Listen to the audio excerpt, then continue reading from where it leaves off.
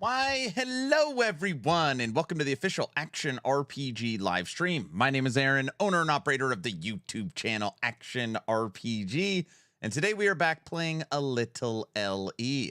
How's everybody doing today? Hello, hello, hello, hi. It's not a D4 day, is it? Should it be a D4 day? Well, you want to play Diablo 4? Is that what you're thinking? Hoofprint? Jergy, what up? All right, I gotta turn the sound back on because I was shopping the whole time. What? What do you mean? All right, good morning. Turtle, what up? VC, hello. Infernal Odin, good morning. Devil Dog, back attack is back. Good afternoon, hello. I hear the only way to prevent LE from getting paid to win added is by following Action RPG on YouTube. Psh, everyone already has, Mark. What up? Who else saw Muppet Aaron is now core at the end of the 100K YouTube video short? Yes, I saw it. Jergy, what up? Big Guy, hello. Thanks for the comment on today's video.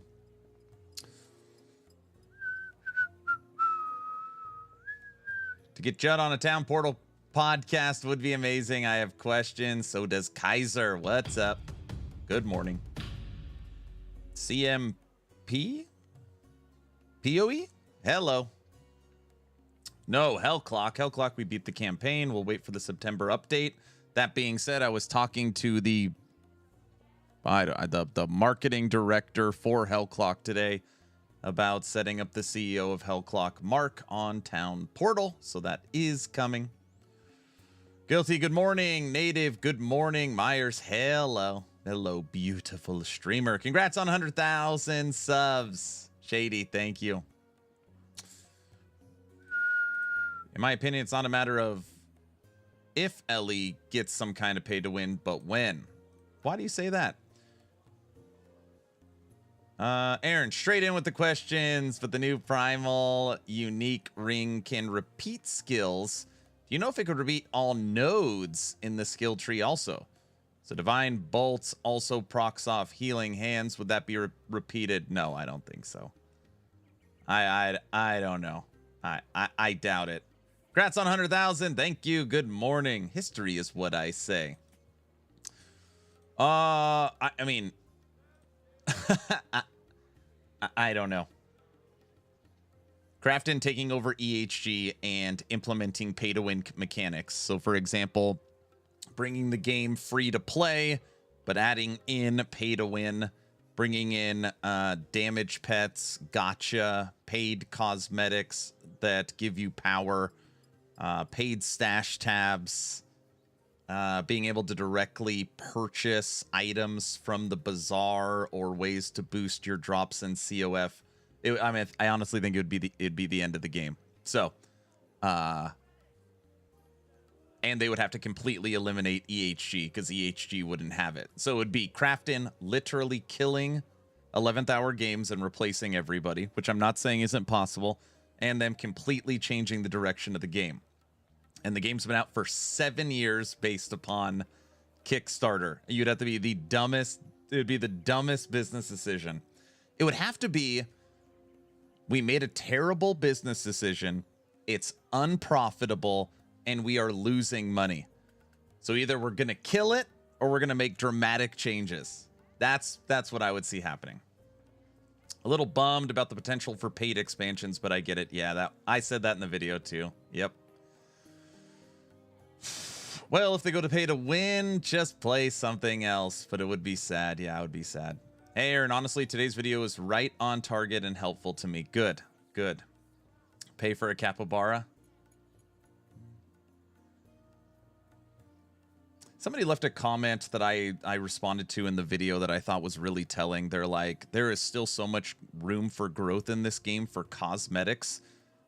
Every skill does not have a skill MTX, and almost no skills have multiple skill MTXs. As far as helmets, belts, armor sets, gloves, like you could literally 50x the amount of cosmetics in Last Epoch, and most people would probably still want more. So from just a visual perspective, there's tons of growth. And then my response on that comment was, and they want hideouts. Like, hideouts are coming. So, I have no idea, but I would guess that Krafton is like, okay, this game is growing. It's got a good dev team. They're moving in the right direction. Right now, we could probably gobble up the company pretty cheap, and it'll definitely bring us a profit in the future. I don't know. It could be just pure copium. I don't know. You think the MTX price would also go up some? So let me ask you, if we got better servers, more classes, more masteries, better visuals, better combat feel, seasons instead of every, 4 to 6 months or every 3 months, and just an overall higher elevation of Last Epoch, and at the price of that comes more expensive MTX, would that be a good trade-off? I mean, there has to be something. I don't know.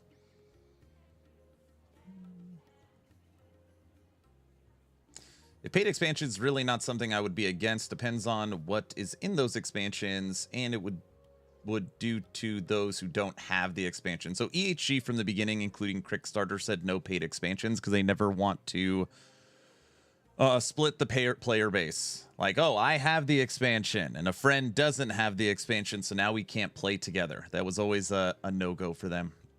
Paid expansions are fine if they're actually some new features and they are spaced out. D4 really didn't add anything significant other than a new class and wants to do yearly expansions just to make more money, not to release new things. Yeah. I don't fault the owners for selling. I'd sell my game for 100 million. And I had my own game. There you go. I don't know if it's a taboo question, but is the buyout will be a good thing for the game, or what is your opinion? I've put out multiple videos on it right now. I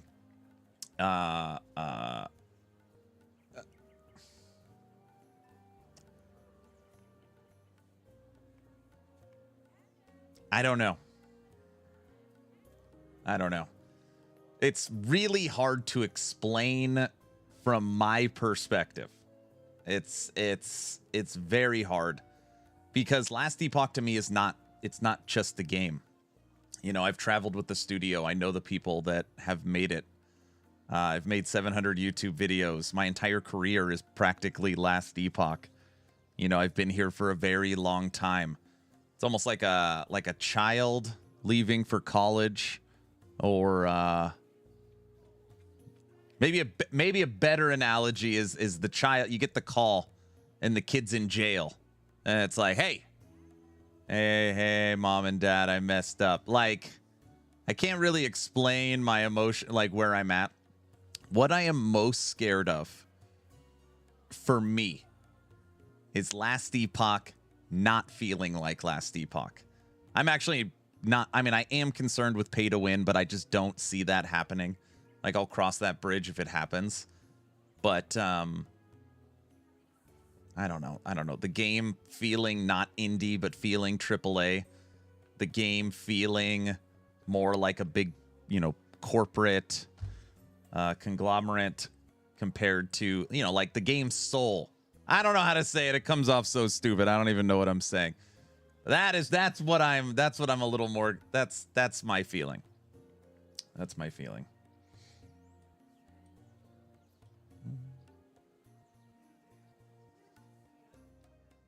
I get it. Yeah. Oh, I didn't say good morning to the kickin' YouTube people. Trevor, hello. Hoofprint, good morning. Bamster, what up? Rogue, Falcon Fist, what happened to Storm Totem? Storm Totem, I killed Aberoth. I was playing it around 600 corruption. Right now I'm just updating builds that didn't get updated on actionrpg.com to give them a little bit of a fresh coat of paint. And that feels good right now. It feels good right now. Hoofprint, Trevor, Toxic, Bamster, hello. Good morning. Dragon Warrior, hello. Great video today. Thanks, Heart.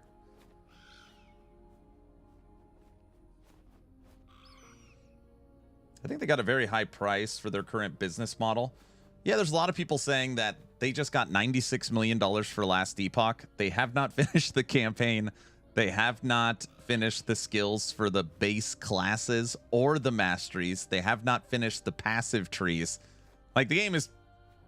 Some people think it's still in early access for what they got.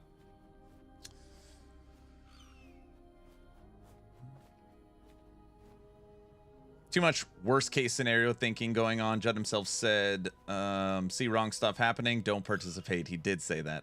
Cautiously pessimist. I've watched so many of my favorite games get bought out and get worse. Ellie is supposed to be the chosen one. I'm more concerned of the team if it's only the dev team and any actually want good things for... Wait. I'm more concerned for the team. It's only the dev team of any game I actually want good things for just because they seem more community driven than other games. Yeah. Skull, what's up? Afternoon, brother. What up? You know, one thing I noticed that was missing from all the info for LE, the new eggs. There's been nothing on the new eggs. So they talk about pursuing the beast, and they talk about in your pursuit, you will build out the reward that the beast guards. Maybe you're building your basket of eggs. I have no idea. And the dragon poops them out. Okay, the dragon is not going to poop out the eggs, but it has something to do with the Rift Beast system for sure. Yeah, LE it was a good price point. I bet they sold more. There's always in line. Do they take more money from selling cheap ones? Fewer, more expansions? Who knows? Yeah. Too many what ifs. Pooping confirmed. Who was it that bought EHG? It was Krafton. If they kick out the devs and Judd, then I'm out. Pet Rift Beast? Yeah, the Rift Beast.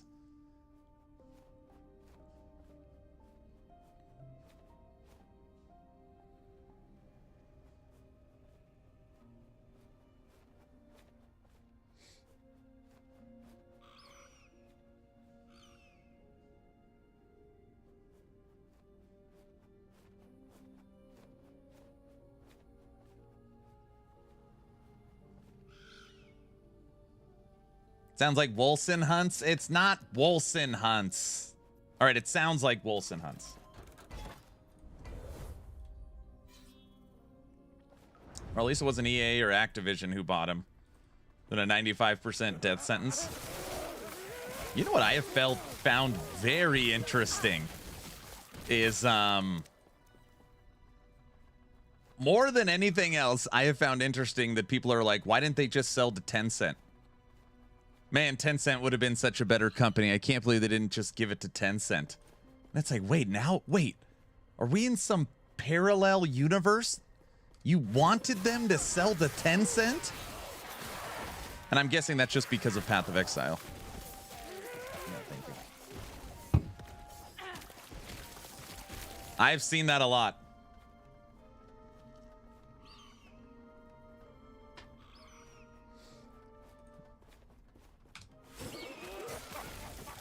I'm surprised it wasn't Tencent. Tencent is actually pretty good. That is what I've been reading a lot. Like, I don't know if I've ever heard that. Tencent's good? If you rewind 3 years and look at the 20% acquisition of Tencent buying EHG, you would not read that very often.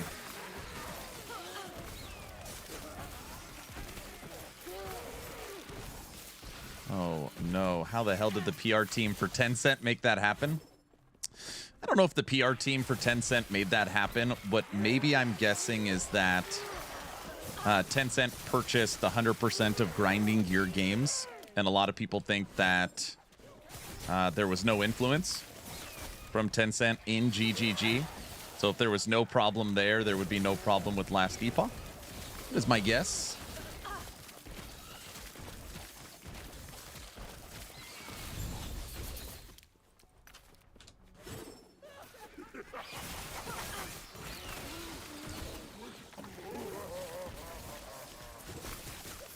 Hey man, how's it going? What's up, Nash? How you doing, brother? Hey, Nash. Hey, I want you to think before you answer. I'd love your honest opinion. Like, just shoot me straight for a second. I know your favorite game is Path of Exile. Do you feel that Tencent had any positive or negative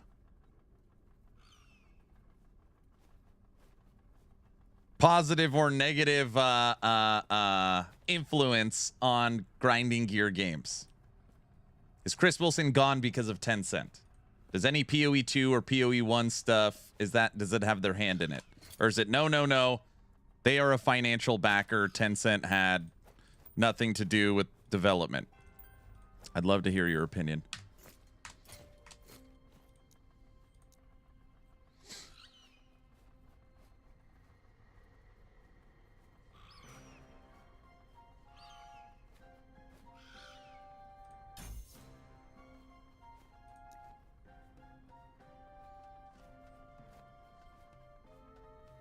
Only thing we say, time will tell. Yep. We're all just concerns. Yeah. Hoof Princess 100% was influenced. 2 of the characters had to be removed for that deal. What? Oh, I see. You're doing a Cinder Strike Fist build. Yeah, it's been requested so much. And I told a community member that I would work on it. And then I never worked on it. So this is me working on it. I don't even know what I'm doing. I haven't played this build in so long.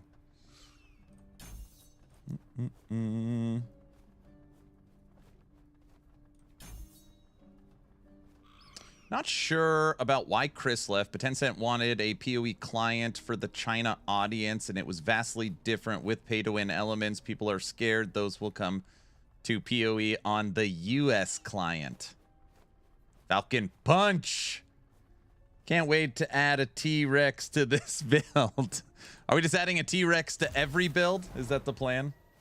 Xana got removed because life choices. Nav got removed because Mother of the Dead. Big no-no in China. Huh, interesting. Rawick, hello and good afternoon. What up? You can pay to res a hardcore character on PoE China. How interesting. I did not know that. There's no contractual means of preventing the new owners from hurting the game. So 96 million of ROI to recoup, and it won't get close under the current MTX monetization. I don't know. You know, I don't know how true that is. I will tell you this. The area I am currently standing in. This is our future. This is our future hideout. We're going to be able to customize the way this looks. We're going to be able to put probably NPCs we want, maybe a training dummy in the corner. Like, we are going to have access to cosmetic hideout stuff. Right now, most skills don't have a skill MTX, not to mention multiple skill MTX. The options for skills are not, you know, or items are not insane. From a cosmetic standpoint, they could do a lot. Cosmetic standpoint, they could do a lot.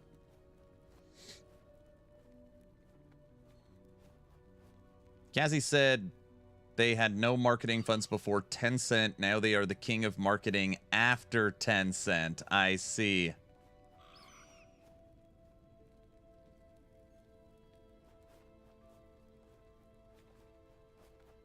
They gave $300 to content creators to promote them, and the marketing went better afterwards.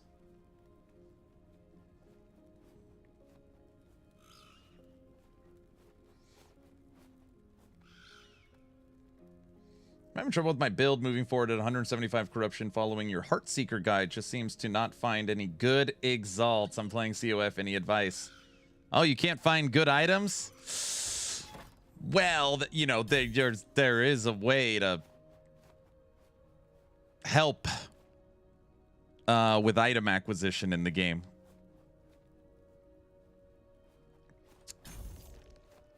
He's going shopping. I didn't say shopping. That's not what I said. Streamer client, no. Don't say go MG. No, I didn't say go MG. But if you want a smoother process, you could go MG. I'm sorry. I don't know why I said that. Don't go MG. It's horrible.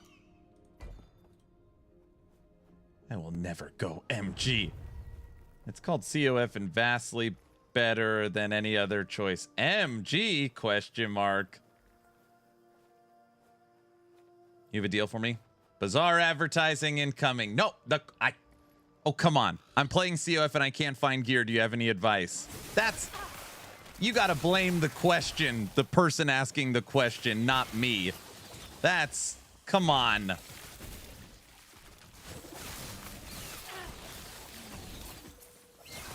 That was a layup he gave me.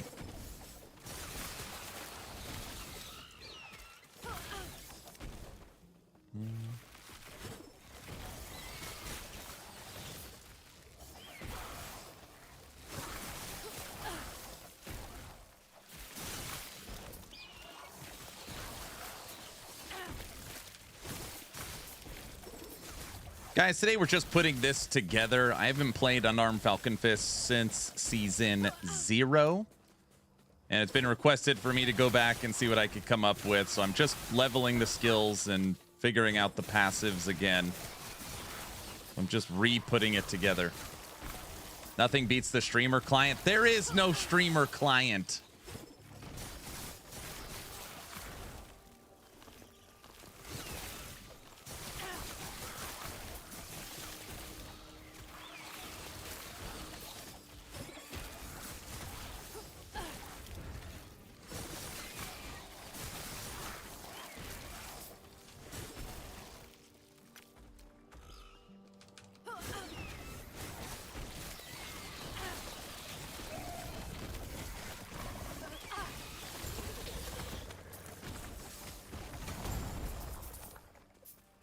Look, Mom, no weapon.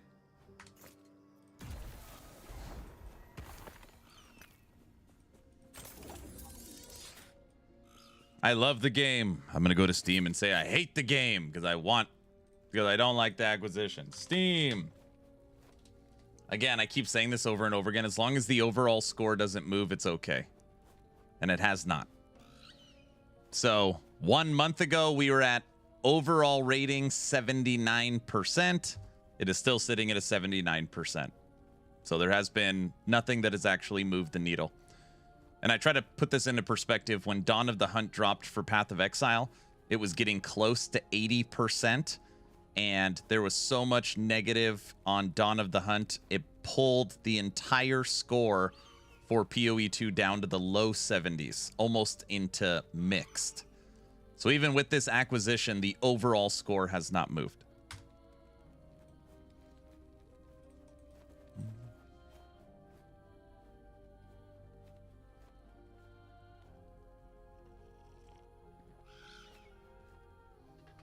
Just watched your video, Subathon hype. Oh gosh.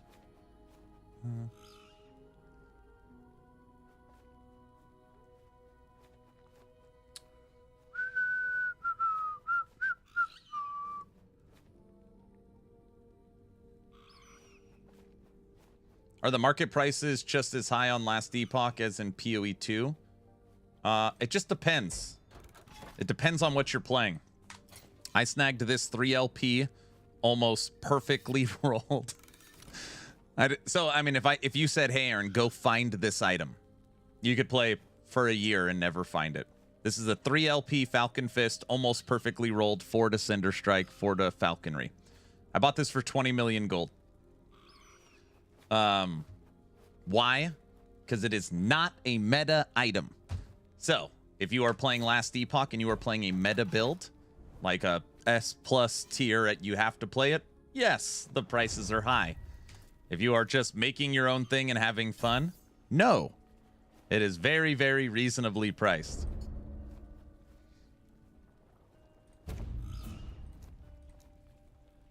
Did I hear Subathon? Yes. You could all thank my wife. Subathon 4 kicks off August 21st. Are we there yet? No.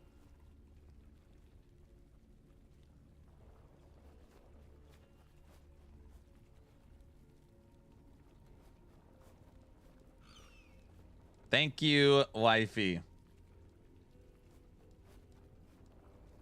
What's up, Neon Prime? Hello. Aaron, do you have a chance to read my stuff on Totem? I have not.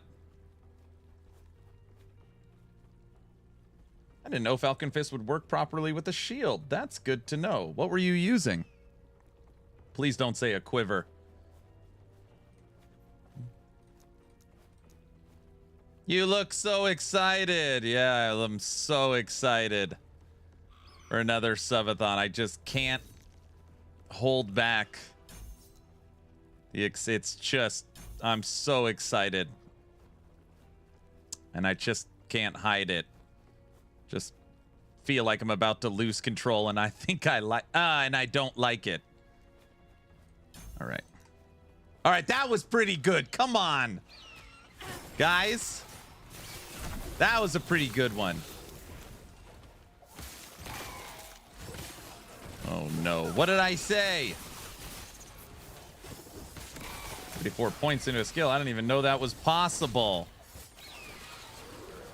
How many do I have in it? 32. Wait, is there still more?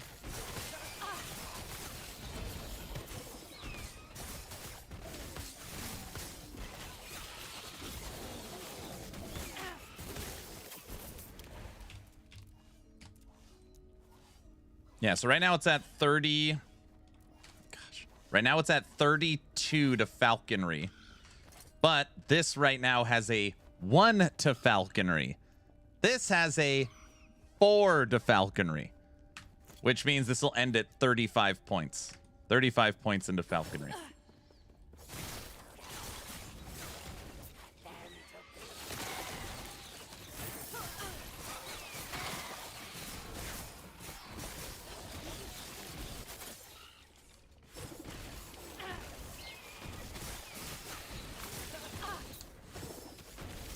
I need to figure out a way to scale melee damage easily. Mainly fire damage. I was thinking we could technically on this build have the Falcon drop fire flasks.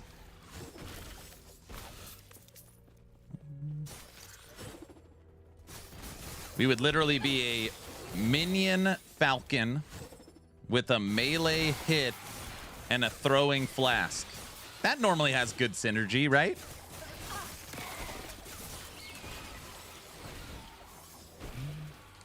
Congratulations on 100K. Well deserved. Thank you so much. I appreciate it. Thank you.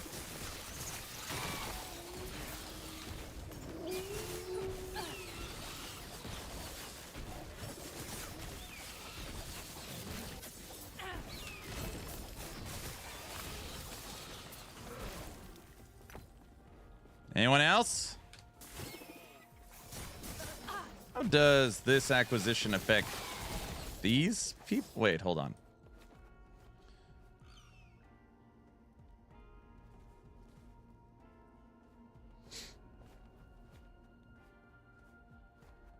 At this rate, all the people crying about the acquisition are going to have a new song about the drama it's causing.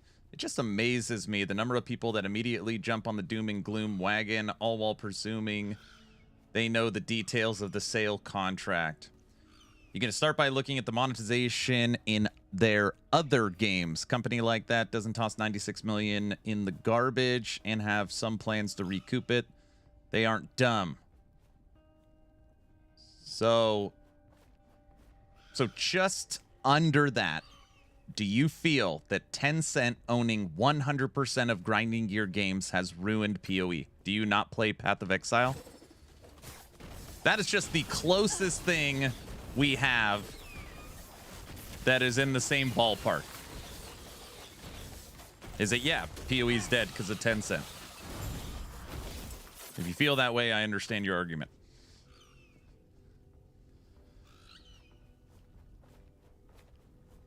Tencent is a different company altogether.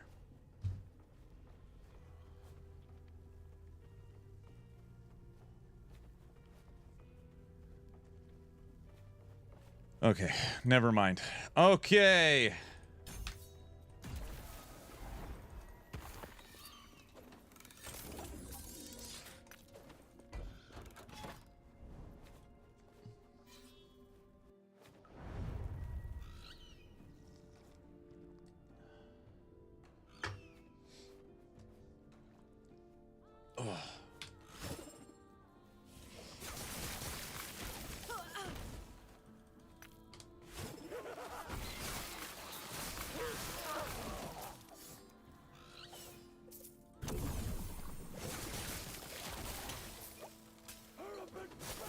Got very lucky, got a 2LP world splitter, sold it for 1.4 billion. Then I was able to buy decent stuff that I use now. Otherwise, this would be very difficult. I have bricked so many 2LP items, it's not even funny. They should make that... They should make that... Wait. They should make that better, as that would help. It used to be you didn't even get one guaranteed. Let that sink in. So they did make it way better. You could jump immediately to the boss, and you get one guaranteed. I truly think I don't even want it. Like, if you could guarantee 2 affixes, now it's like just... You could just combine them. There's not even a slam anymore. I actually don't think I would like that.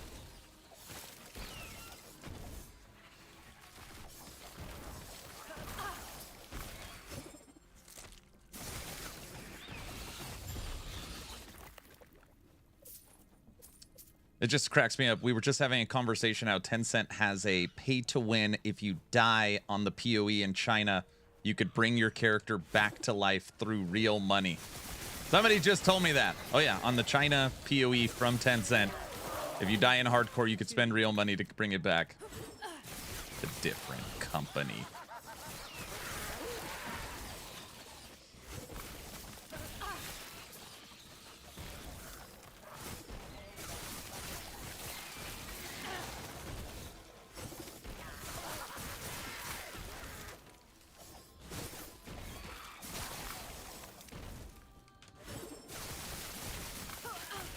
That's not real hardcore. That's what's in there. I mean, I shouldn't say that's what's in there. I have no idea. That's just what someone said in chat. Someone said that Tencent had a direct influence over Path of Exile. They had to make changes to the game after the acquisition, including adding pay-to-win inside of the Chinese market. I don't know if any of that is true. It's just what somebody said. Tencent is the 100% owner of Grinding Gear Games. They own the entire thing. PoE in China, they love pay to win. I read a whole article on that, especially for PoE 2. China PoE is bad. They just keep it localized so it doesn't really go into other regions. Yeah.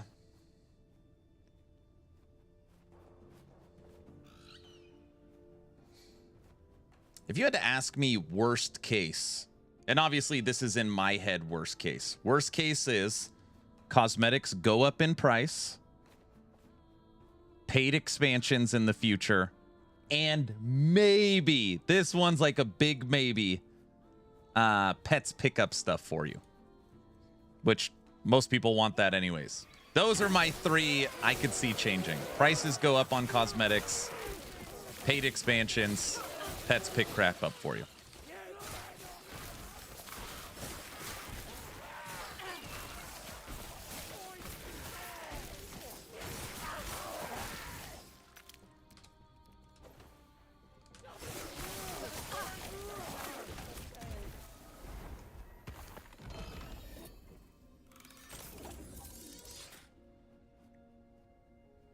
You couldn't see Battle Pass with cosmetics? I don't think so. Maybe. I don't think they would call it a Battle Pass.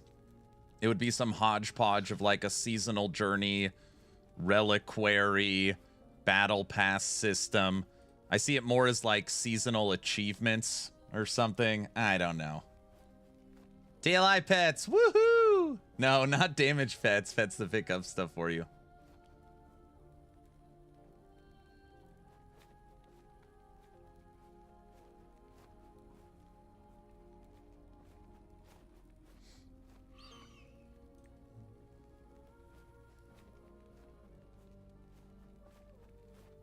I don't understand the concern. Companies buy successful companies all the time. They simply acquire the company because it's successful. They don't touch it because they want the company has done is working. I hate cosmetic drops in game. I hate cosmetic shops. I hate cosmetic shops in game. I'm from the era where you unlocked all the cool gear from achievement systems and feats of strength from playing the game. Imagine that. Yeah, that time is long gone. And you know that.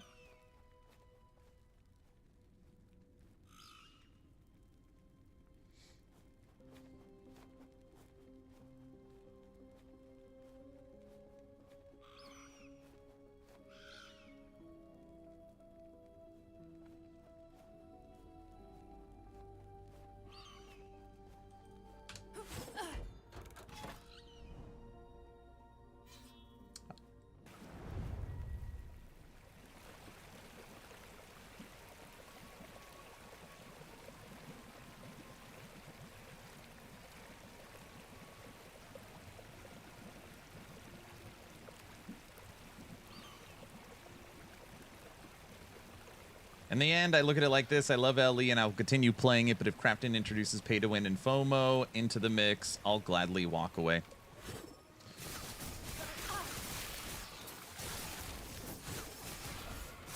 I don't know. I just don't see it happening. It'd just be like, in my head, it's like, there's just no way they would do that. It would have to be like, okay, we're losing money every season. Like, the game is not profitable. We made a horrible financial decision. We might as well throw everything we have at the wall to try and recoup some of our money. Because we have to, you know. I think it would have to be at that point where it'd be like, all right, the game's going free to play and, you know, that kind of stuff. And at that point, you know, it's done. At that point, we already know we're done.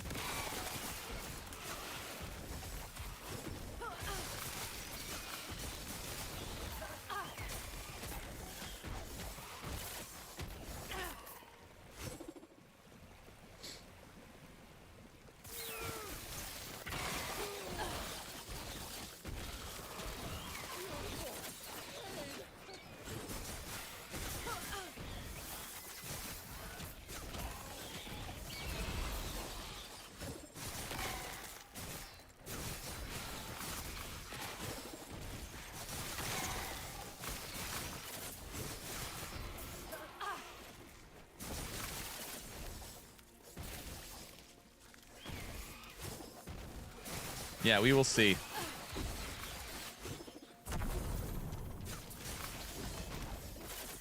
Again, the wildest thing that has come out of this for me, more than anything else, is I have never, ever, I think 6 years on YouTube, over 4 years on Twitch, I don't know if I've ever heard, literally one singular time, ever, somebody come out in defense for Tencent.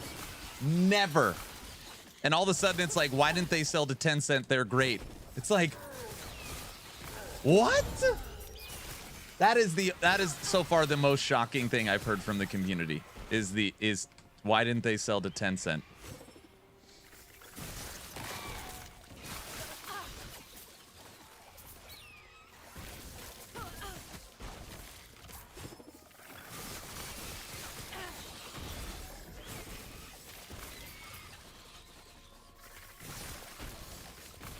Good morning. What's up, Exatheus?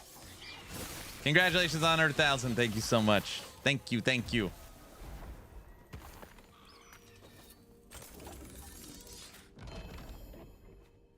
Funny thing is, for the last decade, I have nothing but bad things about Tencent until today. Now I need some Advil from the Whiplash. Well, you got to remember that I was in the literal trenches. I was in the trenches years ago when EHG sold 20% of its studio. 20% of EHG was purchased by Tencent. And you would literally think that, like, the internet shut down. Well, this is the end. Uninstall. Review bomb. It's gone. Beginning of the end. Look what they did to PoE. It starts with 20. What other options do they have to purchase more in 5 years? It'll be fully owned by Tencent. I mean, the drama over EHG selling 20% to Tencent, you would think they literally signed it over to Satan. It was the craziest And guys, it's gonna be okay. It's only 20%. You don't know. I was like, why didn't they just sell it to Tencent? Ellie Immortal inbound.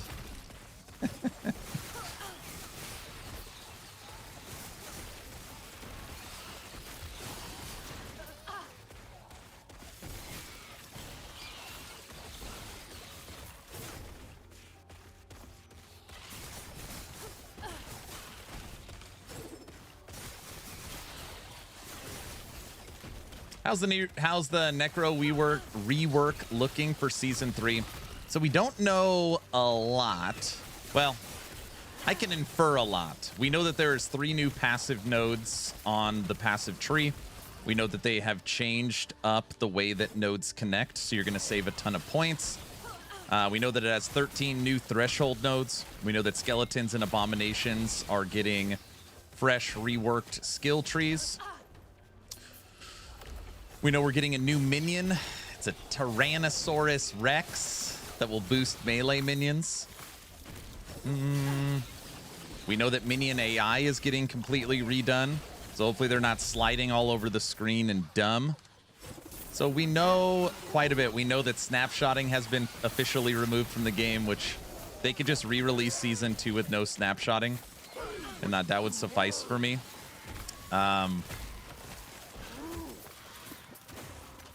Yeah, I mean, and that's with them practically saying nothing. So we kind of know a lot without them telling us what they're doing. All right, let me go and stay in this little corner for a second. And no snapshotting. They've adjusted the minion stats to compensate. Yeah. It's crazy that Tencent forced GGG to release Dawn of the Hunt at the same time as Season 2, and they're completely hands-off with the studio they buy. Is that? I don't know if that's confirmed or if people are just guessing that. Tell me you like drama without telling me you like drama. Why didn't you sell to Tencent?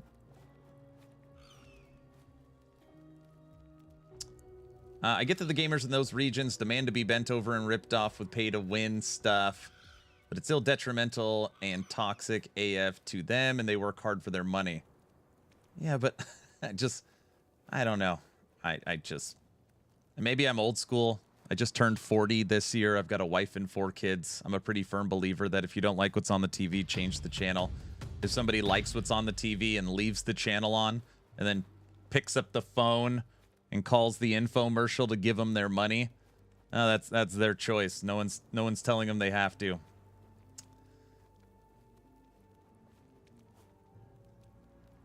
They should sell to Blizzard. That would be like signing it to Satan. Well, Diablo, I get it. That's a good joke. I get it.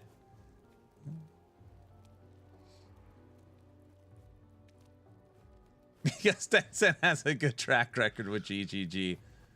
Oh, man.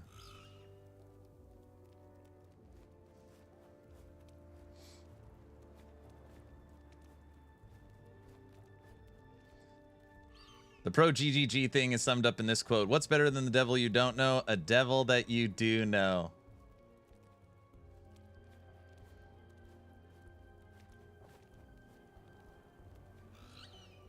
I hope the shield someone summons Triceratops. Okay. I've already had that vision. Yes, vision. What if the T-Rex one summons a T-Rex and the Triceratops one makes Triceratops? In my head, I don't think they would do that. Just because now it's like it's all like the whole damn season is Minion stuff. They got to give something for other people, but it is an animal on it.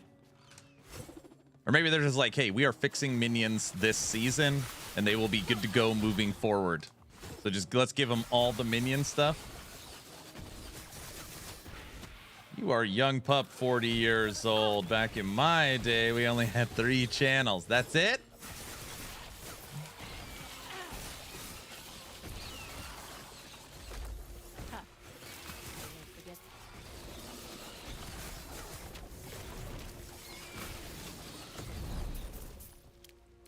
Back in my day.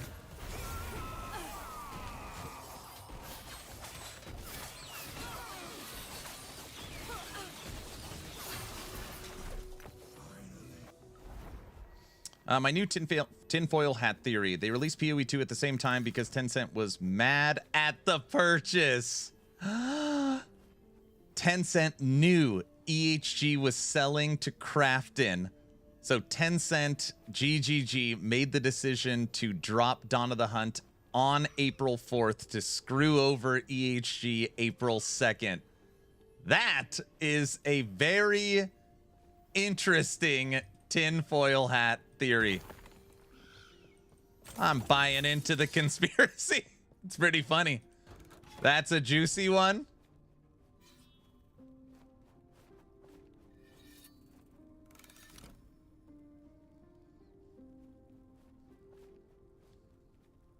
My nerves are fried from riding on this emotional roller coaster!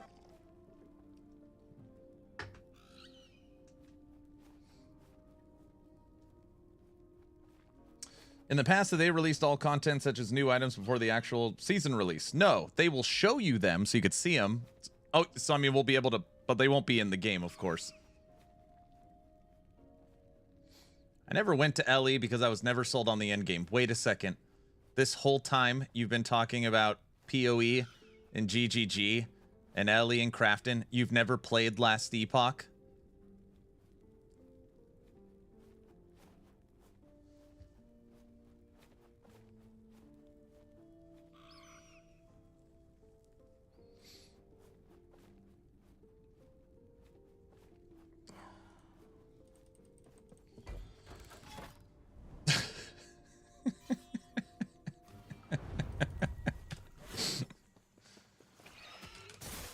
Do you know the way?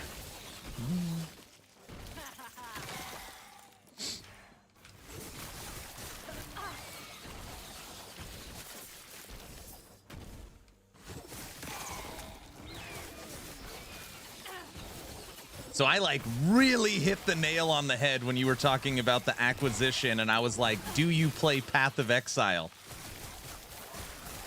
Because Tencent owns them.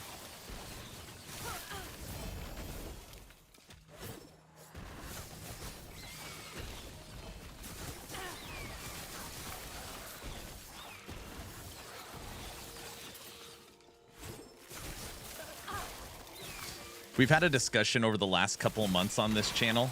If you remove PoE 1, so let's just say PoE 1 is gone. We just found an Orin's Eye.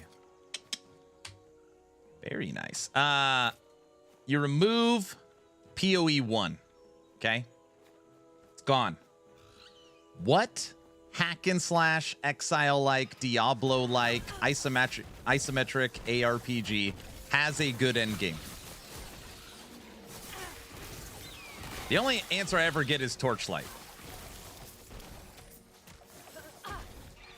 PoE 2? I don't know. Diablo 2? TLI has the best. I normally rank them second for endgame. Yeah, I think they do a pretty good job. Project Diablo 2? TLI. But can you afford stash tabs in PoE? That's a good question. Slormancer?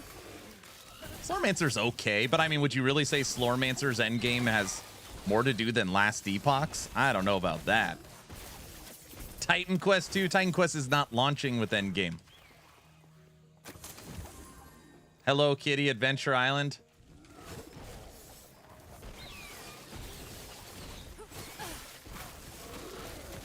Nothing changes from T1 to T8. But you got like the boss thing. You've got the Proof of the Brave. You've got co-op now. You've got the tower defense. You've got mapping. You've got all the different boss keys that you could trigger. You have the different atlases where you could pick your end game. TLI does a pretty good job. It really does. I do agree with you that their maps are stale because they're the same maps from season 1 and you play them in the campaign.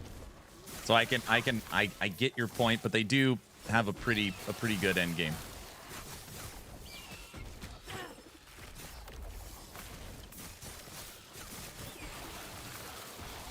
Here's how long I play new seasons. LE 3 weeks, D4 5 days, TLI 45 minutes. Man, I was on such a hot streak for Torchlight. We played it for 3 days. In 3 days, we beat the campaign. We were ranked 2nd on Carino 3. We were at T 8.0 maps. And we were at 1.5 billion at the training dummy. That was in 3 days. And then Hellclock dropped. And Hellclock just derailed it. It's just, now I feel like I can't go back with all the Last Epoch stuff.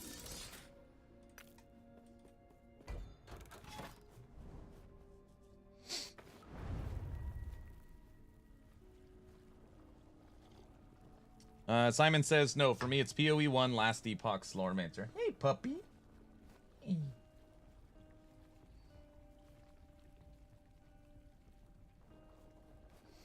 The true LE endgame is organizing your 200 stash tabs. I didn't pay. I got donated a key for free for PoE 2.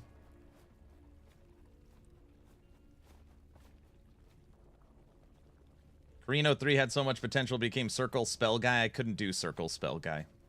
I still shot my gun.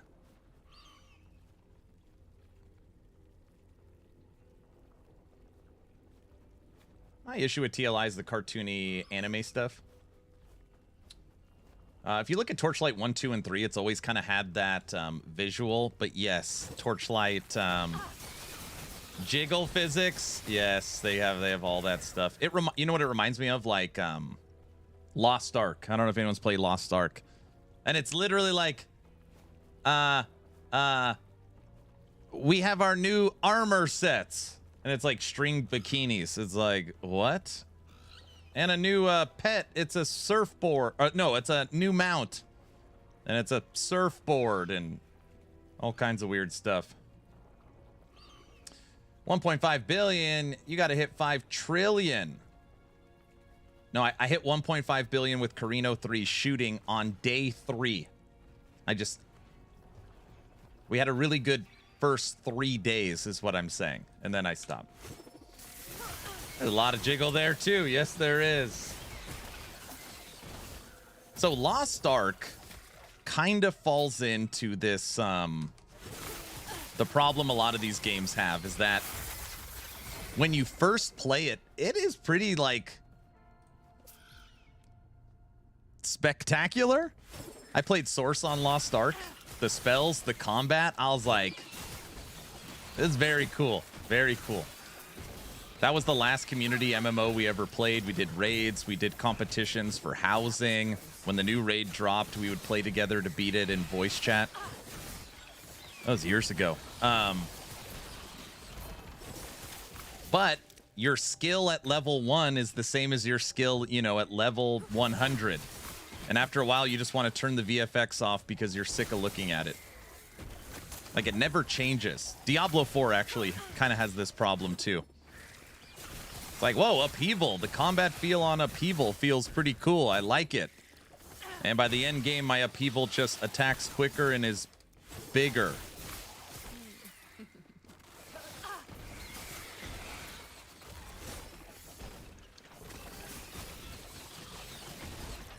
Lost Ark, you either were a literal clown suit or string bikini. Yeah. TLI, welcome to the garbage mobile interface land. Ew. Have you ever played TLI?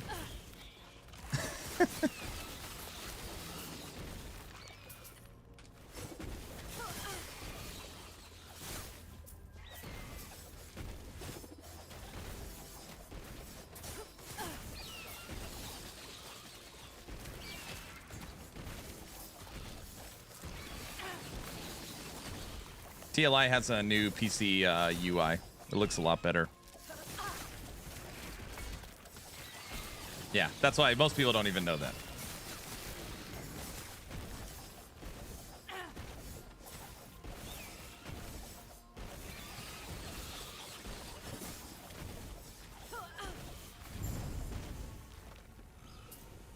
I never understood why it had a mobile interface when nobody I knew played it on mobile. Are you talking about Torchlight? I would guess 90 98% of people play it on mobile. Maybe 99. I don't know. It's very high. Maybe 99.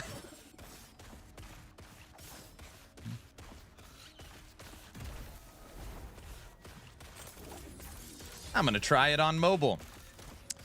When you go to download it on mobile, look at how many downloads it has. Last I saw, it was 1 million plus. It's probably higher. 99.9? Yeah, most people. Yeah. Torchlight Infinite is growing in success.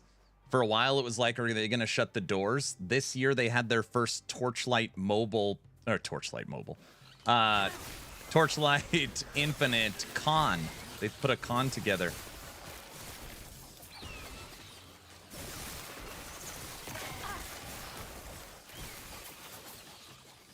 Yeah, that game's doing decent. Good morning, Aaron. What's up, Try? Thank you so much. Thanks for the sub. They had a server crash and had to put up a queue based upon unprecedented player downloads. Yeah, Torchlight's made like a real comeback.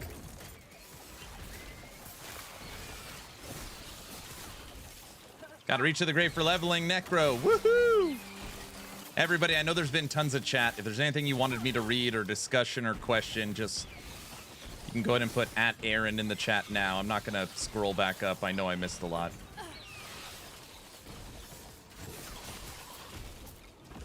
Next season of Torchlight, I do not care what they put out. I'm going back to the class I like.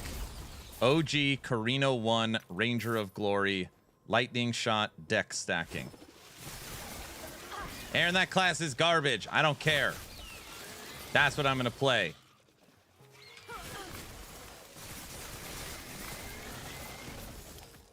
Can we get a Last Epoch con?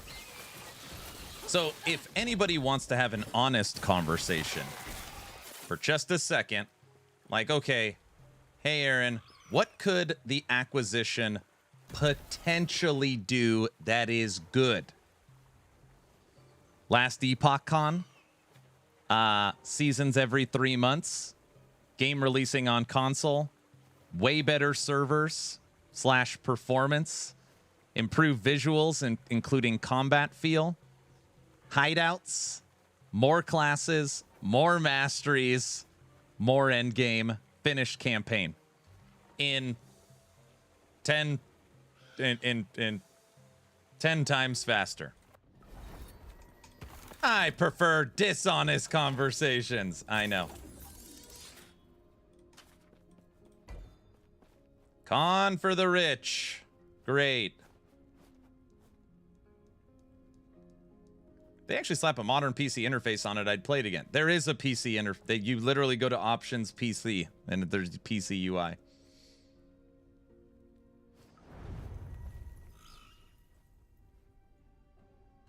I trade all that now for pay to win. You would trade all. Give me the pay to win and just everything I just mentioned, give it to us. I'm here for the FOMO and illusions. So greatness, sir. That's right.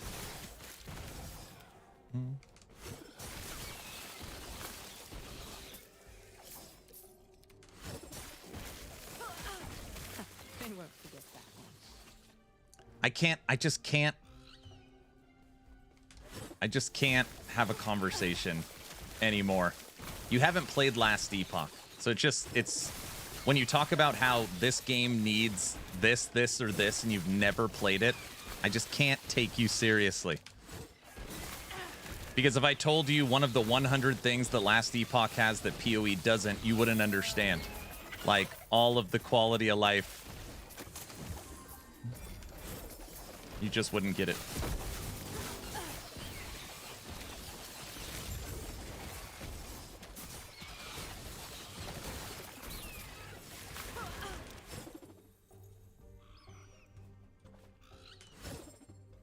Lovely weather we're having today. Beautiful, Clark.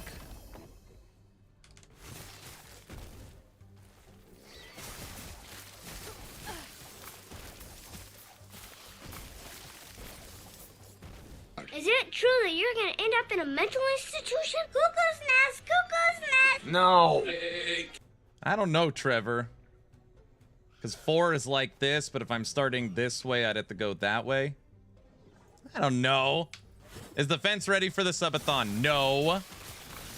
Hey, we did get the banner back up last night. So yesterday we refolded and got the background all redone. We're working on stuff.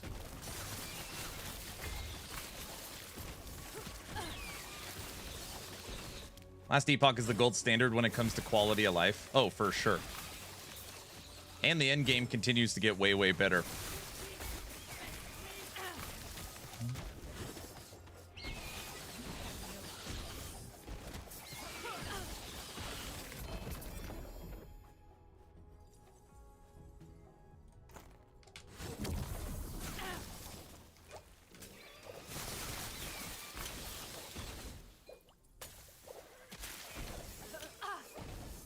You know what Ellie has that PoE doesn't? A wicked, unique version of a Reaper class. So listen, I'm not a PoE 1 expert. You guys know that. I played it 6 days, 8 hours a day for this Secrets of the Atlas. And played it completely blind. So no leveling guides, no build guides, just tried to figure it out on my own. And I understand that if you're like, you really know the game, it's very easy and it comes natural and you know exactly what to do. There's a lot of dated systems in PoE 1. You could say there isn't. There is for sure a lot of stuff where it shows its age. Doesn't mean it's not great.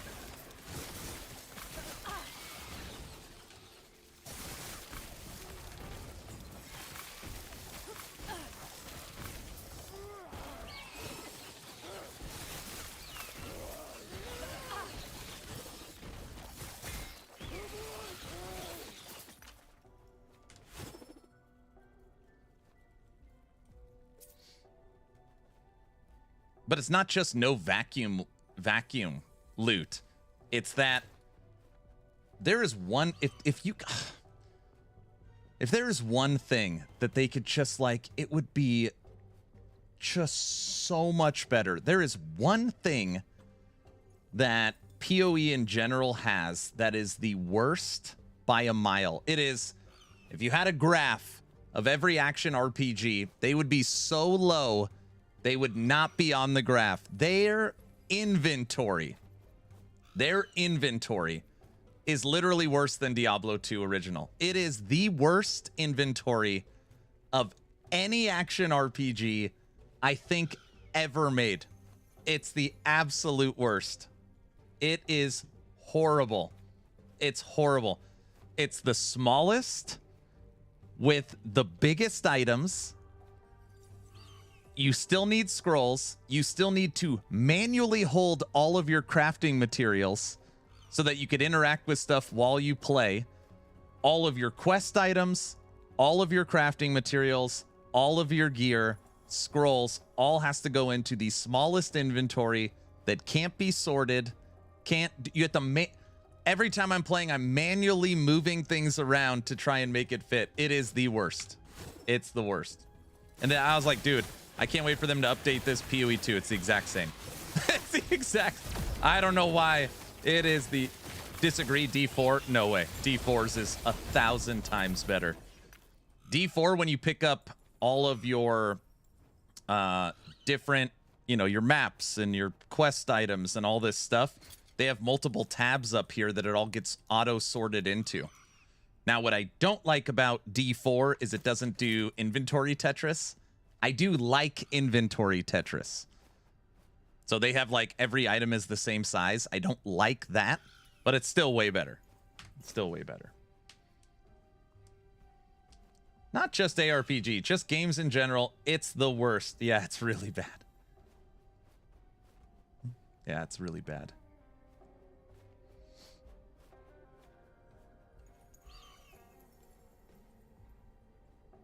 Oh, I'm sorry, Odin, that's where we're confused. I'm talking about inventory.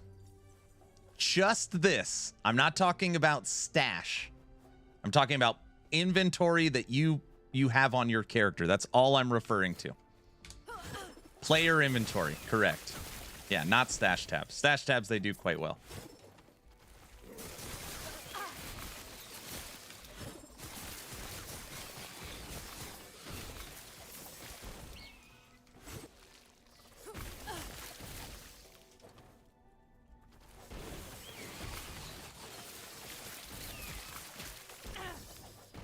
Maybe some players get off managing their inventories like that. I don't know. I don't know. And it's weird because, you know, you could just simply fix that problem by obviously updating their character inventory, but instead they give you 6 portals. So it's like, oh, you're full, just use a portal to go back and empty it and go back in and then pick everything up and then use a portal. You know, it's like they almost like they want it that way. Correction, stash tabs are good if you pay for them. Oh, sorry. Hoofprint wants to make a correction that the stash tabs in PoE 1 are actually horrible. They are only good if you give them money for the correct stash tabs.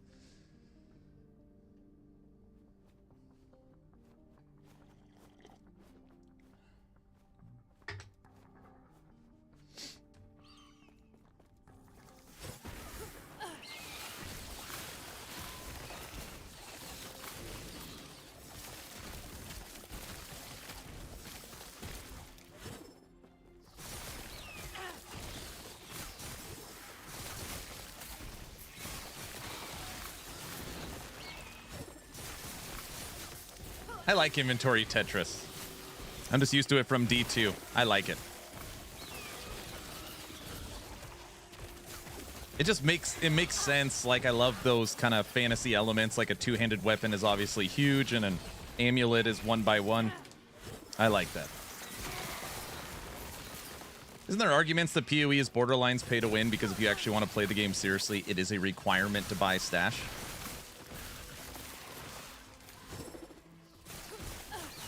The worst pay-to-win game, in my opinion, not everybody agrees, is Undecember. It's the worst pay-to-win game in the history of action RPGs. I don't know if you can have a better example. And what's funny is that they've been trying to work on it.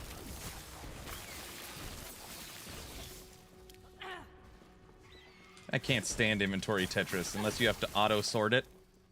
That's PoE.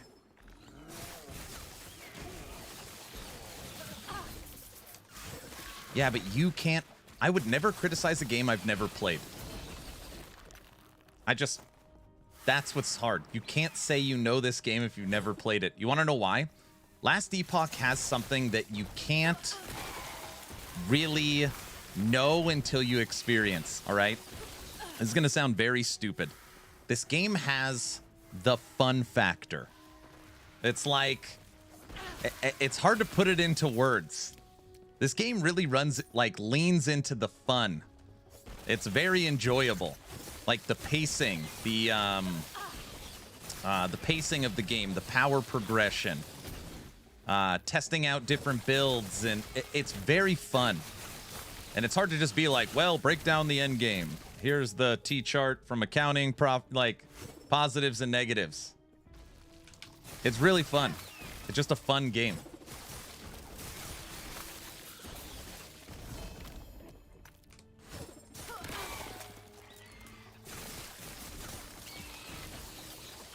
Yo, I criticize Dark Souls too, but I never played it. And I encourage the hate community. I'm trying to think for a game right now that I hate that I've never played. Hold on, let me think for a second. What's a game I hate that I've never played?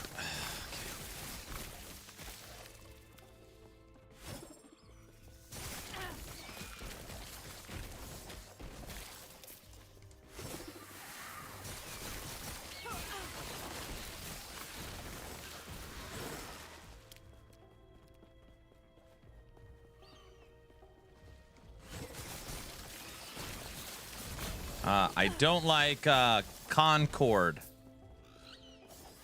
It's funny, I hear Concord actually isn't even like as terrible as people make it out to be.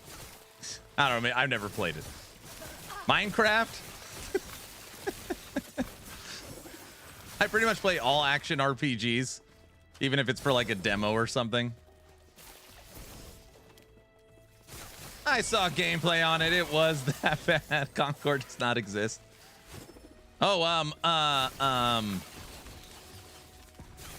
the day before, the last, that game doesn't exist either. What the hell's it called? The most wishlisted game on Steam that wasn't real. The day after.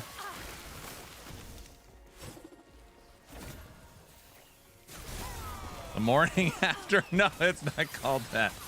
The shooter. The day before. Is that what it's called?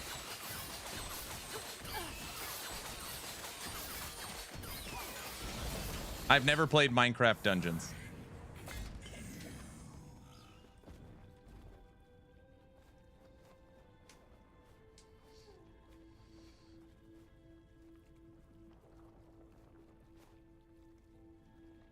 Andrew's the only one that doesn't agree that the endgame is rough yet. From what I've seen, there's mostly consensus on the matter. That's because you only follow people that play Path of Exile. So they're comparing it to Path of Exile. And I ask you, what game is not rough outside of PoE? So it's different. I was playing Last Epoch basically before there was an endgame. And then they added this board. It was the monolith board. And you click on the monolith board and you literally click left or right. And you just go and go and go until you die. And then it starts over. Right? And then they added the actual monolith, which only had a few islands. Then they added 5 more islands. Then they added the bosses. Then they added the final 3 islands. Then they added corruption. Then they added exiled mages and caches and nemesis. Then they added the faction system. Then they added the woven echoes and the procedural side zone. Then they added tombs. Then they added cemeteries.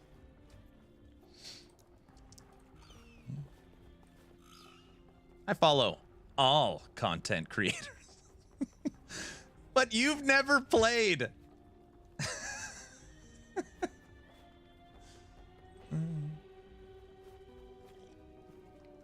What you probably hear from content creators isn't about the end game, is that it's too easy. If you really follow content creators that are not Last Epoch mains, you hear that the game's too easy.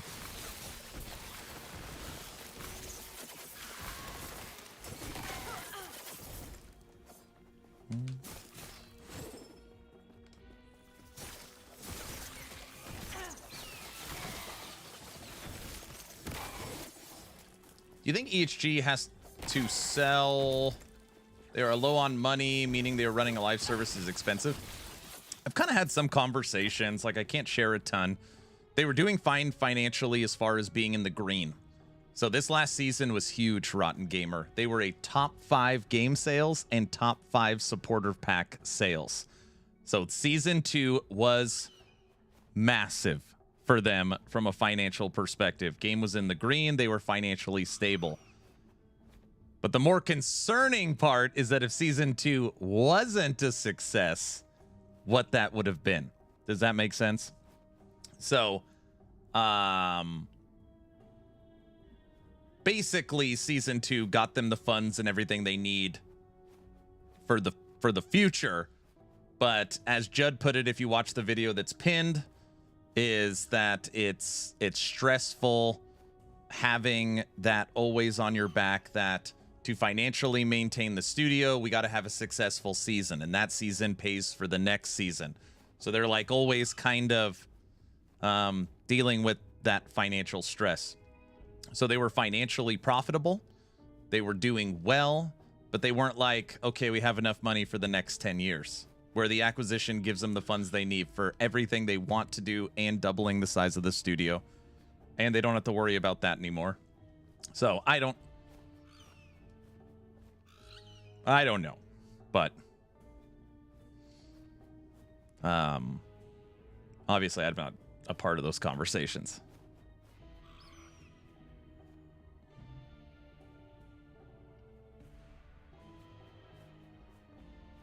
That angers me so much. PoE streamers are stupid to find the challenge in the end game. It's not LE's fault.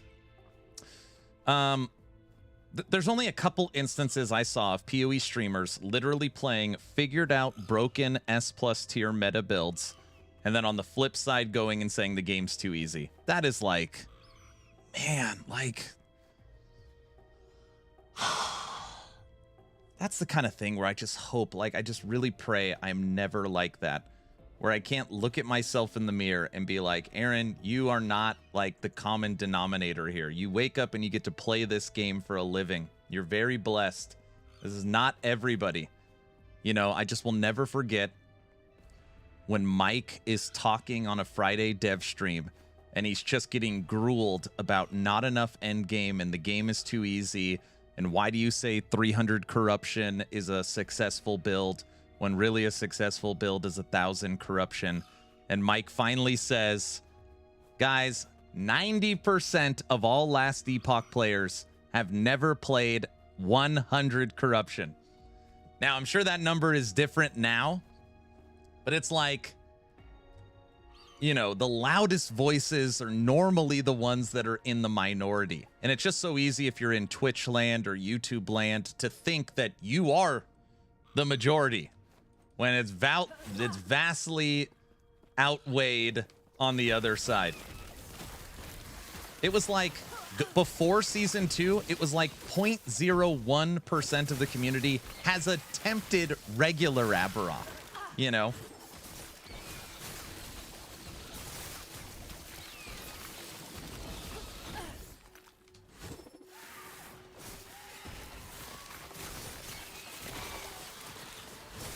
They don't understand the challenge of off-meta creativity. They do not. They do not.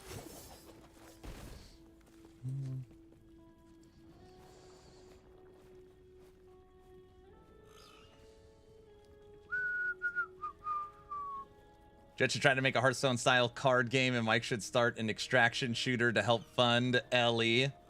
Right? 90% of players quit because the campaign is lousy and easy. And you think Path of Exile's campaign is good? I'm just curious. So do you not play PoE's campaign, you just run the campaign? Or you don't play PoE's endgame, you run the campaign?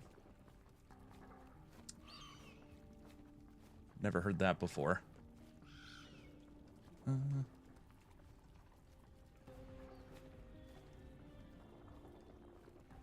I'm still waiting for action RPG to take off so Aaron can start making car combat ARPG. That's right.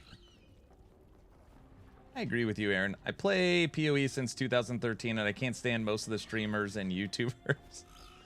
I mean, I'm not saying that. A lot of these people are my friends. Like, it sounds like I'm talking crap. I'm not saying that. I'm just saying that when a content creator is saying that a game they don't play very often is very easy, and they are professional action RPG player following an S tier figured out meta build for them. So you take your daily addiction and career mixed with here's the solve puzzle, and then you put out to the world it's too easy. Like, it's just, I don't know. I don't think that's right.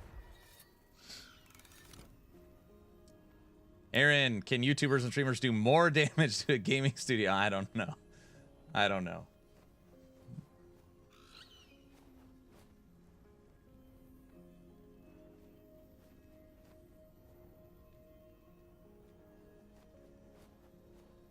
Did you play Season 2? Just curious. Season 2, they did the full revamp to the end game. I like solving the puzzle myself. It's fun. Yeah, it's fun.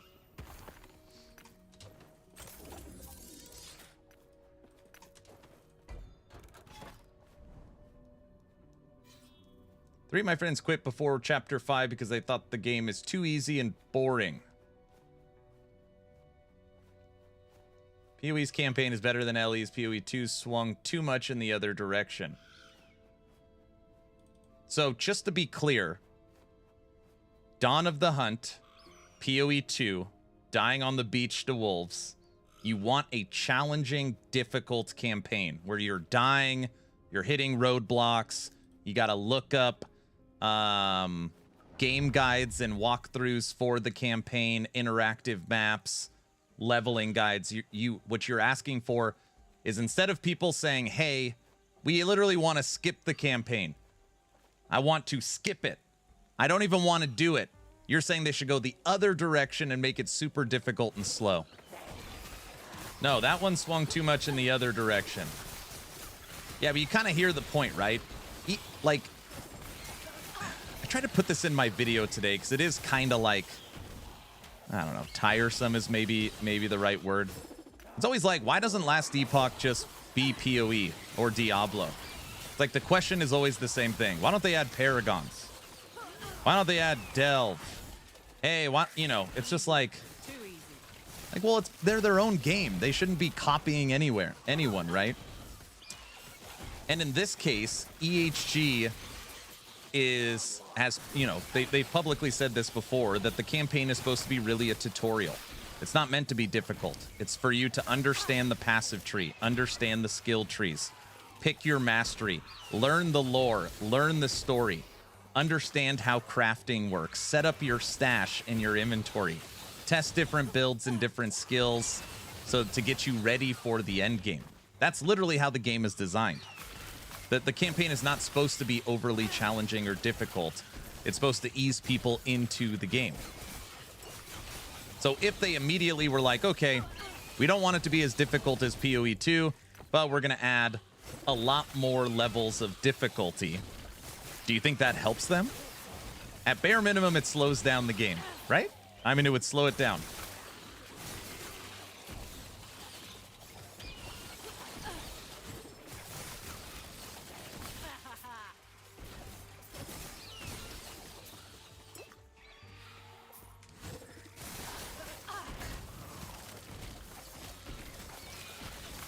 I don't know if I don't know if I've ever heard anybody compliment PoE 1's campaign. Most people are like, you just got to memorize it so you know where all the doors are so you can get through it as fast as humanly possible. That is almost verbatim what people tell me. You need to memorize where everything is or follow an interactive map to finish it as fast as humanly possible.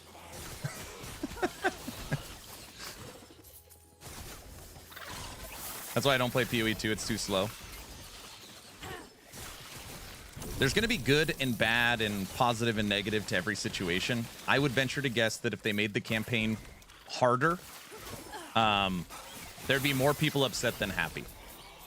Of course, there would be people happy, but there would be more people upset. That's my overall take.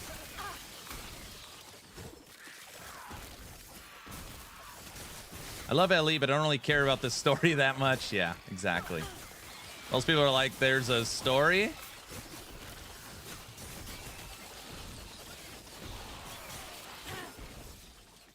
You can't compare PoE 1 to LE because it's had 12 years of endgame. Yeah. That was close. Last Epoch is good because how easy the beginning is and how they add mechanics so smoothly, at least mainly. Yeah. I dare any player to fight Lagon with the Ruthless boots on in hardcore. The fight took over an hour and a half and I wiped 6 times. Yeah, it's tough.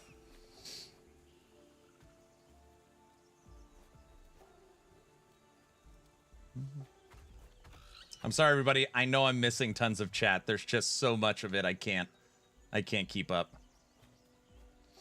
Streamers, all games should be the way I want them. I don't know. Autobot, I don't even know if I said hi to you. How are you doing, sir? Campaign skip is one of the things D3 and D4 got right. Adventure mode is asked all the time. I actually am a firm believer that you see adventure mode in this game. I've always talked about it, how... just as like a small example, you have the end of time, and to the right is the end game, the Monolith of Fate. By the way, this is getting a whole new UI. I haven't seen it, but supposedly this is getting a visual overhaul. But what if there was just like a little bridge to the left over here with 3 islands, and basically the main campaign bosses are right there. And if you don't want to go through the campaign, you have your little makeshift adventure mode. There's so much space out here in space. Like, left of the end of time is the adventure mode area. I don't know.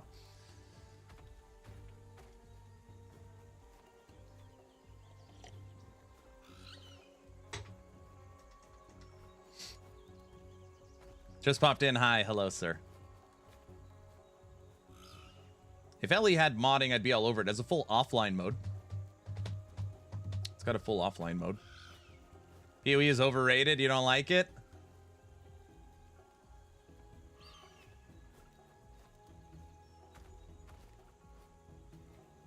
Online modding? Oh, yeah. No, no.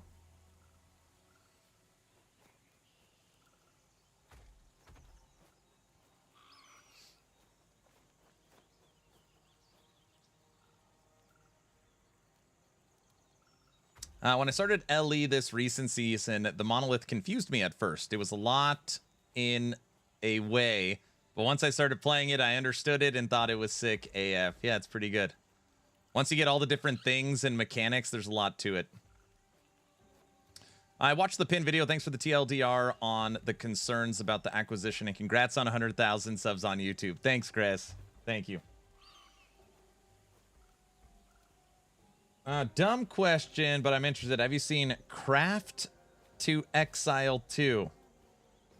I have no idea what you're talking about. Man, I don't get the PoE versus LE thing. So this is what happens, Simon. So think of it for a second. In the content creation world, okay?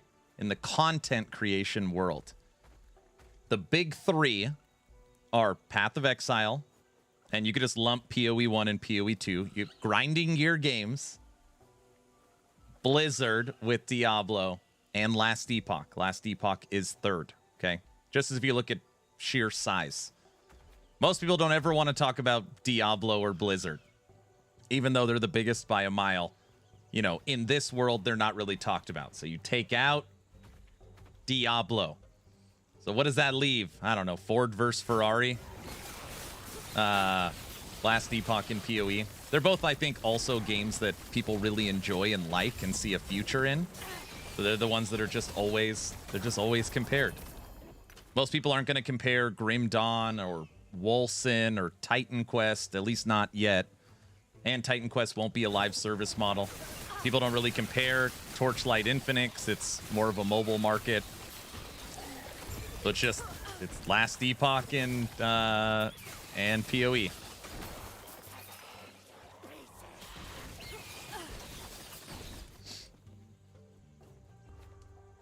Hot take, it should be PoE, LE, TLI.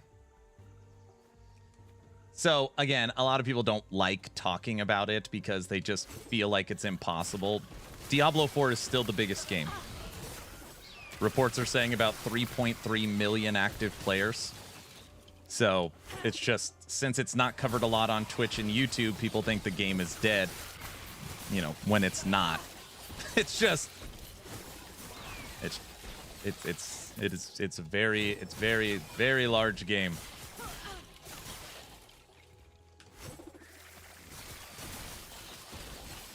I try to use real world examples that are strictly anecdotal.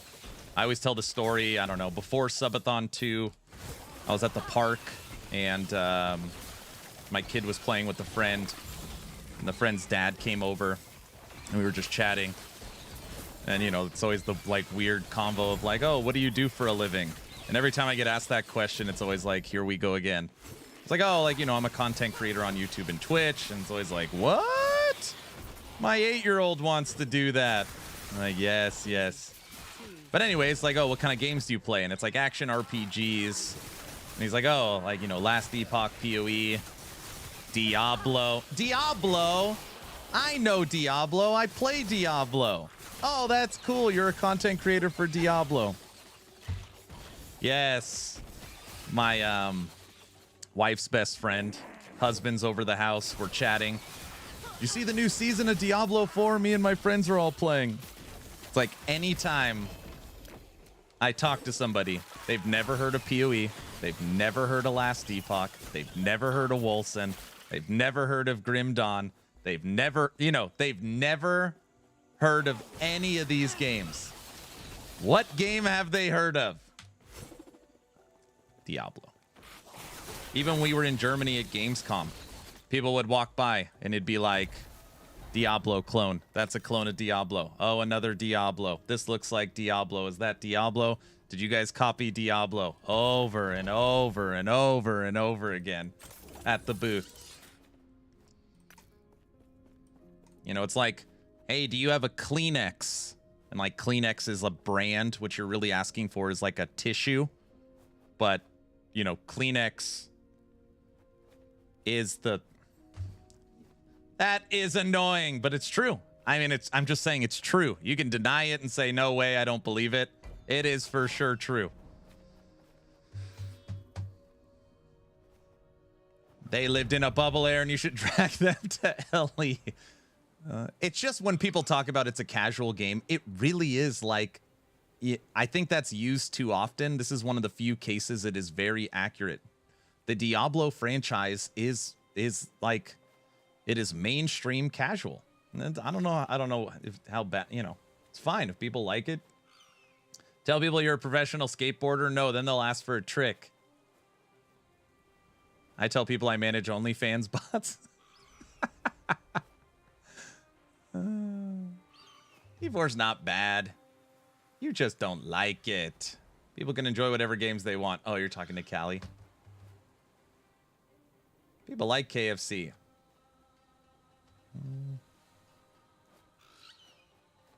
It's like people asking for Coke. Everything is Coke down here in Texas.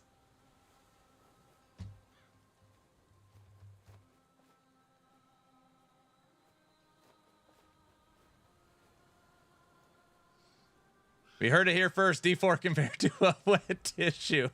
Oh, don't do that. I could play Diablo 4 for free and I still won't. All right, fair enough. For me, it's cool, but I like to hear what others think always, good or bad. Sometimes people make so much drama if someone doesn't like something they like. This happens, disagrees, yeah. Diablo 4 just has so many negative reviews and their lack of effort to sustain content outside of new powers. Normally, I'm just like, you know, Diablo 4, whatever. Like, pretty neutral on it. I think if you actually compare Diablo 4 to games in the genre, it stacks up around a 7. I think it's an average game. And I think why people hate it is because it carries the Diablo name.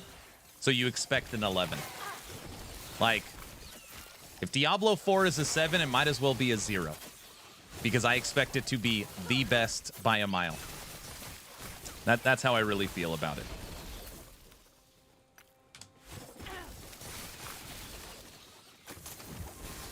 It also pisses me off that they hide best features around the paid expansion. Like, that feels filthy, man.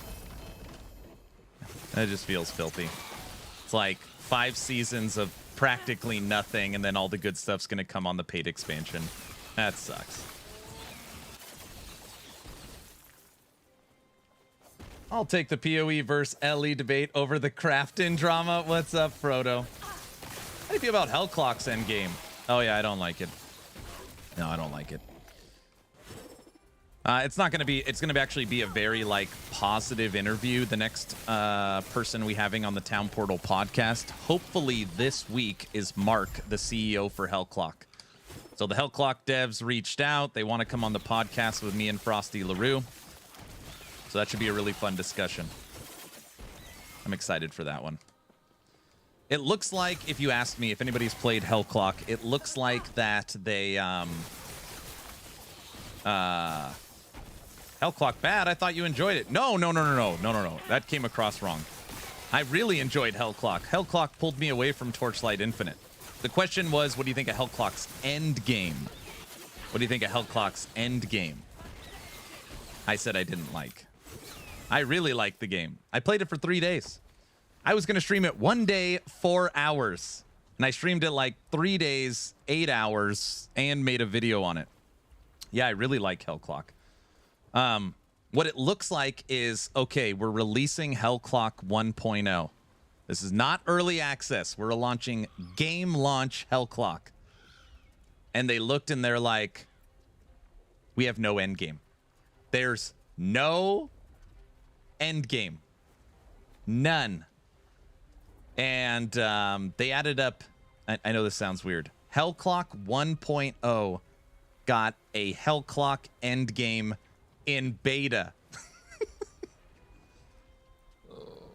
I don't know if I've ever seen anything marketed like that before. Hey, the game's done. Here's 1.0. The end game is currently in beta. That's really weird. That is really, really weird. But ultimately, they just were like, hey, we have to have some kind of end game. So they slapped on a basically Diablo 2 Nightmare Hell mode. So it's like, you beat the campaign, congratulations, now play the campaign, but it's harder. So it's just, you know.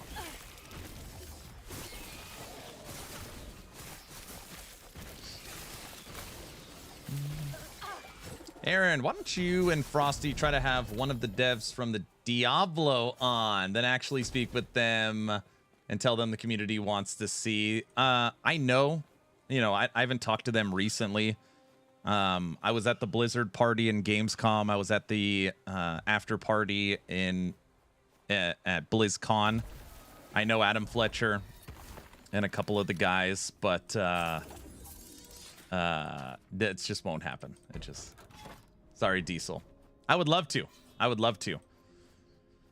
If they were gonna do, if Blizzard Entertainment was gonna do any podcasts or marketing outside of their normal channels, they would literally never do it with a non-Diablo partner. So I don't know if you know it, but all the main creators for Diablo 4 are Diablo partners. They get access to stuff that we don't. And there's no way. There's no way. Especially with like Frosty LaRue's reputation. And I love Frosty. I would tell this to his face. You know, they you know, there's no way. There's no way. I don't think so. I don't know.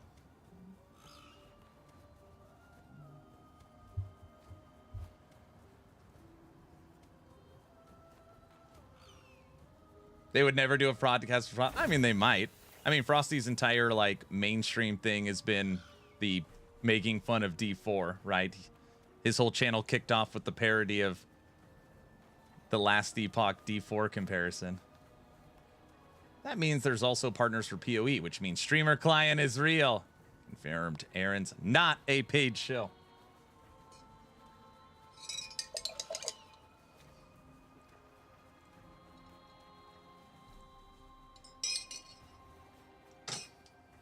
Riker does podcast with them. So yeah, they have gone and do go on a Riker podcast, or at least just chat with them.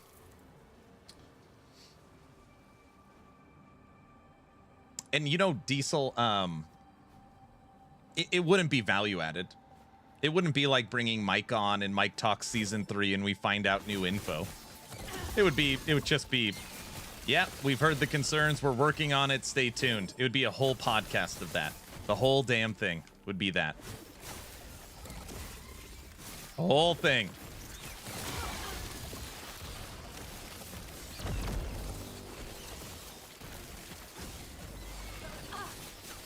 I caught one of my coworkers playing Diablo Immortal the other day. I felt like a crime had been committed.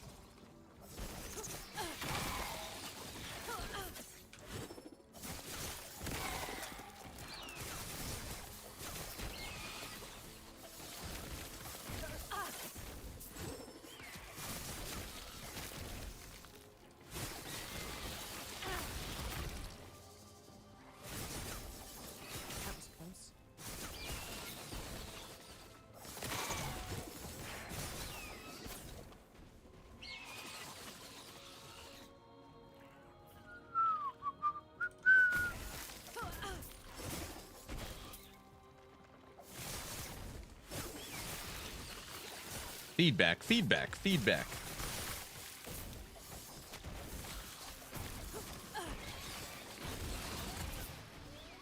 Yeah, they would never risk that. There's no way.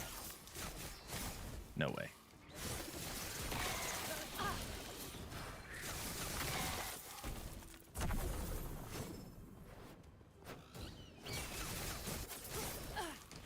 Congrats on 100,000. Thank you. Thanks, Tug.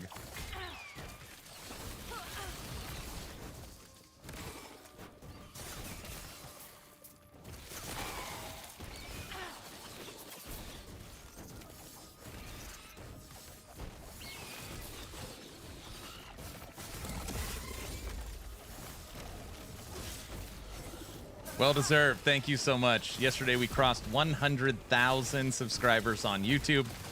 I woke up, we were at 99,988. We needed 12. When I booted up stream, we needed 3. And we got it within the first 5 minutes of stream. Yesterday was a lot of fun. Thank you all for hanging out. Took me all night to re-clean the studio because the kids went in with all the confetti poppers and all kinds of stuff going nuts.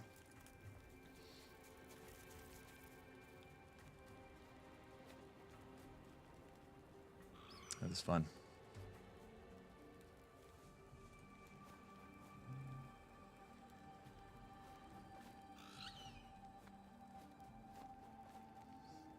Where are you going to put the plaque? I don't know. When does the YouTube button come? I don't even know how it works.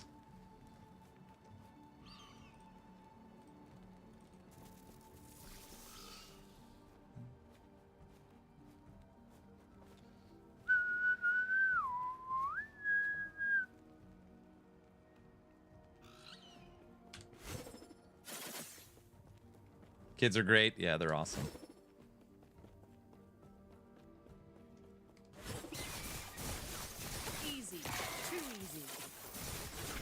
When does Aaron become an EHG LE partner? You mean a Krafton partner? I'm sorry, I don't know why I made that joke. Forget I don't know why I said that. We're off of Krafton. Sorry.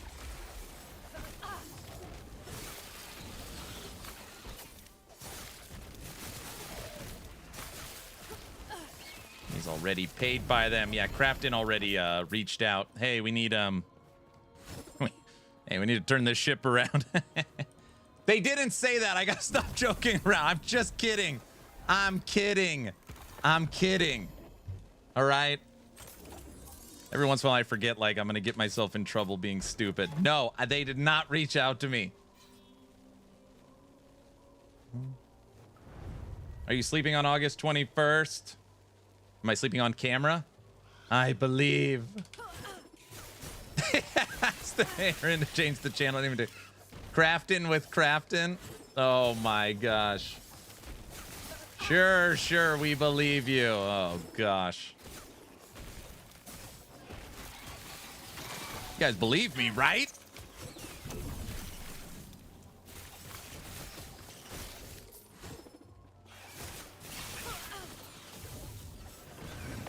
I wonder if Krafton wants to buy my YouTube channel.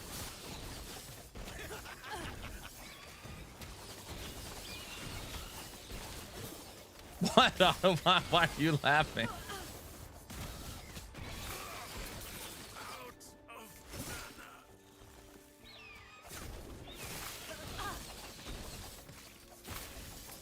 Oh no, we are not taking it easy for season 3.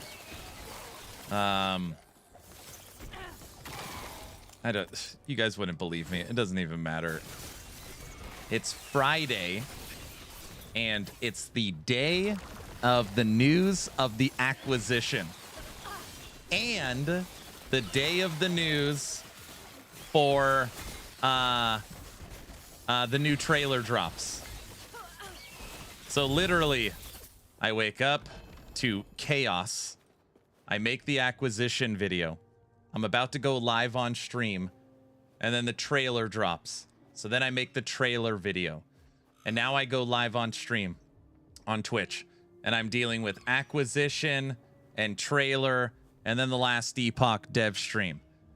And then, like, I'm like mental soup. I'm just toast. Soup and toast. And my wife is in chat, and everybody is pressuring me to do a subathon over and over and over again. And my wife is just pouring just gasoline, like, oh yeah, he should do one. Of course he's doing one. I'm like, I am not doing a subathon. And literally, chat's going haywire. It's confirmed. Wife confirmed. We're doing a subathon. I just like gave up. I just gave up. Guilty Tech and Brow were like, are you out of your mind? I was like, all right, subathon confirmed August 21st. I'll just do another one. I gave up. Wifey is the GOAT. She keeps the channel running. Weak-willed. That was a great stream.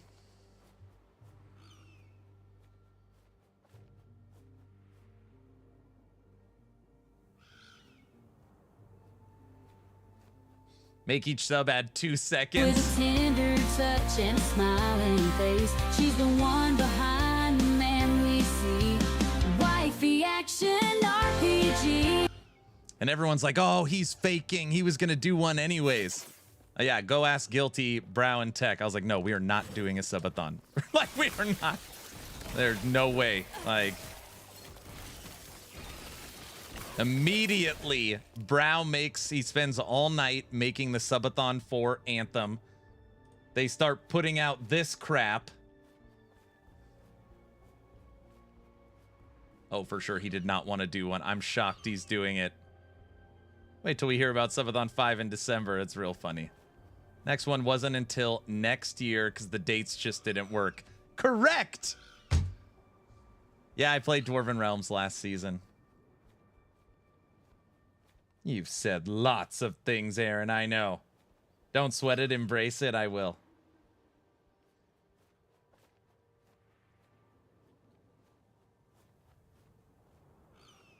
Ghost is excited for season 4.5.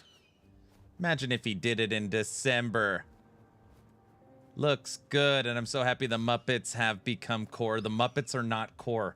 This is just a little flyer that Brow made. Have you even ever played this game, bro? No.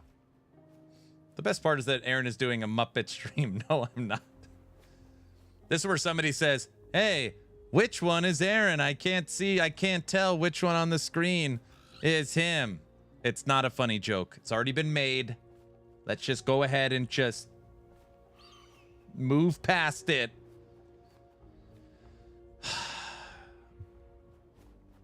Should have been a Raptor Sabretooth Muppet. You're gonna play Dwarven Realms 4-5? I don't know. So we're back to a Wolson subathon, or maybe Outriders. Nah, it's easy to tell. Real question, are you going to do a subathon in the release of Fangs of Astercon? Man, that's a good question. How can he make the Muppet talk? My leadership team thinks it's funny researching how to make this Muppet a VTuber. Kind of like D2R, how you could flip between old, the way it looks old, and the way it looks new. Where I could flip. You guys are insane. But I guess it's not possible, which is great. So then they said,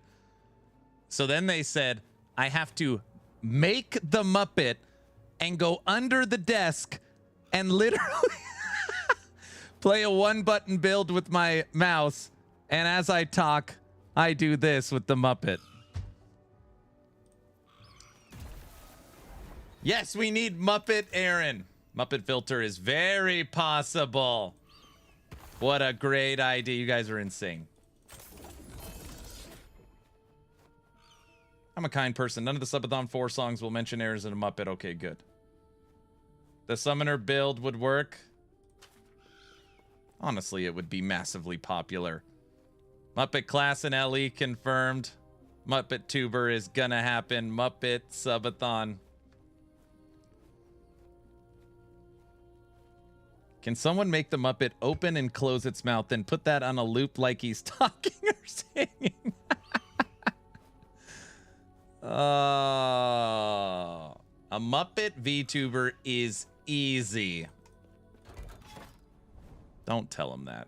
Guilty was trying to figure it out. I was like, Guilty, I'm not putting a Muppet on screen. He's like, yes, you are. To be true, to be honest, I know nothing about VTube. I don't even know how it works, or I don't know anything.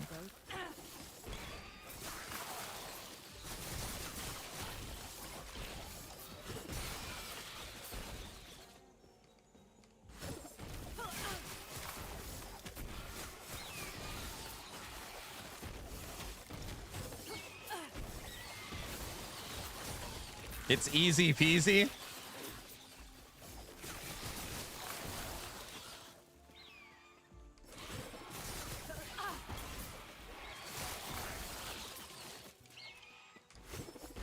How many subs on the subathon for Aaron to make a VTuber Muppet?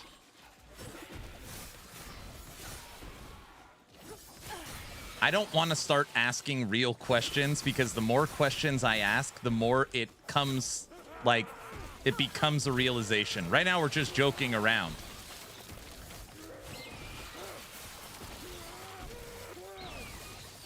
Right? Why are you laughing? No. It's past the joke. Dude, last subathon, we were in the top 80 on all of Twitch, including international for subs. We were top 80. Our best rank was 79th in the world on Twitch last subathon. Unbelievable. You're approaching the acceptance phase? No. It reminds me of the movie The Rock. Who said anything about bluffing, Captain? Blurp, we were number 2 overall. Yeah. How many subs total? We ended at 12,400 on the event.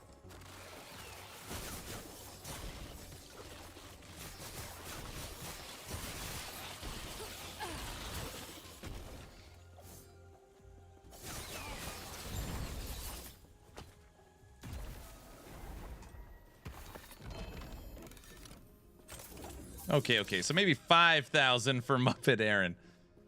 So I've already agreed to one thing for Subathon 4. Fishing with Hog is going back up at a lower amount. Fishing with Hog was a 14,000 sub goal, and we didn't make it. So that is going back on the Subathon goal list, but lower to try and achieve that.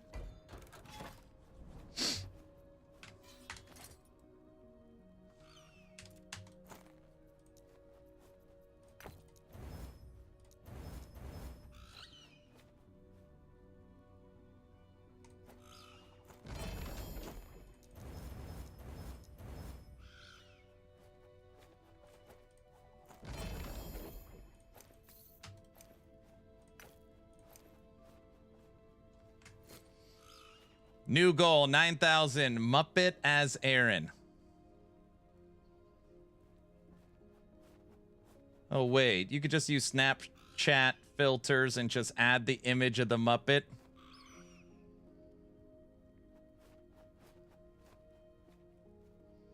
Muppet Aaron hates MGs. Really about COF? Oh, brother. Hey, sir, just your thoughts on the up-and-coming changes to the campaign rewards. If they change it, so you have to do the full campaign, wouldn't that make people not want to play alts? No, I think you're looking at it all. I think you're looking at it different. What I think they're going to do is they're going to incentivize you to play the whole campaign, not require you to play the whole campaign. So let me give you an example. If you play the whole campaign and go through Act 1, 2, 3, 4, 5, 6, 7, 8, 9, 10, when you finish Act 10, when you go to the End of Time Monolith, you start on these 3. Or you start on Reign of Dragons. So you don't have to do Fall of the Outcast, the Black Sun, or Ending the Storm. You start at the Reign of Dragons. So you could just do your normal run to Hyboria, and then when you're done with Hyboria, you go straight into the Monolith, or you finish the campaign, and it gives you a quicker start time. Oh, that would be great. Yes. They're not going to do what you're thinking is you're forced to do the whole campaign because there's a big reward at the end, and then you start down here. I mean, at least I would be shocked if that's what they do. Mike talked about how they're changing the way you enter the Monolith. That's the key. They want to incentivize you finish the campaign with how you enter the Monolith. Please remove normal monos straight to empower. You know what they need to do? If you ask me right now, there's one major problem with normal monos. They are horrible. It's quest echoes. Oh my gosh. Quest echoes are terrible. I literally loathe them. Quest echoes are so bad. They are the worst. I know. The only one that is bearable, which I actually think is what they should do, is you could keep quest echoes, but you do it like the Reign of Dragons. So for example, you know, you fight the 3 lightning dragons, and after you beat the 3 lightning dragons, you fight the Emperor of Corpses. They can do that. They can do that. Undesirable. Yeah, they're horrible. They have been the worst part of the experience for years. Yeah, they are terrible. Front page tomorrow. Aaron says the mechanic in Ellie is bad. They're terrible. I am very vocal about how horrible quest echoes are. The flow is off. They take forever. It's like you're just trying to get past it. They're terrible. Yeah, they're really bad. But example, so if you're talking about a new player experience, if the first quest echo is you go in and fight a mini boss, and then the second quest echo is another boss, and then the third is the actual the actual monolith boss, timeline boss, that would be fine. The fact is, it's this weird long quest you have to go through. The one thing I noticed is starting monos early is better than trying to fight Lagon in the campaign, right? Are you going to have a heart-to-heart with the devs? No. No. Everything for Season 3 is locked in. It's content locked. So, I mean, if right now they're like, oh, yeah, we want to do something with quest echoes, they wouldn't, you know. They wouldn't do it.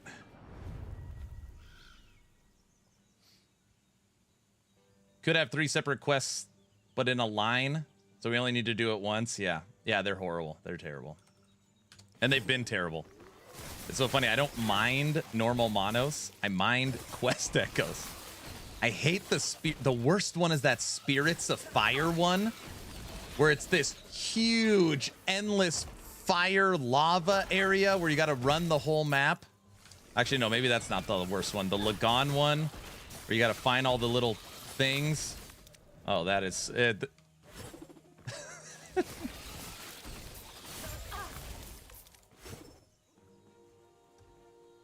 Yeah, the Lagon too. Yeah, finding the moon shards. Yeah, exactly.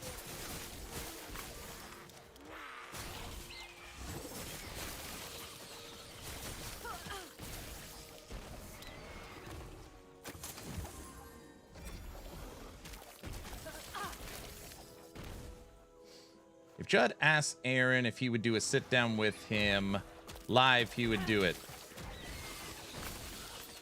Yeah. I mean, me and Judd talk all the time.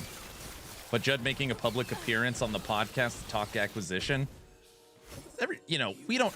I don't even know if he can do that. I have no idea. Maybe he's answering all these questions in chat because part of his contract, like, he can't. I have no idea. It's a bad idea for him. Like, what good can come from it? I don't know. Legally, probably not so much. Yeah, that's been my thought.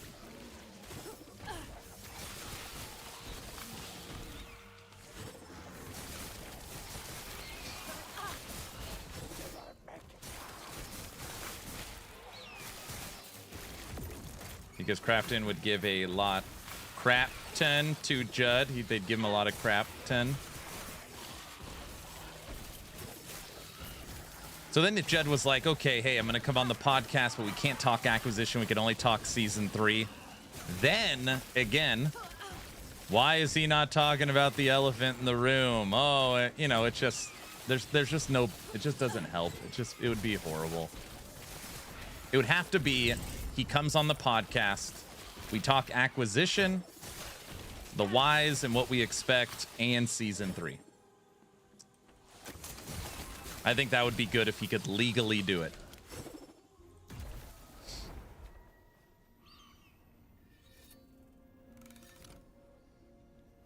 Even if any of the questions he answers will just open a new can of worms. I would be very bummed if Mike can't do live streams every week anymore. Sure, just not a ton. Okay, thank you.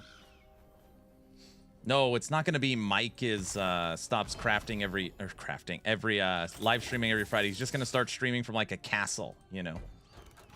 Something like that.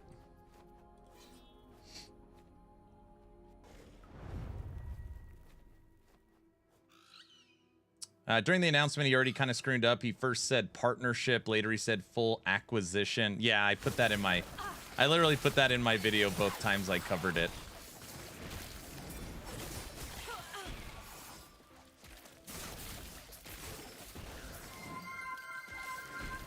If Mike stopped streaming, that would be so bad.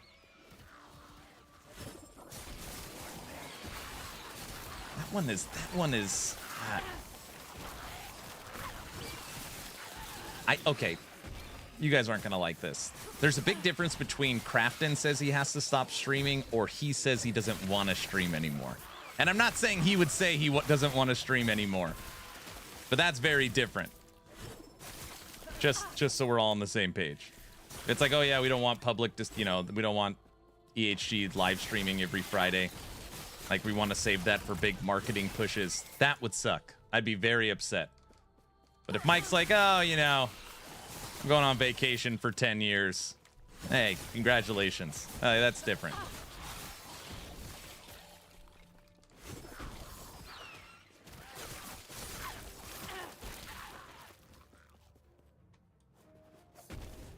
Trevor has put in guilty pleasures. I'm going quiet for the next 3 minutes. Enjoy.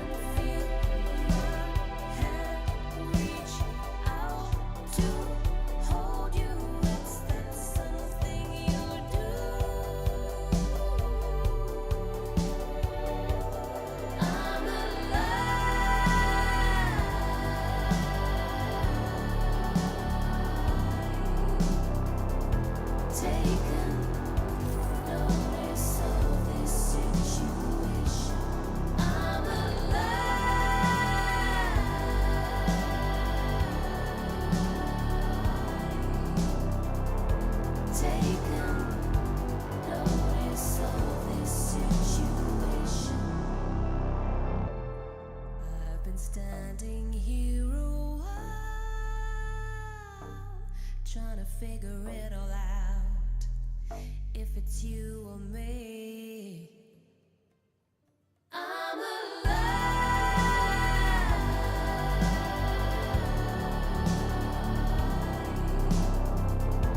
Taking notice of this situation. I'm alive.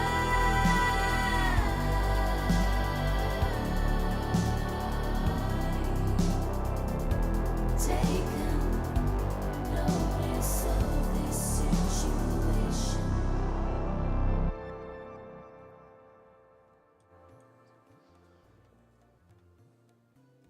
There was a glitch and my game went the character. I tried to finish the monolith and it took me to the different place.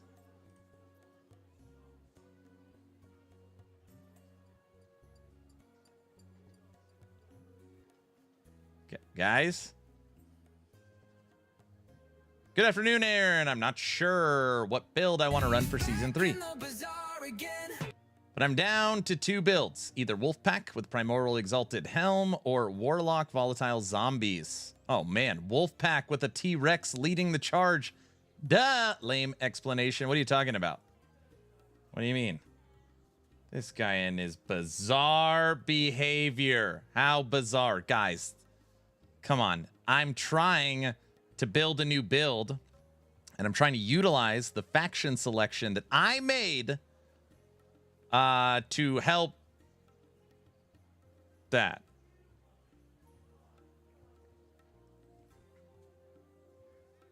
Guys, just say you need new gear. We understand. I need a pair of gloves to slam. I have a 3 LP Falcon fist. I'm looking for a double exalted pair of gloves with T7 melee attack speed. Is that too much to ask? I've got infinite gold, so I never have to worry about gold. So I'm just seeing what we have available. I shouldn't say I don't have infinite gold. I don't know why I said that. That wrong terminology. I didn't mean infinite gold. I just mean I have enough gold where I'll never run out.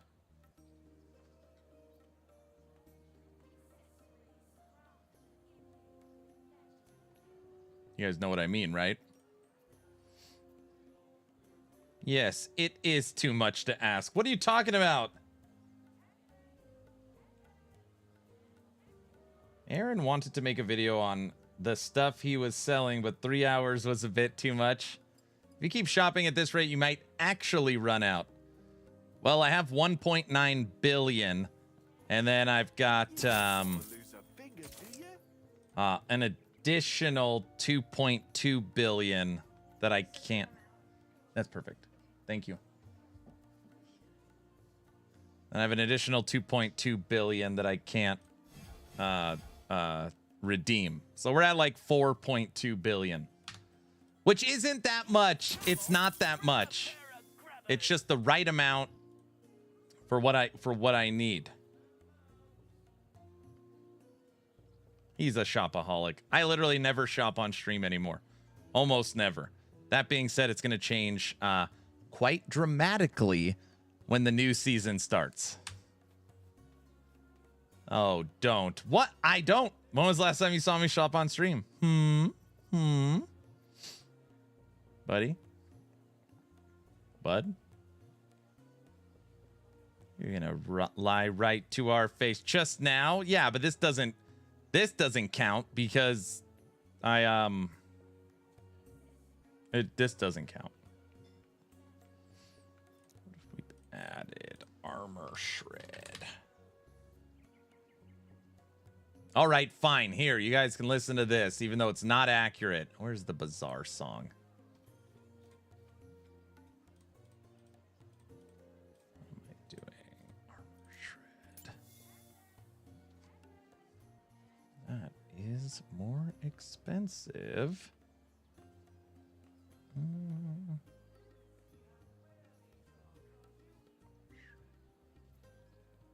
Sure, we believe you. You can talk to the fence. Guys. I do have over 900 items for sale. 900. But I don't know if that's actually a lot. Oh, those are good. 115 million. Let's switch it. Browse playlist of songs has not been working. I don't know why. I told him there's like something wrong with it.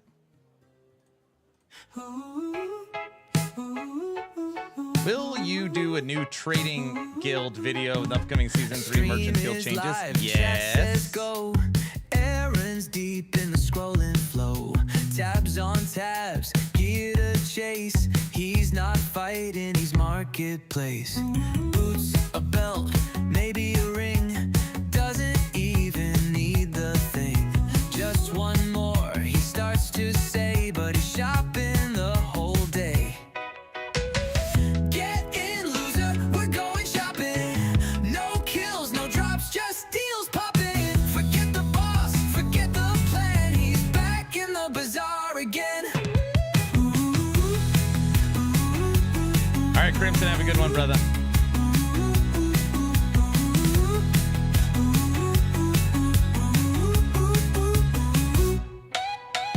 Echoes wait, but he won't run. Too busy chasing that perfect one. Chat says please, but there's no use. He's locked in hard on gear abuse. Clicking tabs and losing time. That stash tab life is feeling fine. Gameplay soon, nah my friend. It's scrolling, scroll to no end. Get in, loser, we're going shopping. No kills, no drops, just deals popping. Forget the boss, forget the plan. He's back in the bazaar again.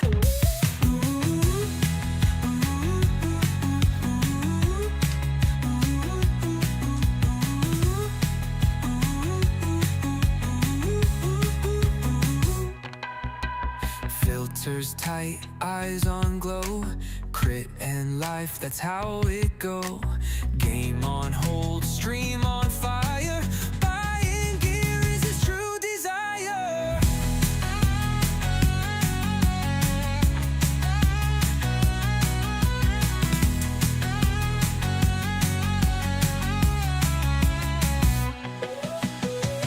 Get in, loser, we're going shopping. No kills, no drops, just deals popping. Forget the boss, forget the plan. He's back in the bazaar again.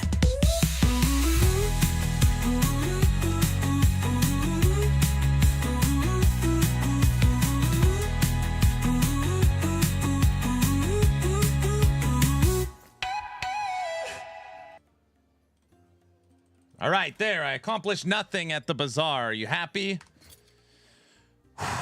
Okay, don't get mad at them. They're terrible.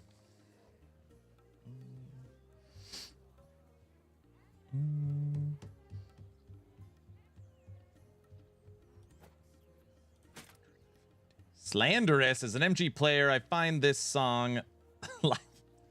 All right, fine. Hey, just to even it out, the song that literally people have like gone ballistic over, just since we haven't played it in a while. People get so angry at this song. Enjoy.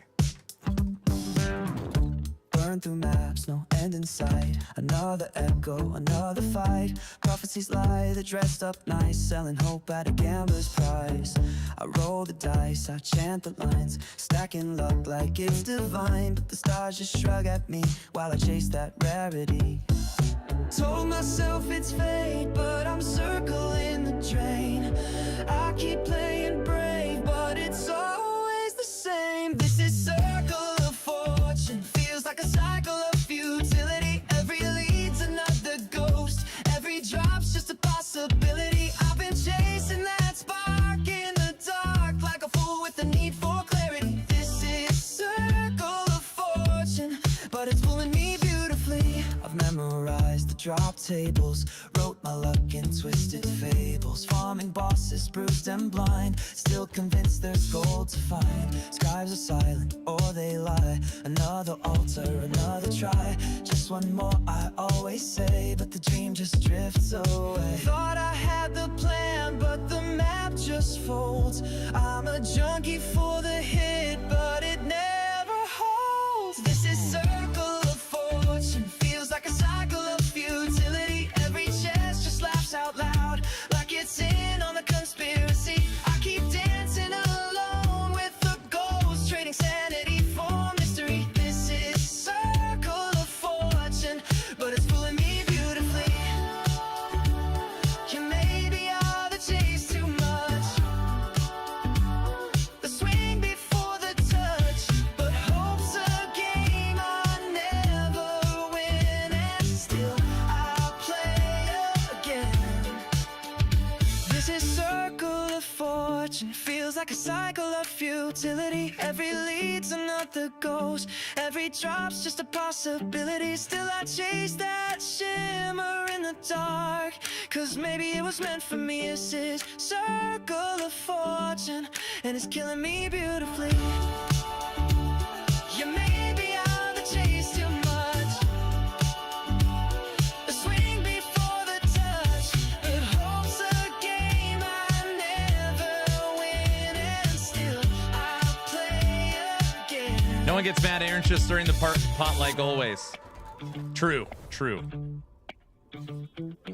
I missed when you hit 100,000. It was yesterday. You can watch yesterday's VOD. This is great. You like that one? Sounds like Bieber. Thought it was supposed to be like JT.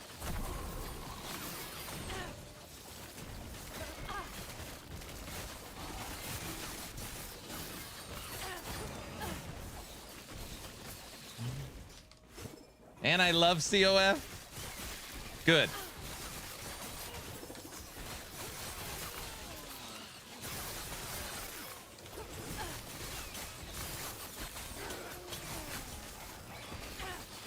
Now do the snapshot since it's going away. No, we need to keep the snapshot song so that when people are like, dude, you must be so mad snapshotting's gone, I could play that song.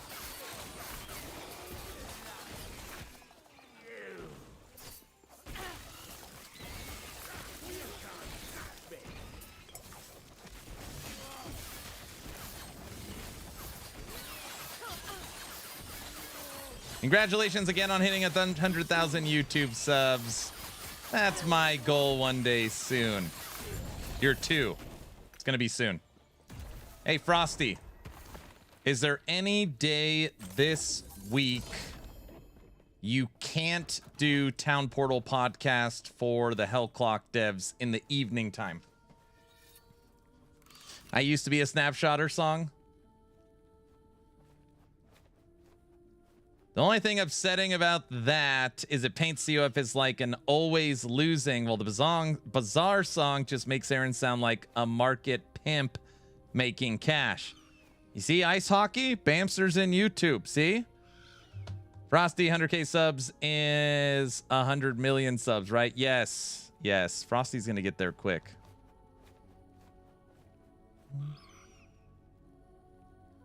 Mm-hmm.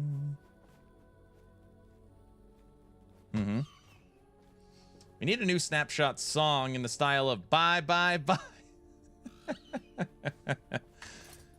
That's a good idea. I like that idea. Brow. Hey.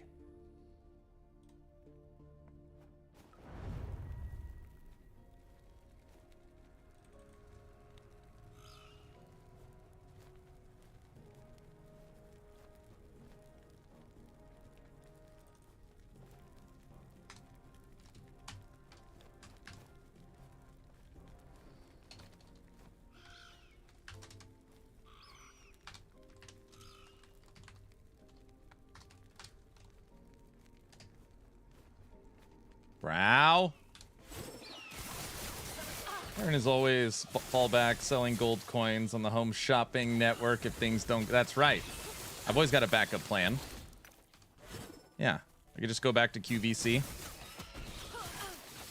Nice to have a backup.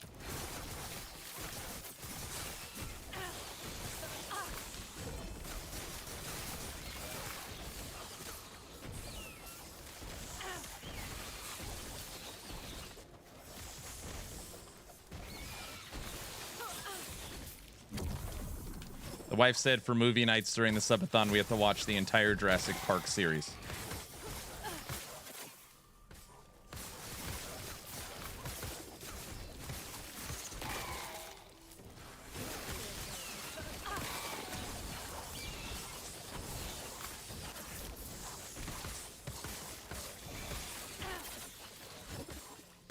Why does she hate us? Well, that's what I was saying yesterday. I guess we only have to watch the first movie. There's only one Jurassic Park. Get it? Because the other ones are not very good.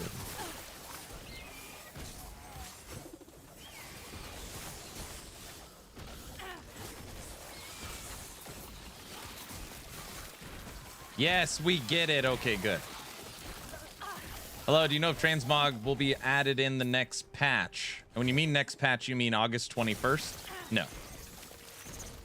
No, that's like very low-hanging fruit for the developers right now. They're trying to finish the final skills, the final passives, and the end game. And the campaign. Transmog's like pretty low on the list. That being said, they are working on it. It's just... you got to look at it from their perspective, okay? They have not finished the campaign. They do not have all the skills in. They don't have all the passives in. And the number one complaint is end game and too easy, right? So when you take a look at like the core systems, like the core, this is what Ellie is all about. Like, where would you put transmog on the priority list? They're going to do it. They've already said they're going to do it. They've already said they started working on it. It's just not going to get the resources for like, this has to go in. I just finished my first profound map. How did it feel? The second movie is okay. My favorite thing about the second movie is the T-Rex on the ship. So the T-Rex escapes, kills everybody, then goes back into the cargo hold and then shuts the door. Yeah. Yes. Yes.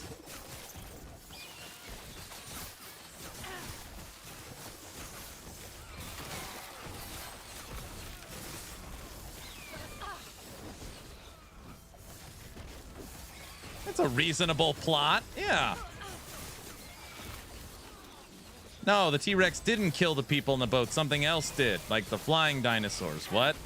Flying dinosaurs are shown in the third movie. Well, the baby escaped, and then the baby ate them all, and then went back in with its mother. The baby T-Rex that's sedated ate the whole crew.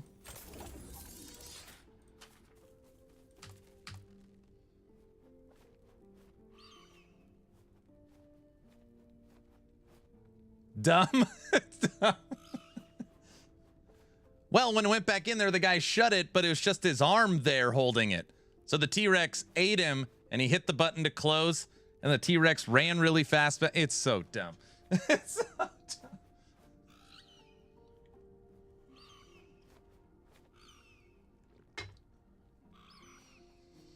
The two city builder games for Jurassic Park are pretty nice.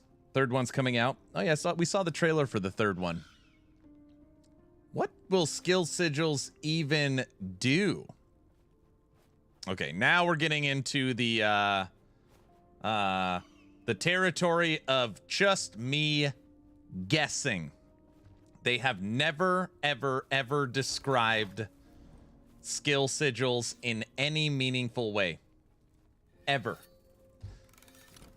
Plot twist, the T-Rex is not the father. All right, so just to be clear, this is all just guessing based upon an image. Now, if you ask me, Aaron, what is the season 4 theme? Skill sigils. Dude, I would die. You know what they should do? Do you guys think this would be bad marketing or good marketing? Season 4 of Last Epoch, skill sigils. Like, they should add in the word power somewhere. For like, yes, Diesel got it before I even said it. Powers. Yes. I'm down. Season 4, season of powers. In my head, just like leaning into the meme would give them so much awesome marketing.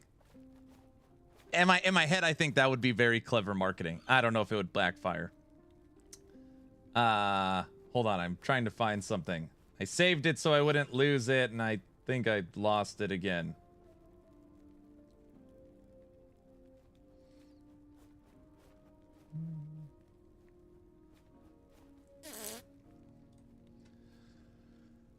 The Diablo devs would lose their mind.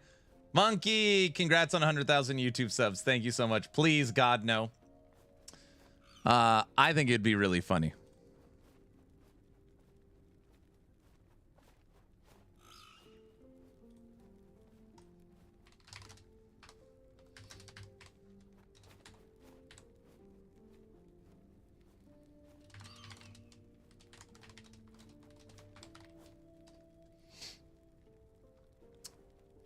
The power of the vision. Hold on a second. I got all these messages. Hold on. Can't believe I deleted this after I said, don't delete this because you always bring it up. Season 4, the season of powers. Everybody likes powers. Skill sigil powers. I would put it as far as 75% certainty we get Skill Sigil Season 4. Mike has already openly said that he's been working on it for a very long time. Like a very, very, very long time. So, I think that's the Season 4 plan, which they've already shared on the old roadmap.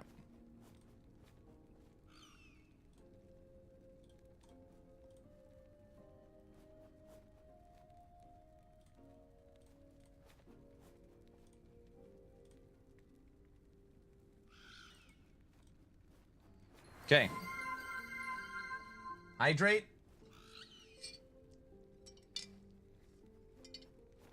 It would be so successful. Diablo trying so many season powers and someone else uses it. It would be very successful.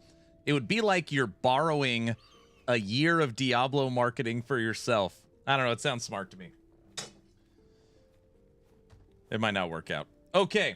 The old roadmap, let me just be very clear. This is back when we still called seasons cycles. This is old. But it does tell a story for what we got. We had season 1, which was the Harbingers. So season 1 was Harbingers. Season 2 was the Weaver. Season 3, which we're about to get, is the Ancient Era. And then you have season 4. This right here is just an image. It was art that they had made. This isn't even an in-game image of skill sigils. Skill sigils are 100% coming to the game. 100% they've been working on it pretty much this whole year. And it will dramatically change all 118 skills in the entire game.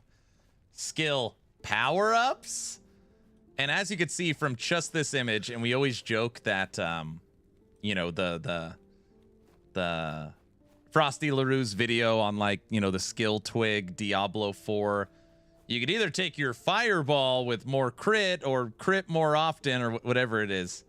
Like, they picked fireball for this image. Anyways, it is a jewel of some kind, a rune, a sigil that you actually socket into the skill, which changes existing branches or creates new one.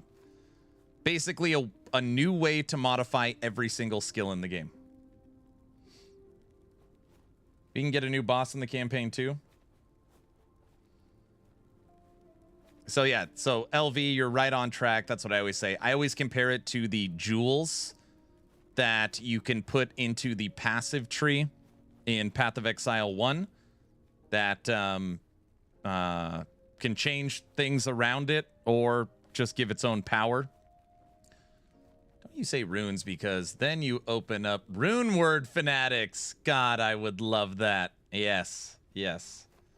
So the season 4 theme is skill sigils, new endgame bosses, and to whoever said that, I apologize, transmog and die system. Transmog and die system. When does the new season start? Season right here, the Ancient Era season. This two-headed dragon starts August 21st. With this season, we're just going to call it the Season of Powers in December.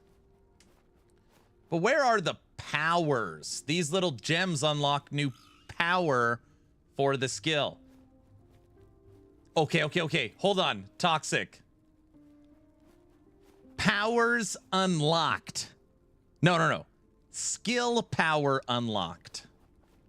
That doesn't flow as good. We got the word. It has to have power in it.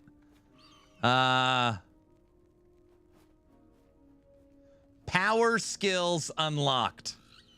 I don't know. Season of crafting powers. Call it spells, not powers. No, it has to be powers to lean into the joke.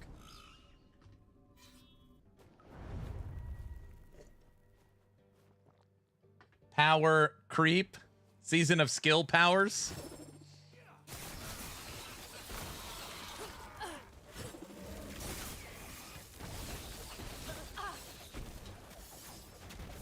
I'm going to talk to their head of marketing for season 4 and say, at bare minimum, you have to use the word power in the cinematic trailer. Please. Like,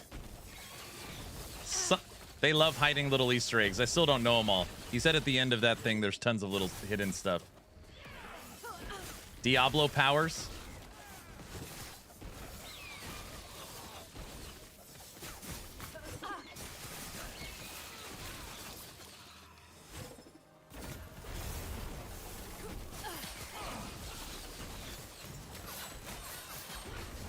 Imagine if Last Epoch adds Diablo before Diablo. I don't think they would want to open themselves up to litigation with Blizzard Entertainment. I don't know what you can get away from. So if you use a different word for the devil, right? And you design him closely related. I don't know if you can get away with it. It'd be very funny. The Season of Powers and the new Pinnacle boss is a Diablo looking. Diablo kind of looks like a big dragon or lizard. Yeah. You might be able to get away with it.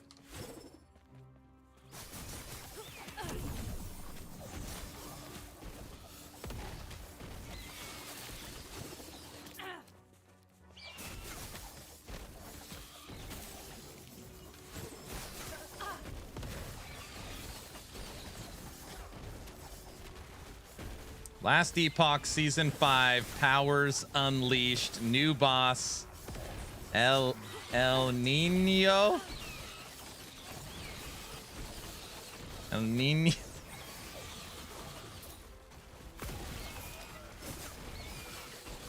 I don't know why I want skill sigils to be called powers so bad.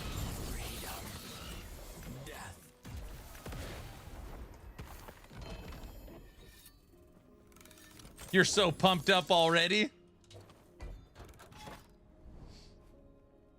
What's up, Zam? My daughter said she made too much mac and cheese, so she had to bring me the rest. For any fathers out there, this is a duty. I have to eat this. Some people understand. This is required.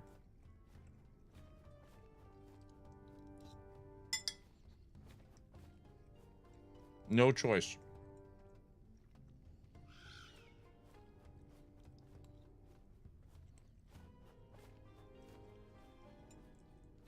I currently have no plans on playing Grounded 2. I know Tech's playing it. Yeah, some kind of white cheddar, I don't even know.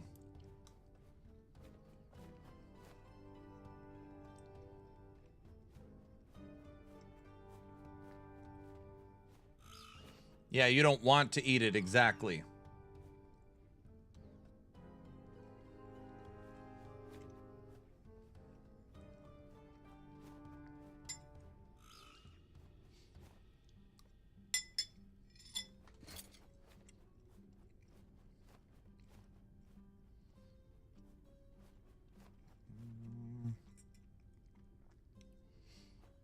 So it's just adding more skill modifiers to the skill tree. It's effectively changing every skill. So the idea behind it, if I understand correctly, is imagine if you had, I don't know, pick a number, 20 different jewels.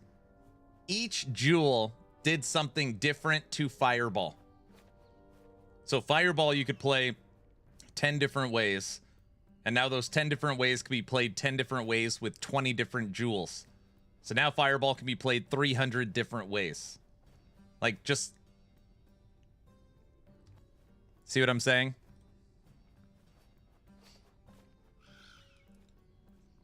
That would make it very powerful.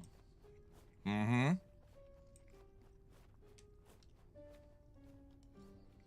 You know what we should do? Regardless of what EHG calls it, we should do our own marketing campaign. Powers.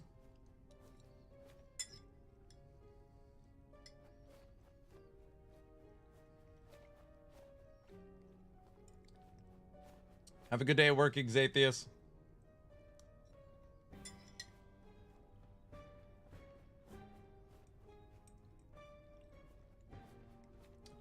It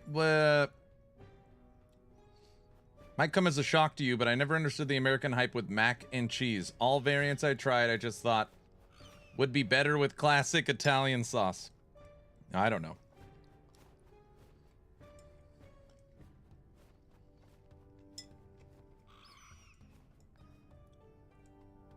It's just so damn easy, really what it is.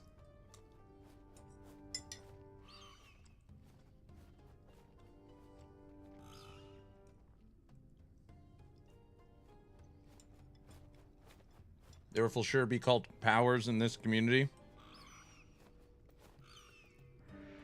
I think we see the new, like, I don't know if you want to call it boss rush system or Pinnacle Boss Ladder, something like that. I think we see that in Season 4 and skill sigils.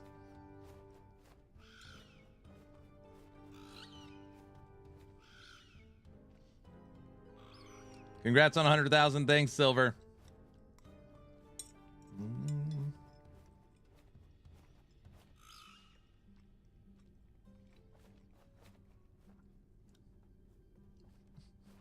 And a battle pass? I hope not.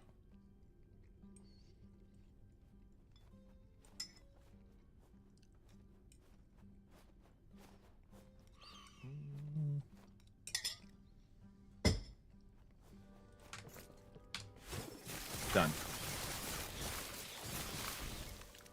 You think they're making a completion requirement? No, I do not. We talked about this earlier, that people are concerned that they're switching up the way you enter the monolith. I think people are looking at it wrong. Hold on a second. So, this is my theory. Keyword theory.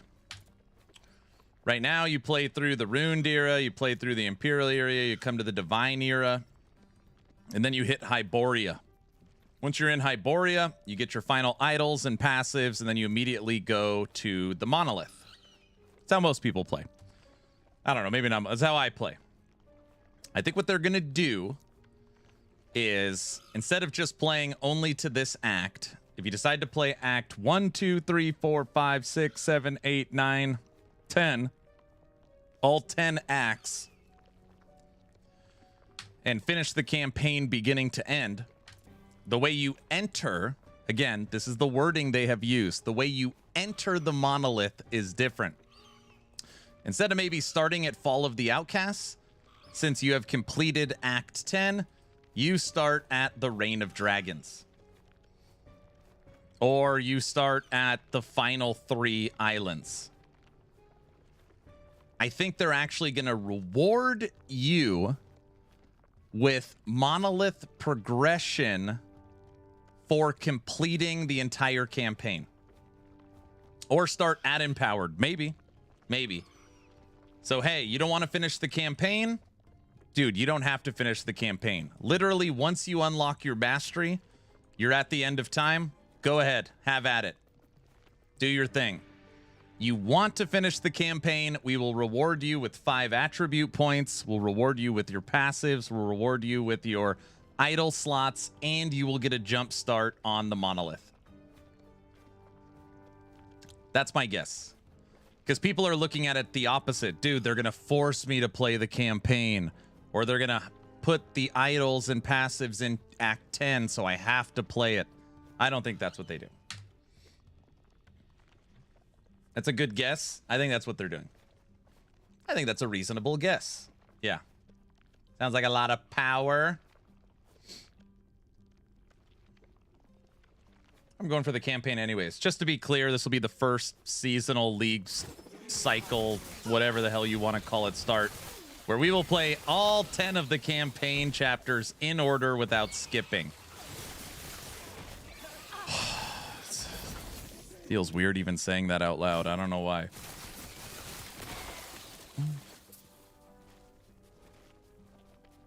I don't know if I have fought Lagon in the campaign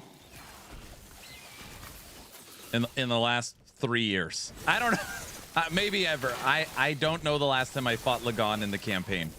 It has been a very long time. Very, very, very long time.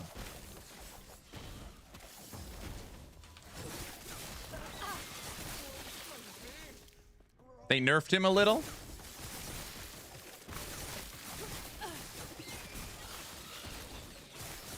Hey, what's up, Brow? How you doing, sir? Brow, look, I'm playing a rogue.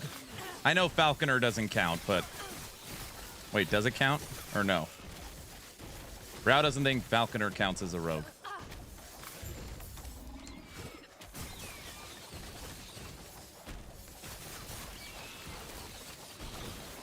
No, it doesn't count. Dang it. I've been working on basic Muppet Aaron PNG tuber. Oh my gosh. Falcon needs to be deleted. Hey, at least you can't snapshot it.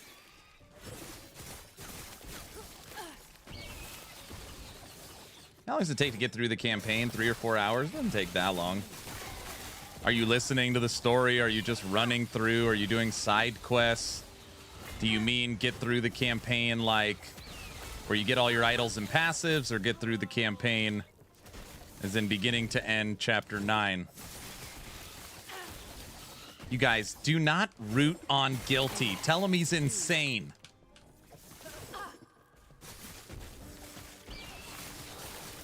Wow, we need a snapshot song themed around bye, bye, bye. Yeah, they want a snapshots bye, bye, bye song.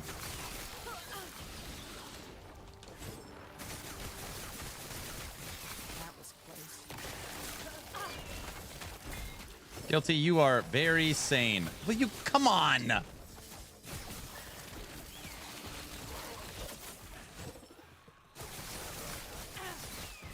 I will show it off in a bit. Guilty, we can't even get the subathon timer to work ever, and you want me to throw a VTuber Muppet on the screen?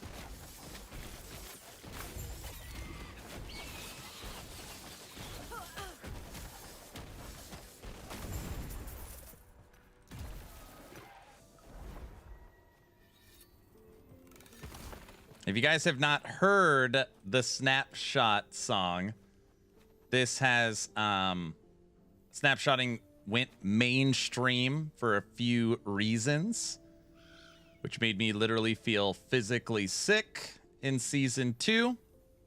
EHG has announced that they have finally removed it come season 3.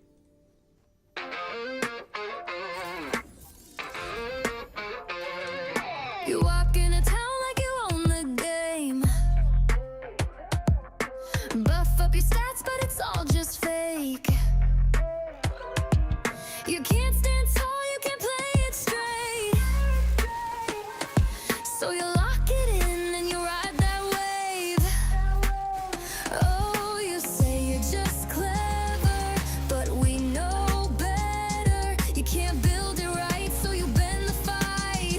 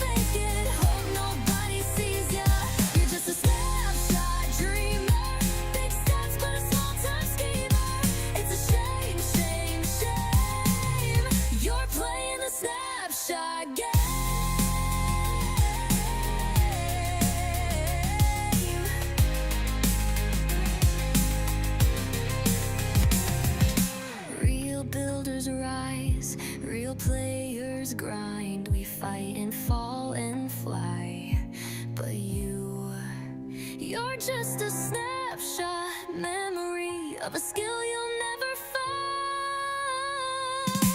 Snapshot cheater can't make a real build either. Buff it, click it, quit it, fake it. Hope nobody sees ya. You're just a snapshot dreamer. Big stats but a small time schemer. It's a shame, shame, shame. You're playing the snapshot game. Yeah. It's a shame, shame, shame. You're playing the snapshot game.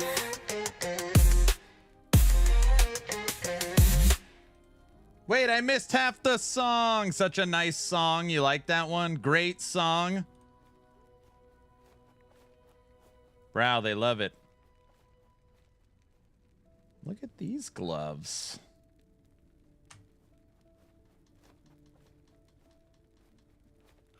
T7 health, T6 melee attack speed, T5 armor shred, multiplicative damage, melee to high health enemies, more attack speed, all attributes.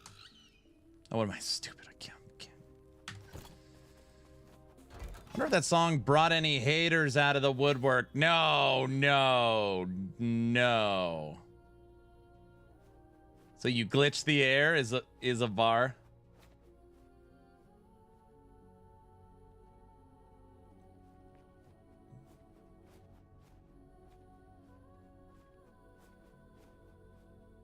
Excuse my ignorance, but what is snapshotting? Yeah, no big. A lot of people don't know, and good on you. Basically, what it is it's the ability to use an unintended mechanic in the game to benefit from the ability to wear 2 sets of gear. Okay, the easiest way, or the way that they are completely getting rid of is. Imagine if I put on every piece of gear that had minion health regen, minion dodge, minion health, minion damage, and everything like you don't care about anything but minion stats. All right? So you put on all that gear, like insane minion stuff, and then you make your whole minion army. You now take off all that gear and put on a full set of gear solely focused on yourself. Life, health regen, ward, survivability, damage reduction. Well, since you made your minions with that minion gear, it snapshots it onto the minions. So when you remove the items, it stays on your minions. Essentially wearing 2 sets of gear.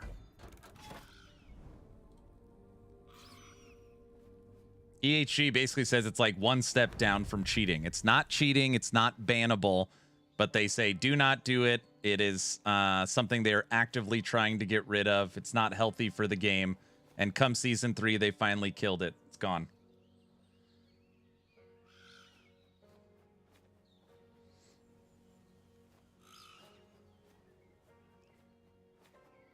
Might have to see if you can make Stormcrows work this season now that snapshotting will no longer be a thing. Yeah, it's immoral. Oh, wow. Yeah, it's really bad. So there's a lot of guide makers and there's just a lot of people that promote it now. It used to be that if you found out that a creator was snapshotting, it's like, oh, they're a cheater. Like they're literally, you know, using bugs or broken game mechanics to give themselves insane power. And then it kind of went mainstream, more like, no, it's an intended mechanic, like minions suck, so you have to snapshot, which obviously is not, not the case. So it's no big deal. It's just we're just happy that it's gone more than anything else.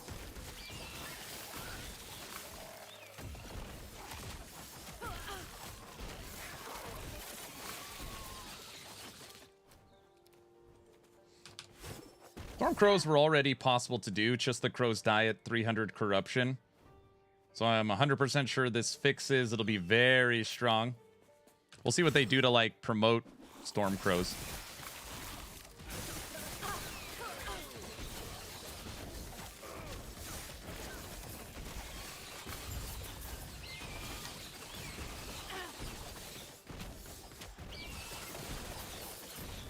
Yeah, it's not great. The worst part is the people who promote it, kind of whatever if you use it yourself, but it shouldn't be advertised. Yeah, EHG really had to kind of go on the offensive a little bit, saying that, hey, it's not bannable, it's not cheating, we do not promote it, we do not want it, do not do it, we are actively trying to get rid of it.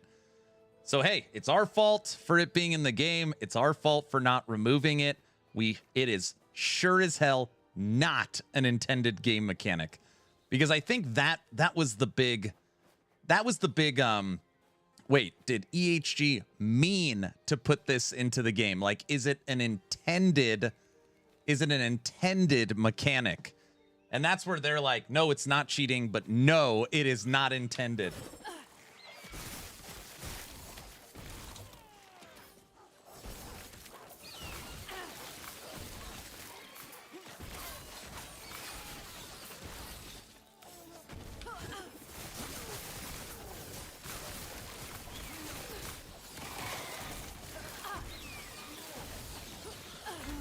And for people that don't know any better, you see Stormcrow builds killing Aberoth. You see Abomination killing Aberoth.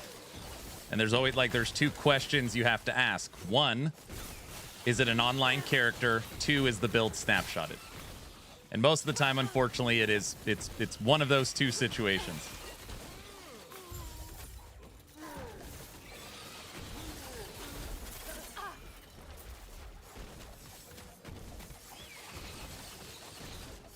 What's up, Baron? I just finished your video. I think I'm more concerned now since they... Hold on, wait. What up, Baron? I just finished your video. I think I'm more concerned now since they always said no pay for expansions. But now that could be on the menu. Makes me wonder what else they could go back on.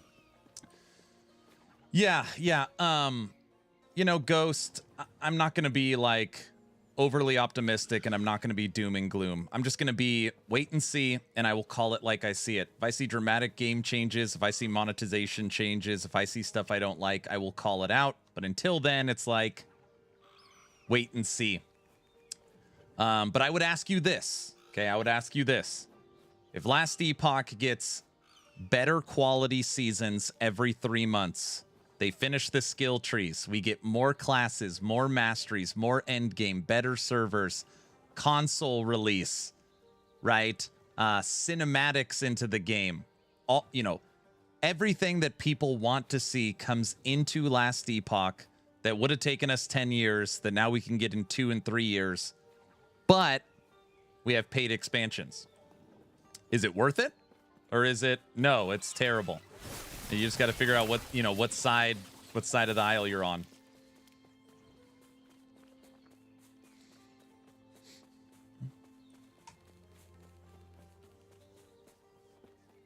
But even the owner is saying to himself, if there is pay to win, to leave the game. Yeah, Judd literally came out and said, if you see any pay to win, do not play and do not pay. It's a pretty firm statement.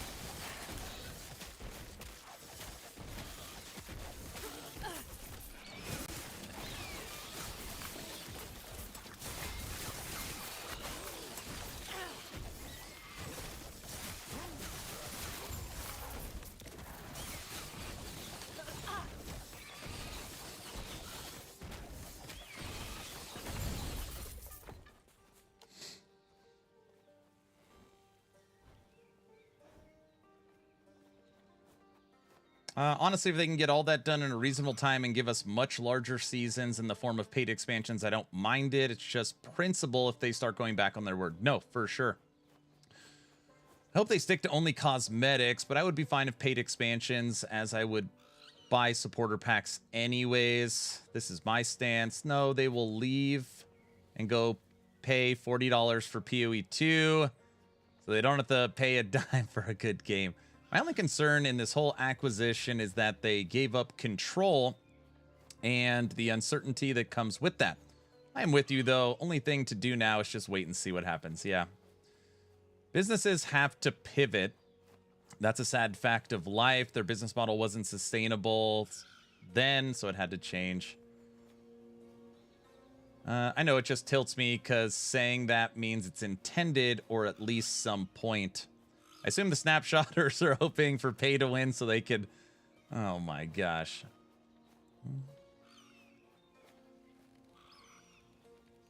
I remember people defending GGG selling their company, and that decision is looking more and more questionable every year. I still won't pay for a DLC or expansion. I don't want to support an infamous Destiny 2 monetization like D4 seems. Pay to snapshot? Yeah, I don't know. Maybe this is a better way to put it. Of course things can change in the future. Of course they could fire the entire leadership team, get rid of the entire staff, and replace them. Sure, that could happen. And we will call it out if it happens. But right now, with Judd in charge of development and EHG team staying in place, we should be in good hands for now. Right? I think it's best to trust them and don't freak out. Pay to snapshot. It's like the ultimate hell for us, but nice one. Even Aaron was almost without word just thinking about it. I tried to use this example earlier, and I do think there's some justification for it. I was covering this game on YouTube and Twitch during the EHG made an announcement that they have sold 20% of their studio to Tencent. And it was, holy crap, Tencent just acquired 1/5 of EHG. They're slowly getting their claws in. Delete, uninstall, review bomb, garbage, here we go again. Game's cooked, it's done. Literally the sky is falling. It was the biggest meltdown I have seen from like a community. People were just so mad.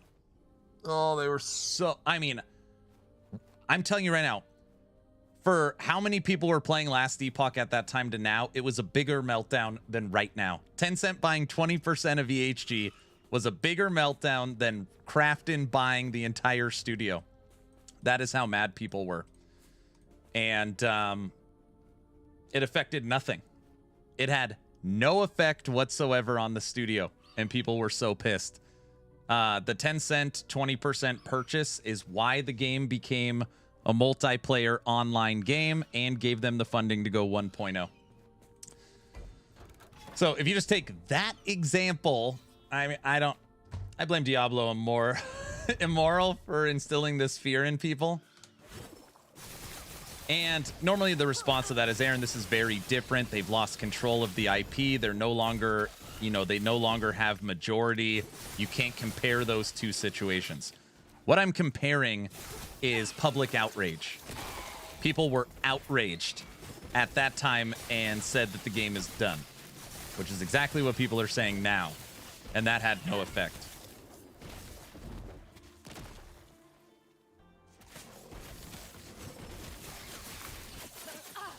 You know what? I'm fine with pay to win. You forced me into a party. I'm out. Also today, in the weirdest shift ever, it's people wish that they sold to Tencent. That has been the new what? The defense of Tencent. This is the first week in the history of content creation. I am not kidding. The first week in the history of content creation for myself, I have seen an outpour of support for Tencent. Whatever they have done on their PR front has worked extremely well.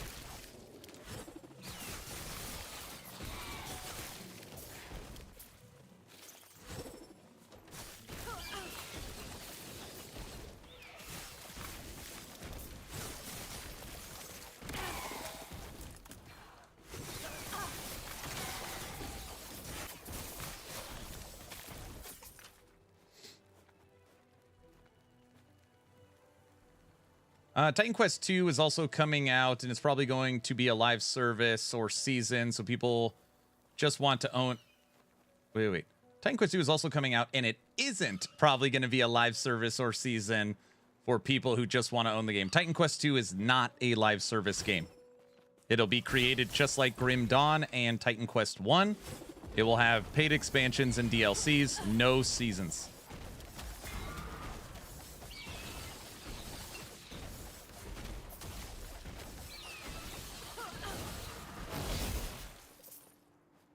No seasons.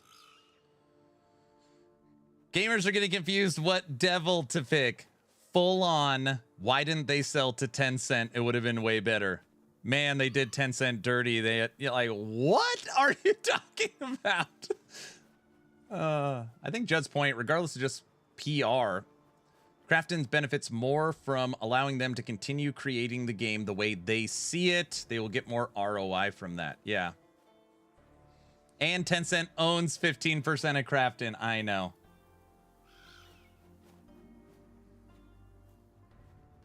Tencent is the second largest shareholder of Krafton.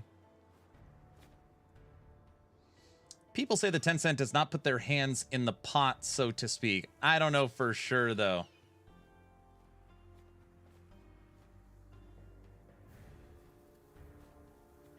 Krafton doesn't even need Ellie to succeed. They have trillions off their mac and cheese brand. But did Tencent now get 20% of the 90 million? I know, what a weird thought. So Tencent gets 20% of the 90 million because 96 million because they're 20% owners, but they own 15% of Krafton. So Krafton is purchasing them with Tencent's money, and then Tencent gets a kick of their own money from the acquisition. So it's the money goes to filtered to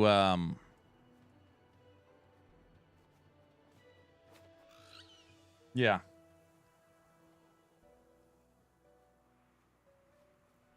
So hopefully that helps clear everything up.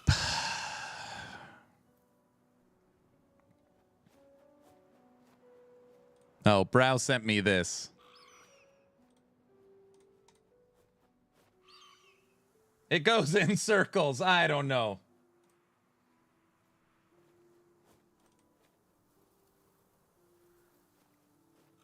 Krafton. Tencent is the second largest holder of Krafton, owning 13.86%.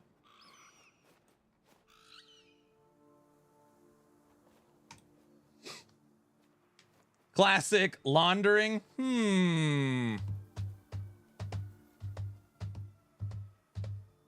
What are you trying to say, Aaron? I'm trying to say I don't know how it works. I don't know. That whole video I made, pinned. The only thing I care about is Judd saying if they ever change the monetization model or you see any pay to win, do not pay and do not play. Done. Perfect. Thank you for clarifying, Judd. I think I needed that more than anything.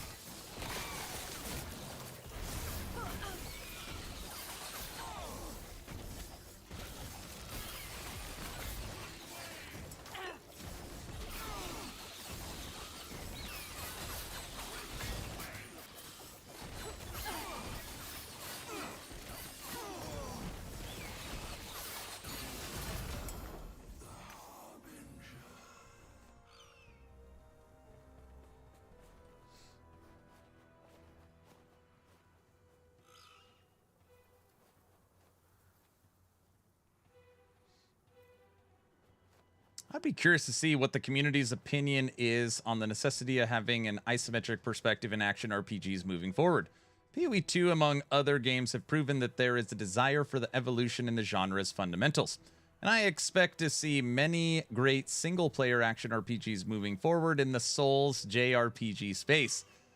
There's a Final Fantasy 1 reimagining called Strangers of Paradise that I think is extremely underrated. A bit lacking in polish and testing, rough around the edges. I disagree. I actually think there is an overwhelming hunger for one button delete the screen games more than anything. I think a great example of this is No Rest for the Wicked.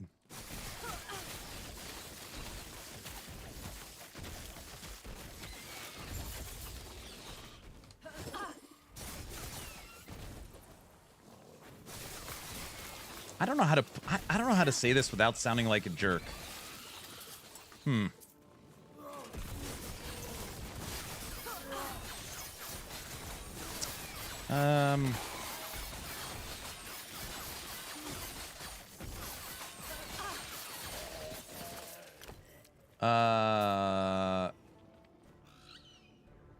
DM me and I'll say it.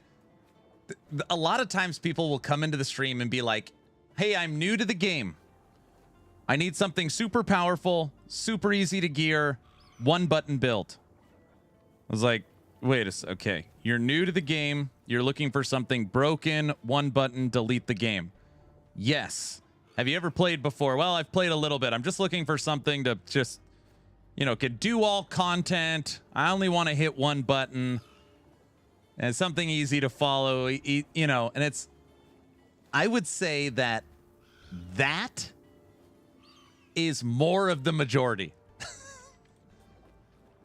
Literally, give me the puzzle that's already solved. Just show me what to click, and the you know, just let it. I don't want to think about it as much.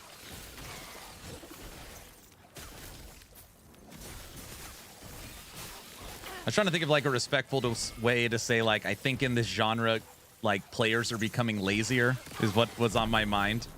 I think the community has become very lazy. When I was playing PoE 1, playing it blind. I'm playing it blind, PoE 1, all right? Haven't played in 6 years. The previous season I played was Synthesis. So Synthesis to Secrets of the Atlas. That's my gap. Going in completely blind. Multiple people, including people DMing me. Aaron, hey, like, we get what you're trying to do. You have to follow a guide. Like, it's not like you have to. These guides have been made and updated and tweaked and optimized over 10 years. It's not a like a choice. You just have these 20 options and you pick which one. And it's like, oh, but I don't want to. And it's like, well, then you can't. I mean, you're just not. You just can't play the game successfully. And I couldn't. They were 100% right. I literally couldn't. I couldn't.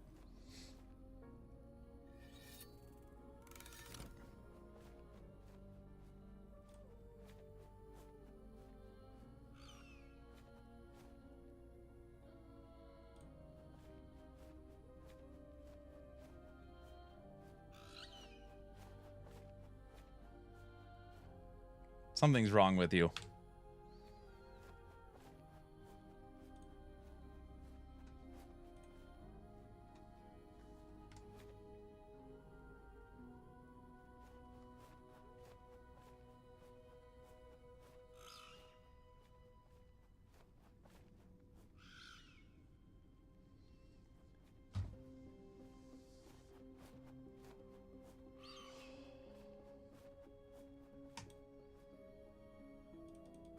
That's real funny. That's funny. This is amazing. Ha ha ha. Very funny. Neon Prime, it's funny. I can do better. I didn't realize season 3 was around the corner. Woo woo. Still needs some work. Oh, brother.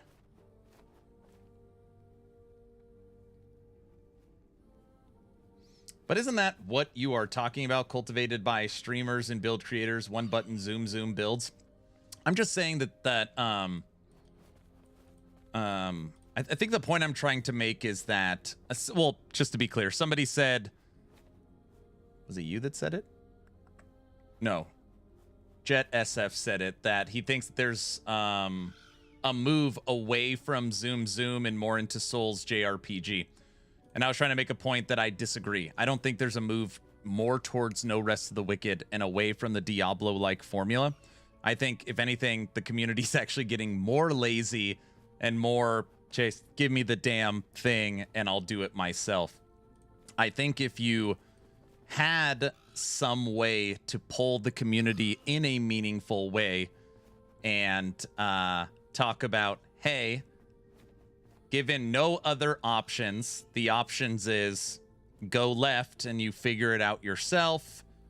You have fun trying to solve the puzzle. The game gives you all the opportunity to learn and to grow and to test and to come up with something fun. Or you go right. It has already been figured out. It's strong. It could clear all content. All you got to do is just connect the lines that they show you. Which one would you choose? I do believe that a large majority of people would go right. That's what I'm trying to say. Also, Muppet Aaron. No, we're not doing Muppet Aaron. You hear me? The ARPG community is getting old. Is that what it is? We're aging out. Why are you calling us out like that?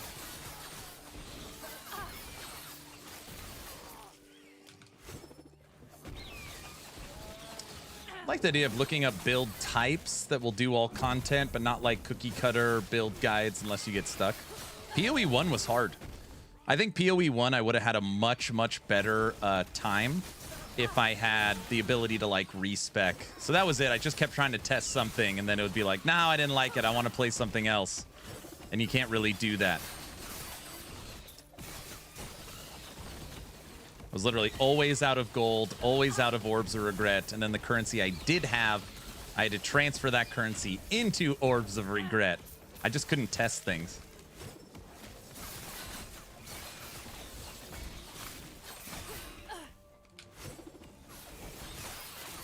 I 100% agree. If they wanted people to do their own builds, they would be less punishing. And people were like, Aaron, it's not punishing.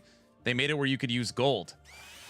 And which I guess is better, having two options. But most people in PoE have no problem with respecking because they follow guides. They never have to respec because they know that the point they're putting in the passive tree is where that point will remain forever. So it's just yeah, you don't have that problem because you're not testing and messing around with stuff. Right, which is why people suggest following guides, because they don't want you to get stuck. Yeah, but that's... yeah, exactly. You're proving my point. Exactly.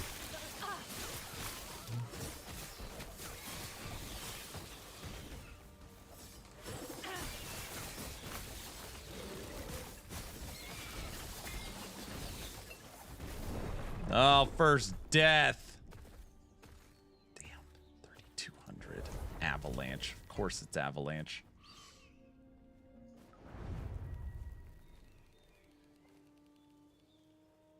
Now that I'm not fighting for my life, you did all right for no guide in PoE 1 run. You needed a little help, but nothing to be ashamed about. Thanks, Hoofprint. There's a couple PoE 1 vets that think that I did okay.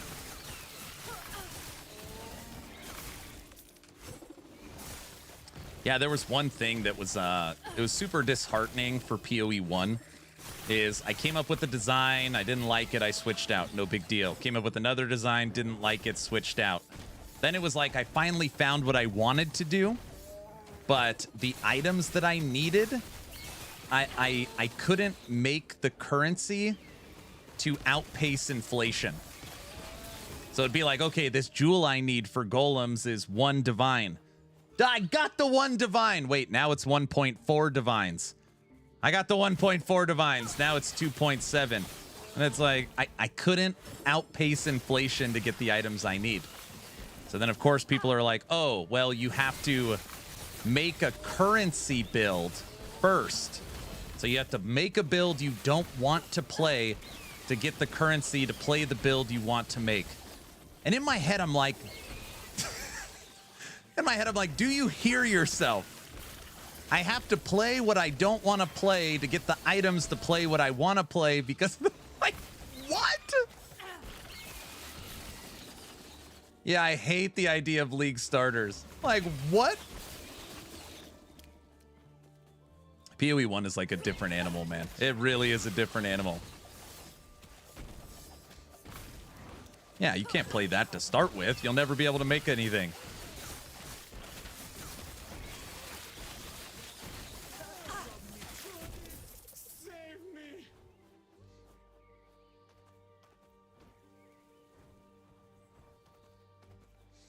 While I hear what you're saying, I think the lazy comment is a lazy comment in itself. Someone like me doesn't have a ton of time to play.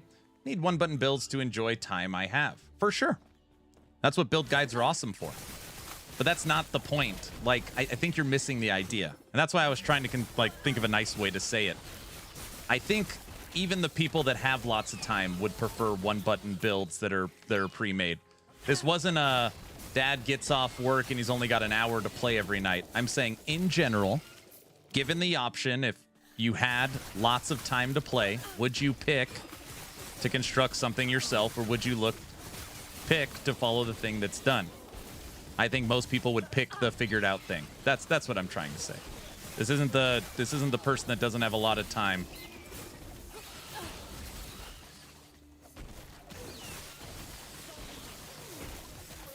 I hope Ellie introduces more uniques to chase. More chase uniques. I think we're going to be constructing uniques. Something like that. There's something for sure special about these new primordial uniques. One, they're ultra powerful. Two, you have to pursue the beast to get them. Three, you can only have one. I don't know. And they said there's a system tied to it. Should be pretty cool. And we know of 7 or 8 now. We know, I think it's 8. Hold on.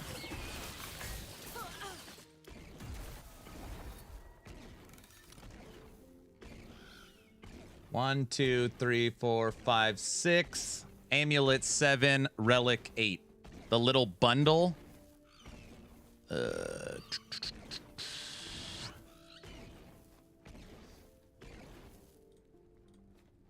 Guilty did some research. Guilty, where's that? Or where did I, was it Guilty?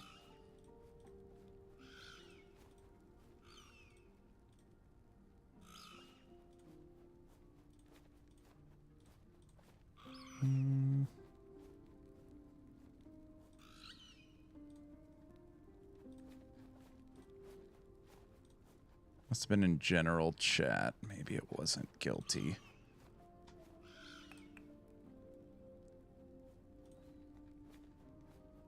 Blaster! It was Blaster.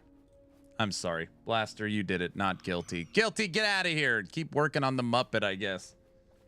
So, 1, 2, 3, 4, 5, 6. Amulet 7. And it's pretty much confirmed at this point. 8. Oh. 8. Me. Doesn't sound like something I did. Yeah, it was Blaster. Wonder what that does. Again, it's not always, but it is very telling. Relics are tilted. So you see how it's like, you know, tilted? It's either a relic or a catalyst. It looks like a relic, but the T-Rex is a relic.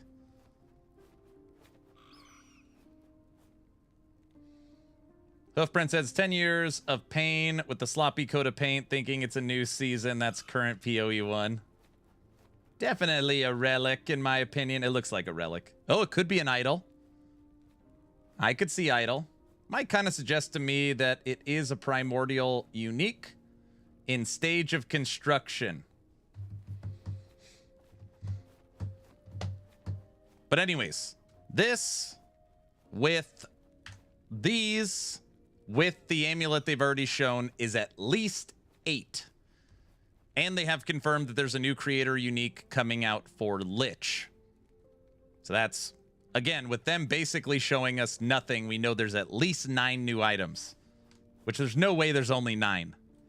I would guess that, like you're telling me you're going to do a full Acolyte rework with the new Necromancer passive tree. I want to see the Necro item. There has to be a Necromancer item.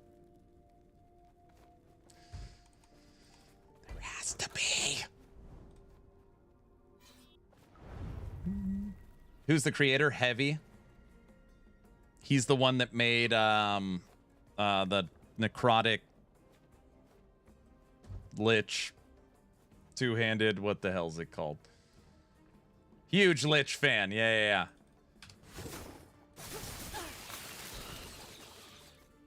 Yeah, I met Heavy in Germany. Good guy. So, again, you can only infer because we don't know. Mike's like, there is ways for Flay to interact with Harvest and Harvest to interact with Flay, or you can use them independently. But I can't announce how that ties all together. We're waiting on a few other announcements, which Mike has already said that he's working with Heavy on his new Lich Creator Unique. So based upon inferring on what he has said, I would guess that Heavy's new item is a Lich way to trigger Flay or Harvest. I don't know, something like that. Ghost!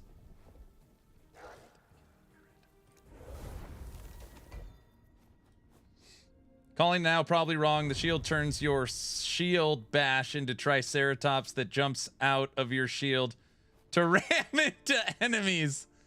Oh my gosh.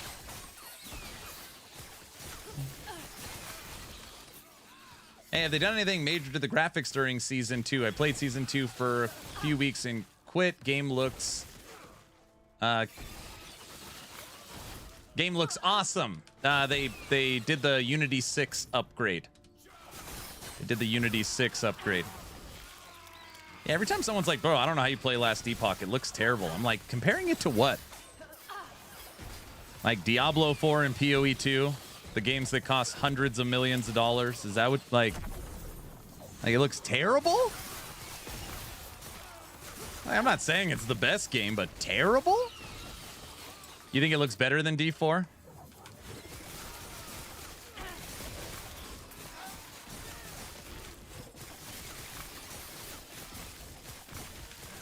I get people that don't like Torchlight Infinite because of the aesthetic, like the cartoony look. I get that. Just not their cup of tea. And I get people thinking PoE 2 and D4 look better. I get that. But terrible, I don't know.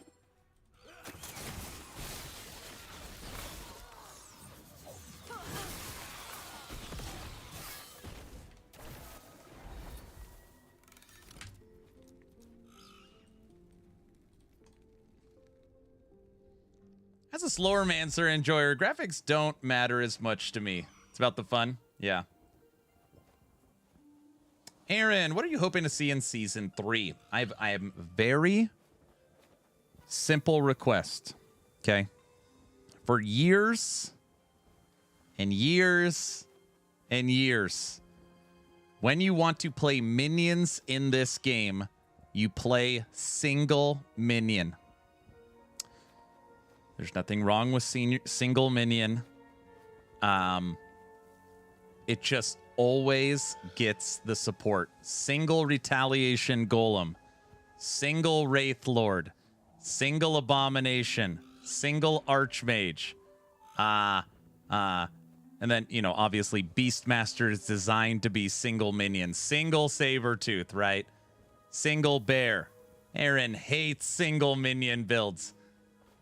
Beastmaster, it doesn't. So,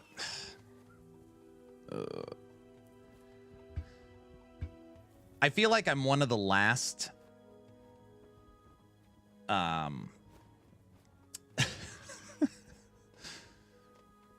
feel like I'm like one of the last creators that still cares about like the fantasy elements of things. Okay, when I'm a necromancer, I don't want one big minion that I follow behind, that I put two shades on and just watch this horrible AI golem, you know, do this. But Aaron, that's the optimized best way to play. I could care less. Like, I could care less. So, like, if I'm a necromancer, I literally want an army of the dead. I want as many skeletons, as many mages, as many golems. I want to be blowing up corpses. I want to send my minions in there and blow them up. I want to raise the dead. Like the actual RPG, fantasy of it, I feel like is so lost now.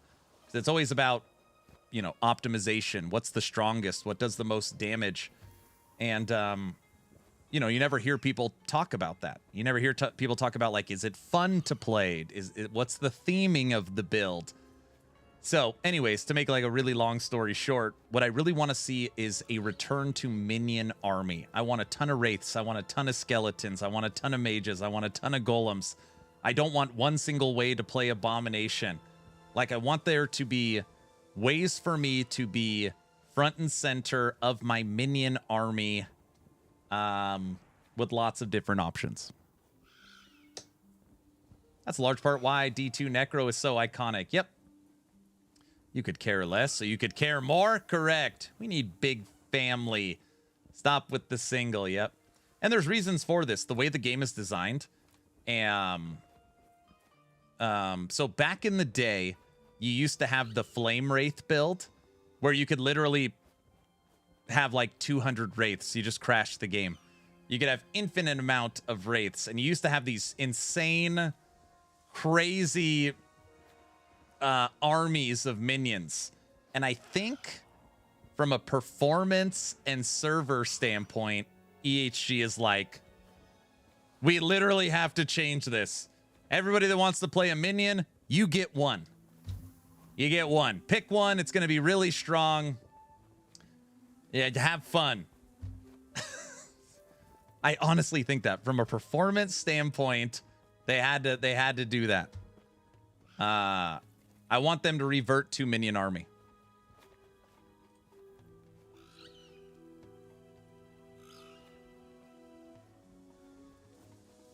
It's actually not finished yet, but it might be. I gotcha. Yeah. I saw that video yet. I want a streamer copy of the game. That's what you want? The streamer server? Zam cares. So, there's a very popular build for Beastmaster, and it's no beasts. So people are like, hey, if you want to play the true barbarian in Last Epoch, you do a dual wielding Beastmaster, but you don't actually take a companion. Like, I can't do that. I can't do that. And I'm not saying it's not good and it's not strong, but it goes back to when we were playing Marksman. This is season 1. We were playing Marksman. And I'm streaming Marksman season 1. And people are like, dude, it's weird seeing a streamer shooting arrows. It's like, what are you talking about? It's like, oh, the only way to play Marksman is with daggers. You have to use the 2-dagger build. That's the meta. And it's like, oh, like, I picked Marksman because I want to shoot arrows. They're like, yeah, that's not how you play it. Like, yeah. Yeah, okay.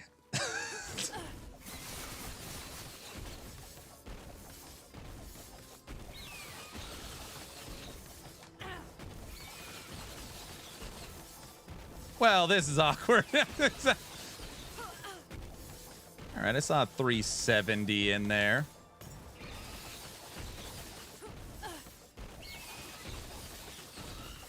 $348. All right. Oh, great. Next, you're going to tell people you want powers. I really want skill sigils to be called powers. It'll be good marketing. Everyone will get a good laugh out of it. Frosty could do a video. Season 4, they turn skill sigils into skill powers. 100 billion DPS need to farm more FE. You need more FE. Water or fire elemental as a pet. They have said, I'm not sure why, but Mage is not getting any minion support. At least for now, there's no minion support for Mage. Going in. I personally like is to have, if I play minion army, then let me direct them and maybe use buffs. But if it's a single minion, give me powers to improve, make it adapt to my needs and special skills. Well, in this game, it's very simple. If you are a necromancer, or I guess I should say an acolyte, The whole idea is that your minions are expendable. You blow them up, you send them here, they die, you resummon them. You know, it's just like it's almost just like a skill. Beastmaster is different. That's supposed to be like man's best friend. Your companion dies, you run over and you bring them back to life. You heal them. They have their own skill trees. They have their own active abilities, and like totally different ways of playing minion. But Necromancer isn't like that. Necromancer is you make one minion, you snapshot it, so you give it the best possible thing you can, and then you put Infernal Shade on it, you put Dread Shade on it, and then you just direct it around. And it's very strong. It is the boringest. Oh my gosh. If you play Abomination or like single Golem, it's hard to keep and Abomination is strong, man. It really is strong. I can't even keep my eyes open. What are they talking about? Snapshotting's gone. So we're very happy. This community is very happy. Snapshotting is officially gone. Gone! But I'm saying it just promoted even more the single minion play style. Yeah, snapshotting is done. But I'm talking about how it is now and how it's been for a while. Did they buff minions at all for removing snapshotting? They're redone, so they redid the Necromancer passive tree and the Lich passive tree. Scorpion, Bear, Saber-tooth, Skeletons, and Abomination are all getting reworked. But, yeah. Ah, gotcha. Yeah, they abuse the snapshot with the meta. Yeah, it's really bad. It's really bad. Looks like people got to learn to play the game legitimately. Yeah.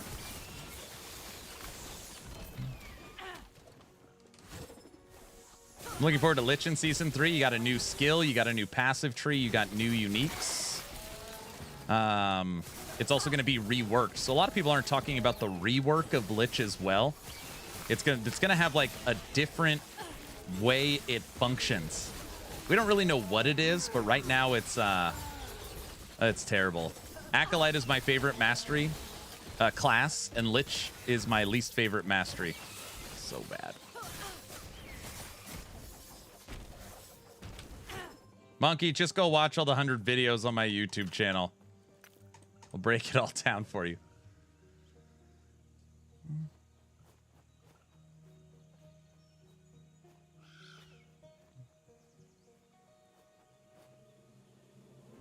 The Season of Power, Cyber? How's it going, sir?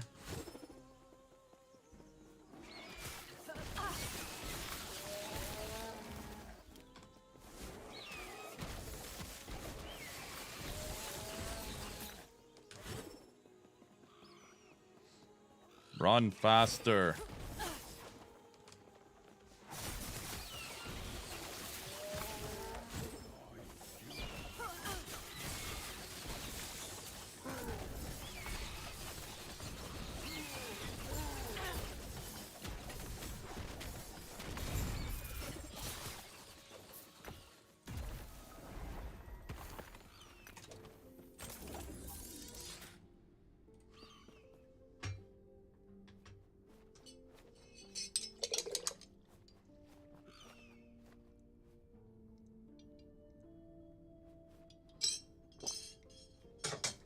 Going well, doing D&D on Saturday with the group I found. Cool. Have you done a session with them yet?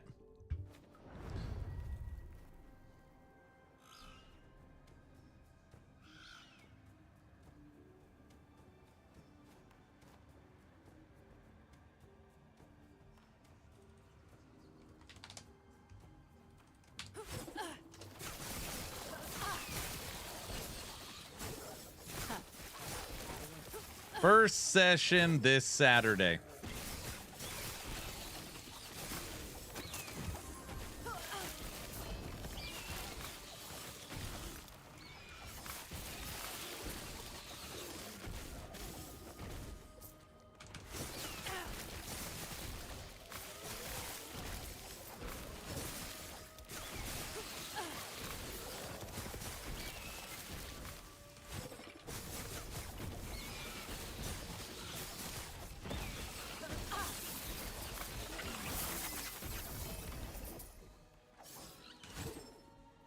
Session 0 is always a classic.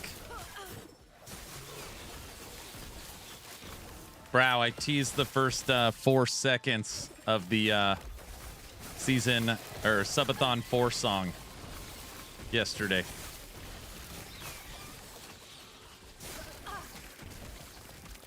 Oh no! It's just a taste. It was just a taste. No.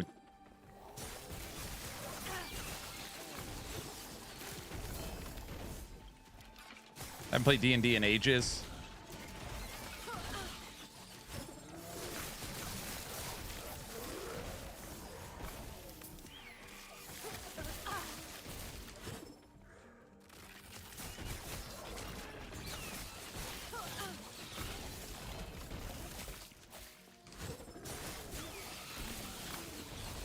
We want a public test run of the Subathon song. You know, like movie. No, we're not doing a film festival song reveal, all right? Nice try.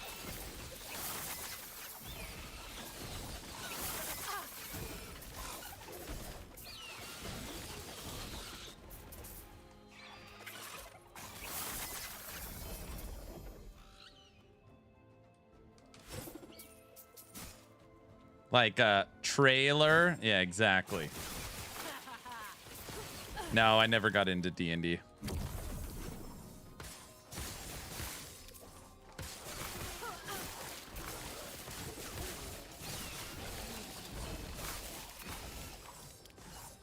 The reveal for the song will come August 21st, sir.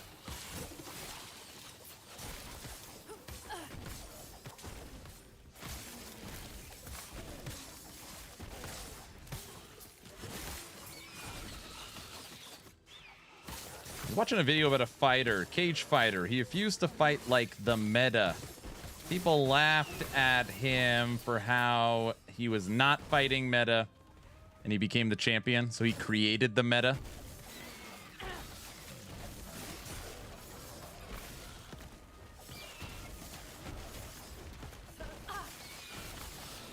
Should have a knockout movie night before the Subathon. Subathon night is normally I don't know. It's a weird time. It's normally all the final tests, make sure everything's good. Last one was a nightmare. But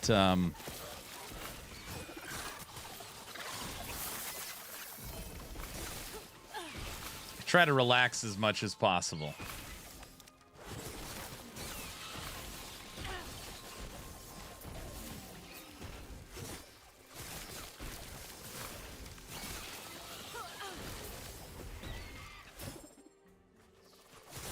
Try to relax as much as possible. Sad you missed it. If you ever want to do a session on Discord or stream it, D&D. I grew up in a sports family. I played basketball all the way through junior college. And through elementary school, middle school, and high school, I did baseball through middle school, and then in high school is basketball, and I ran track. And played Diablo and StarCraft.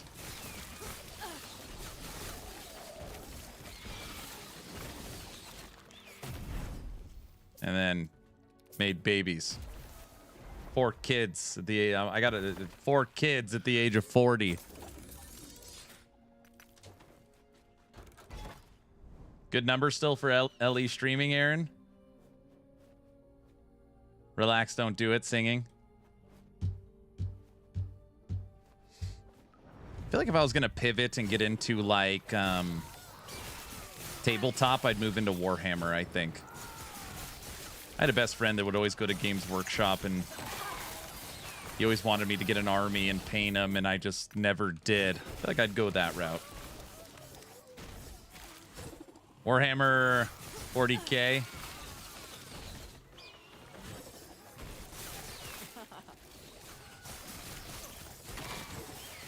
The last LAN session I ever did. I wish I would have known. Dawn of War.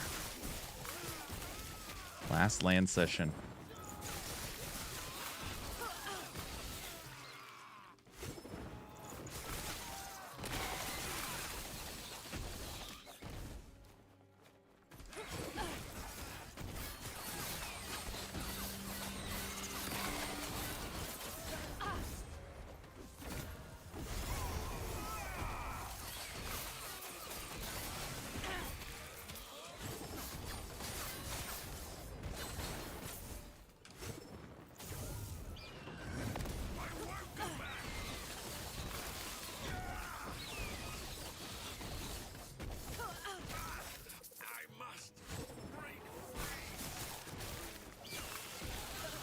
You don't know what you're going to play?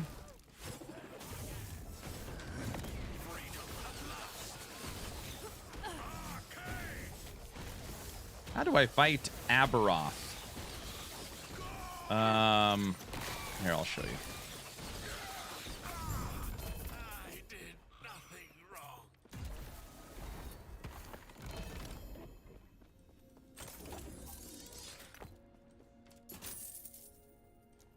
You have this faction, the Forgotten Knights.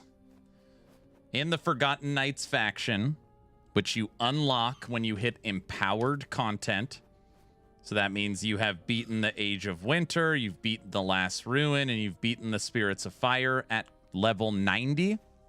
Level 90 areas. 90. A Harbinger will pop out. So it doesn't matter which one you do.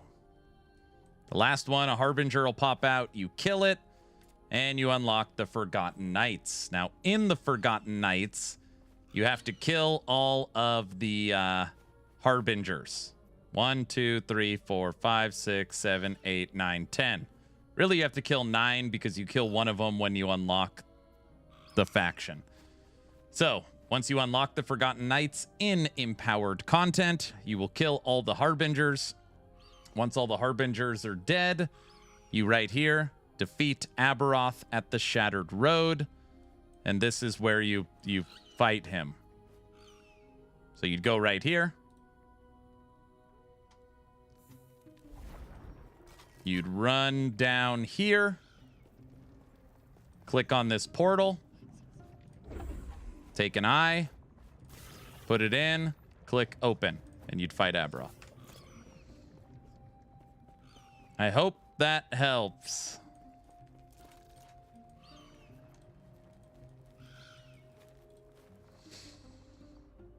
Aaron also has a video on how to build corruption quickly. Yeah, this is my boot camp series. There's a lot of good info on just Last Epoch, everything, pretty much everything you could think of.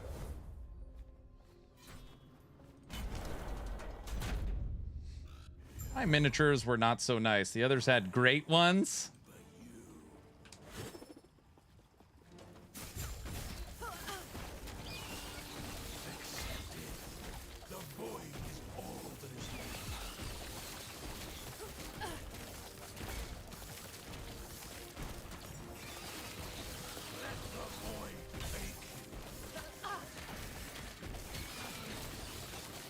What army does, like, Henry Cavill play?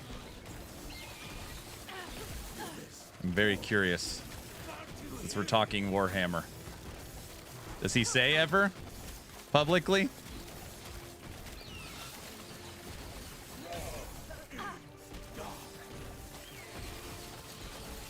Easy. Too easy.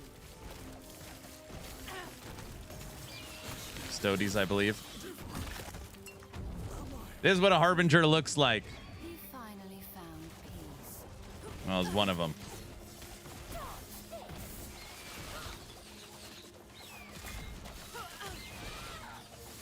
But I have so much work to do on this build.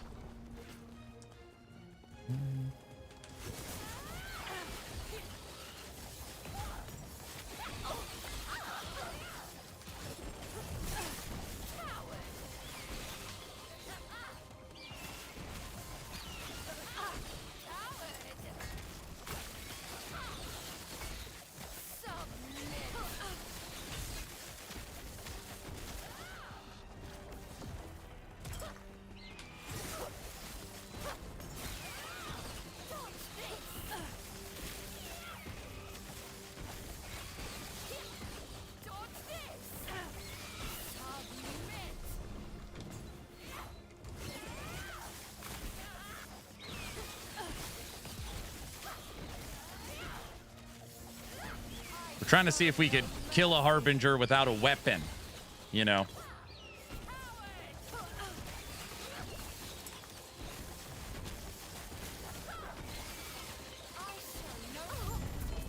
See, guys, no weapon.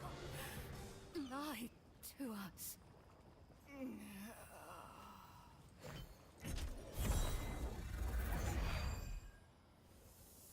See this?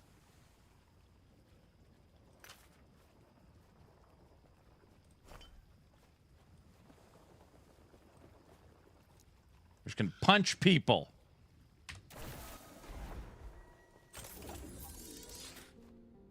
Now try with nothing. What?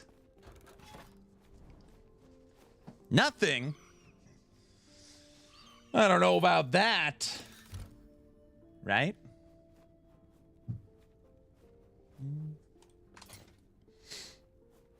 We found an orange eye today.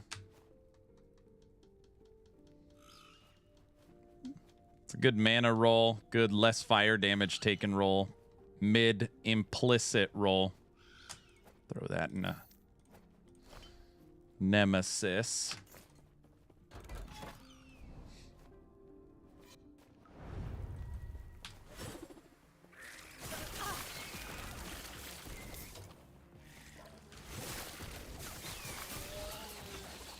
Something nobody is talking about is their they said major minion changes are skeletons, abomination, scorpion, saber-tooth, bear. Cocaine bear update? They have to finally have gotten rid of spell bear. Has to be.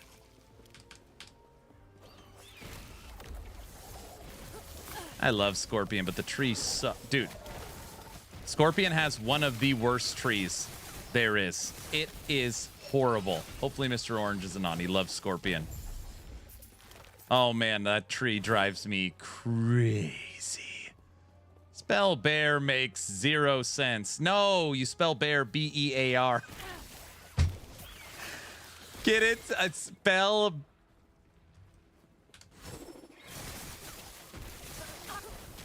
Never mind. Boo this man. Oh, come on. What did I say? Boo. Guys. You can barely spell. Don't. We're not doing bear puns. Why did I bring up bears? All right. Moving on to unarmed Falcon Fist. Okay, I gotta go. Brow.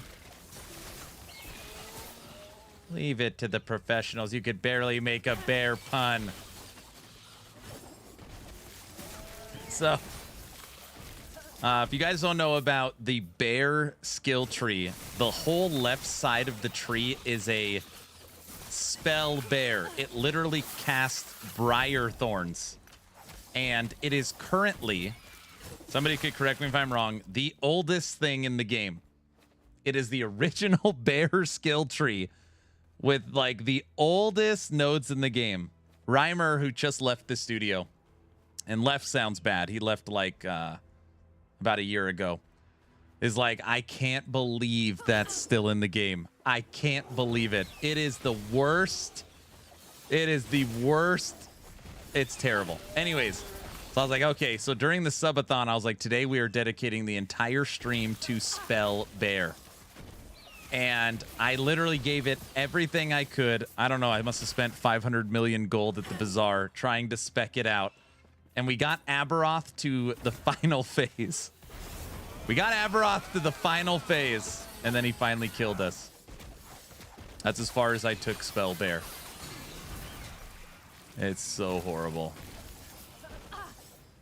The last for the joke must be hibernating. Oh. I got attacked by a bear once. Only needed 10 stitches? Really?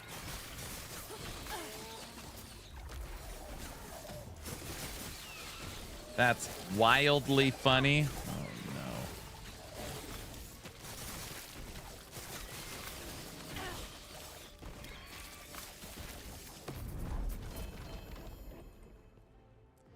Let's Place looks like I can use a new coat of paint. The last one barely.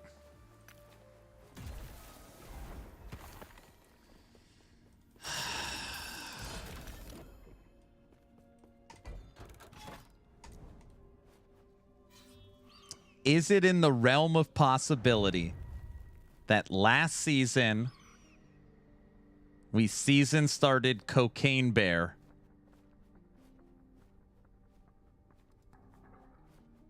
and we did it again? Is it in the realm of, or is it no, you have to start a necromancer? What are you, insane?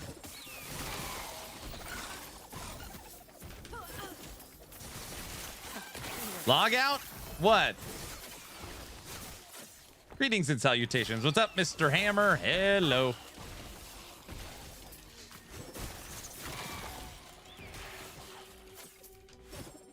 I don't know. T-Rex Raptors is very... So right now it's T-Rex Raptors. Raptor Pack. I think of that terrible movie where there's the dinosaur that's like a ninja. Was it Jurassic World or whatever? Anyways. When like he like... That thing is part raptor. Anyways, I envision that.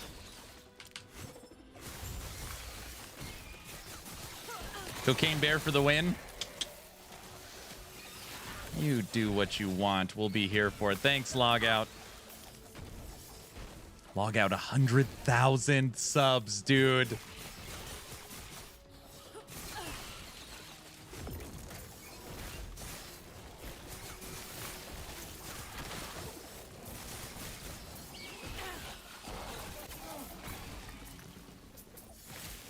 Cocaine Bear for the win. Do it.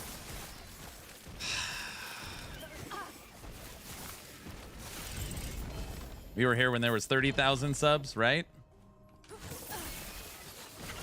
But since T-Rex Raptors is winning currently, I do think it isn't in the realm of possibility that Cocaine Bear again. So it's probably more about...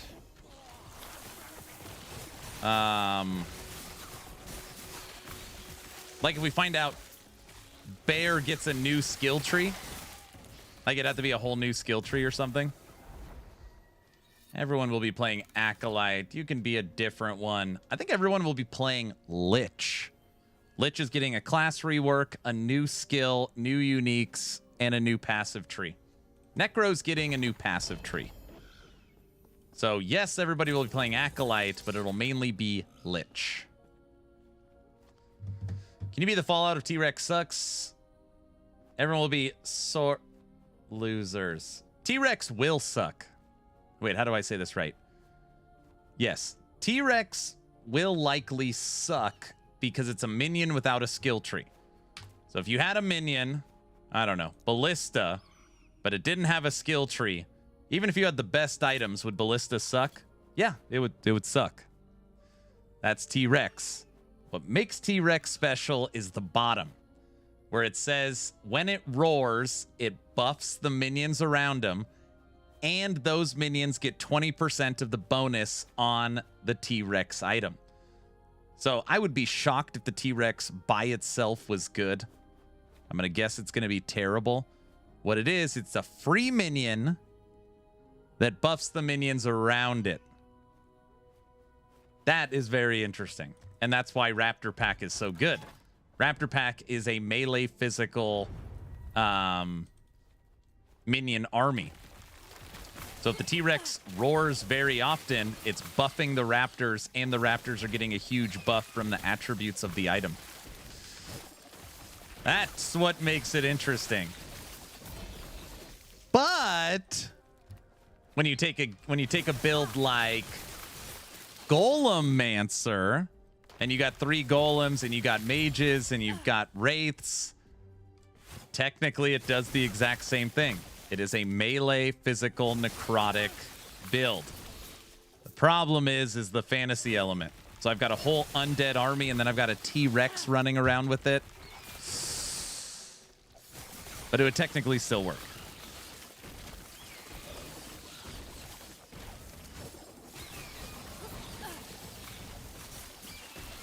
That's why I'm going Necro Rex. Oh yeah, that's literally what I just said.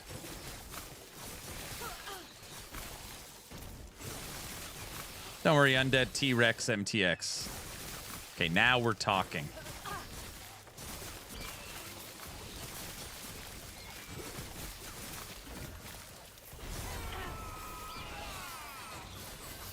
Also, the T-Rex scales with the stats, and we don't know how scaling. Maybe it'll be at the same as EQ at 700. I don't know.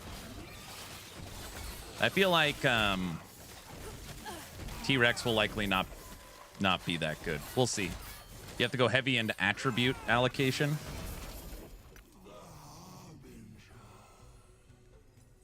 It certainly has a better chance of being good than the historical minion from the Book of Atera or whatever for Necro.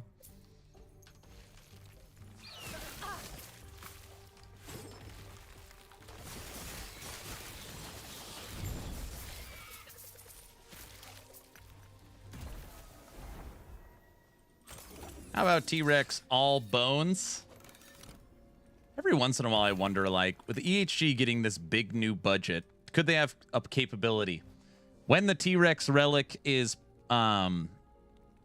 used, right? If it's used when you are on a Acolyte, it's a bones dinosaur. If you use it when it's a Primalist, you know, it looks like a regular T-Rex. That would be sick. I still say that the idea that some skills will be primordial skills on the tree, so it would be primordial bear, but not all the skills, just some. So maybe not bear, call me crazy. That would be crazy. That would rock. Yep. New map looks epic with the new crafting and new upgrade system. Oh, Witchfire. I liked Witchfire. I quit when I couldn't kill that boss in the pit. You like go down into the pit and kill, I don't know, something like that. But I played it 2-3 days. Subathon 2.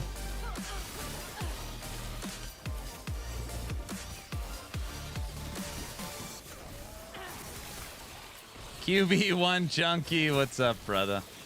Happy 28th. How's it going? Let's see. What are you playing? Are we back on Last Epoch yet? What were you playing? Were you done with Dune?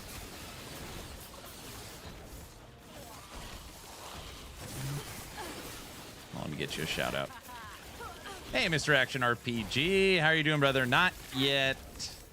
LE time yet. It's a little too soon for Last Epoch time. With the acquisition and the trailer launch and some news slowly spilling out, I've just been trying to be a resource to answer questions and help people through it. So yeah, we've been back playing some Last Epoch. We beat Hellclock. We played Torchlight Infinite. I've got some stuff I'm working on for Riftbreaker. But yeah, we've been playing some Last Epoch. Let me get you a shout out. Guys, if you don't know QB1 Junkie, he's a good guy. He's fun to hang out with when he's streaming. Loves Last Epoch. We just need to get him playing Minion builds.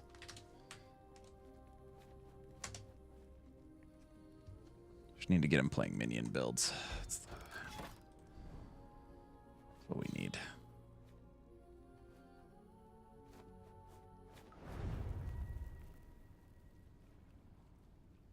Awesome. I've been appreciating your YouTube content. Keeps me up to date on all what's going on. Nice. Hopefully the Tyrannosaurus item is extremely difficult to craft, so it takes Aaron more than a week to get it. QB1 only spins. He does more than spin. Lich coming.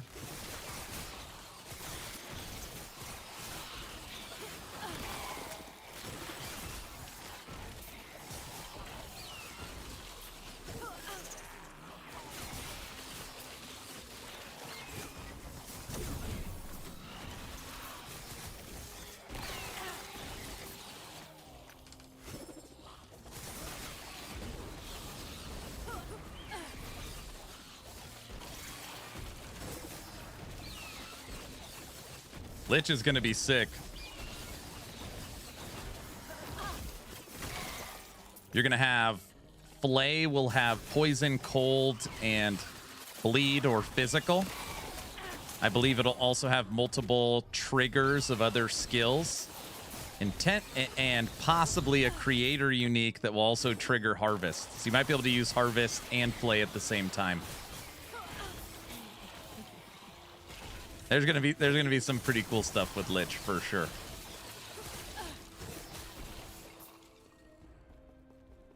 It's gonna be pretty cool.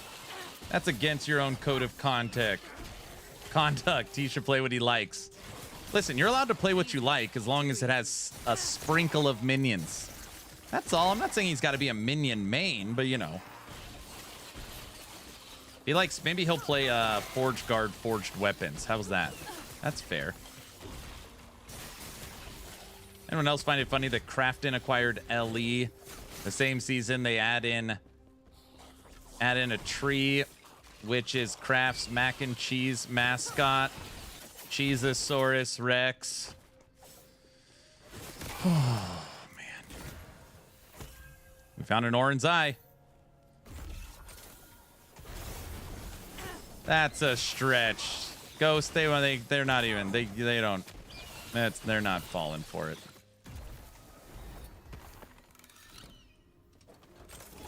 Cheezosaurus Rex.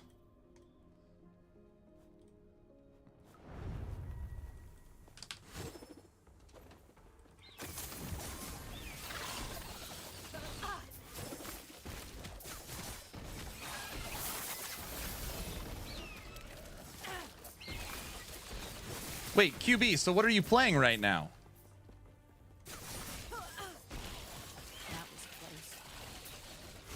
Torchlight? Trying to think what other... Torchlight, Hellclock. Is that it right now?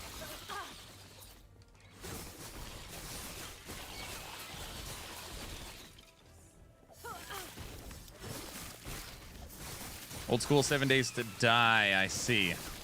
Nothing wrong with that. Sent a Discord message to you yesterday. Okay, yeah, I'll take a look at it today.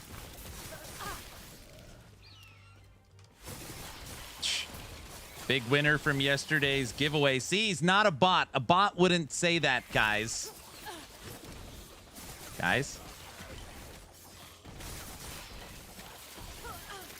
He is a bot. No, he's not. He just confirmed he's not a bot. Right? Scheduled messaging. Tomorrow we will draw a giveaway. As long as you're following the channel on Twitch or subbed on YouTube, type in !a giveaway. No. Yesterday we did the hoodie giveaway celebrating 100,000 subs on YouTube. That was yesterday's stream.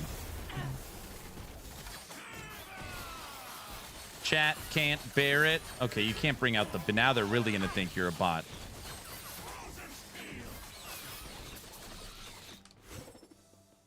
You made it. Congratulations. Thank you, sir. Yesterday, I woke up 99,988. We needed 12 subs when I woke up. By the time I went live in the morning, we were 99,997. We needed 3, and then we got it in the first 5 minutes. It was a pretty fun stream. It was a lot of fun. Oren's Eye. Nemesis gave it a T6 poison res. Great.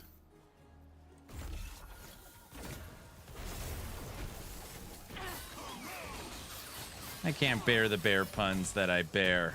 Oh, jeez.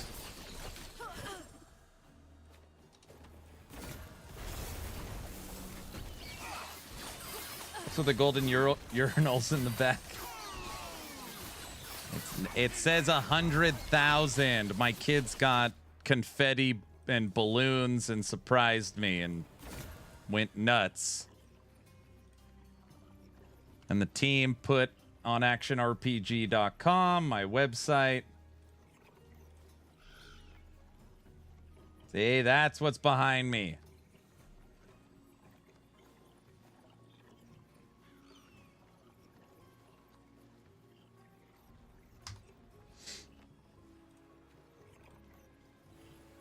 What's with the golden urinals? That's pretty funny. I'm only leaving them up today. They're coming down tomorrow.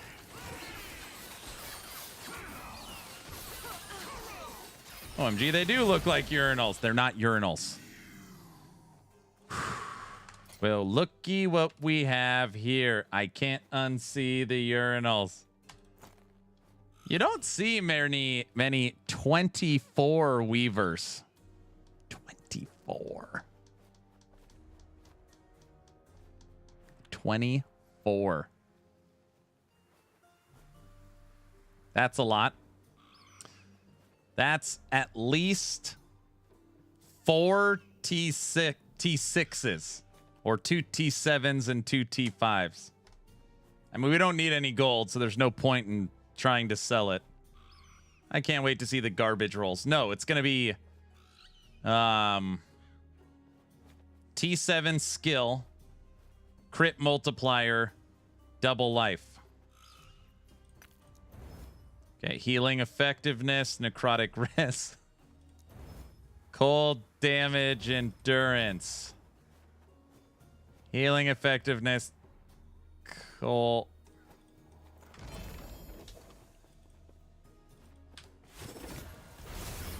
That's not funny, Autobot.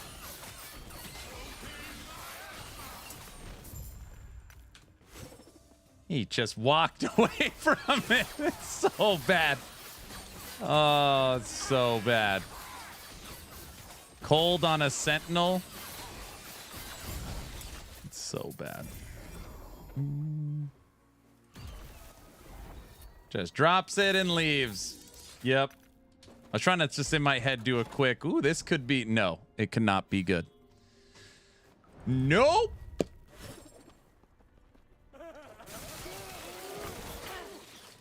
Sentinel's got cold skills. Yeah, which one?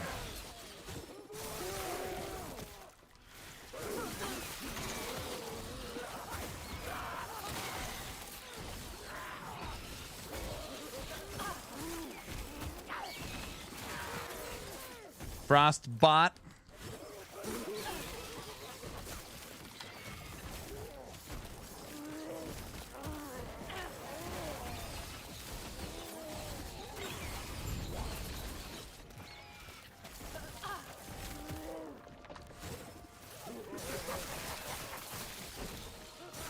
You know, the ice one that does the cold things. Hold on a second. There has to be something that's cold for Sentinel. You can,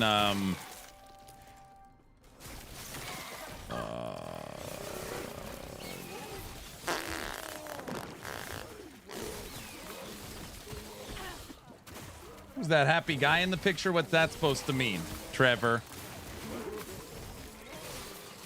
Yeah, there's something.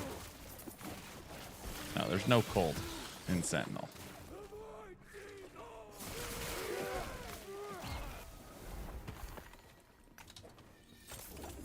When I first saw healing effectiveness, I was like, oh, this could be good. We needed like elemental damage over time or a skill or life. It was necrotic res, low rolled endurance, cold damage, and healing. Is so bad. You probably couldn't pick 4 worse fixes. So bad. You could use the Frost MTX. Yes, that's true.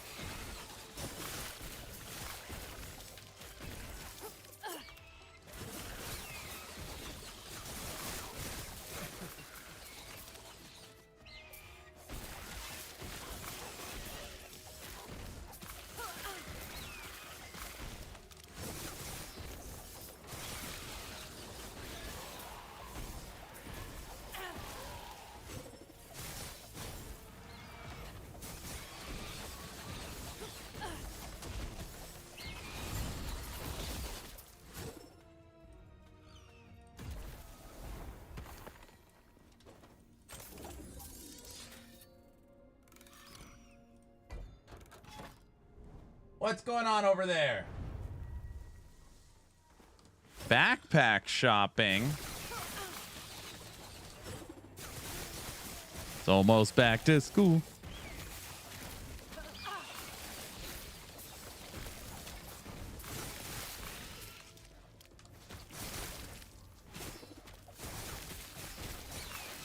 Back to school shopping. Ugh. When does the subathon start? Oh, gosh. Okay.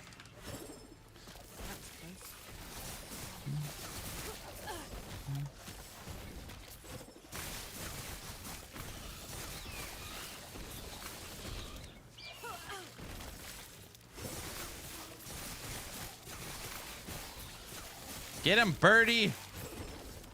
Just under a month, Aaron. You can do it, right? No problem.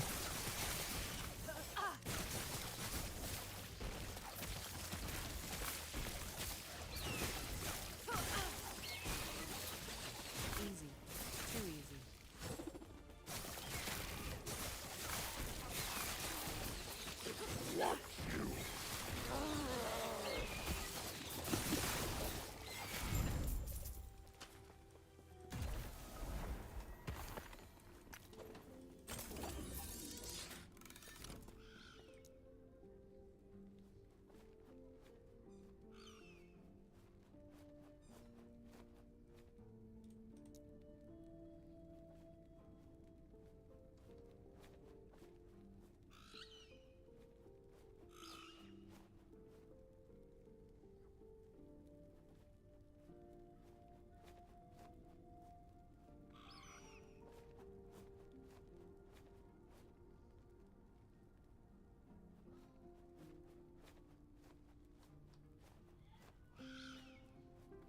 I like the idea of my Falcon dropping acid flasks. And then we turn acid flask into fire.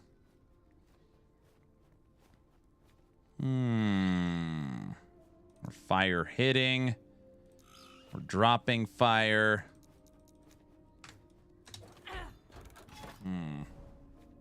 Thinking.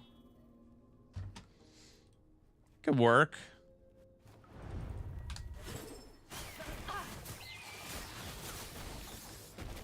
It's crazy my kids are going back. Wait, explosive flask is in this game? Fire flask? Yeah. I did not know. I played around with that node a bit. It's fun.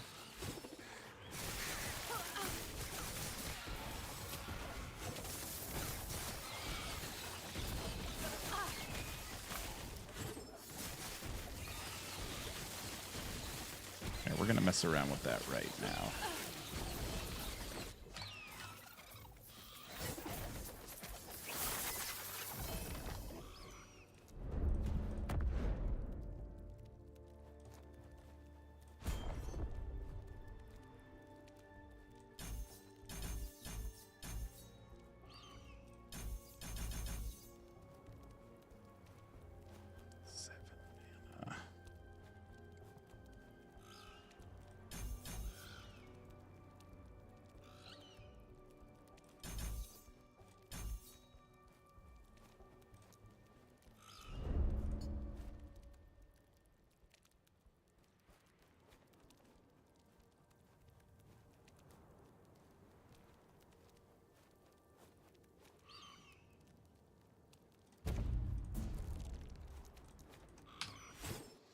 Let's get our birdie throwing fire flasks.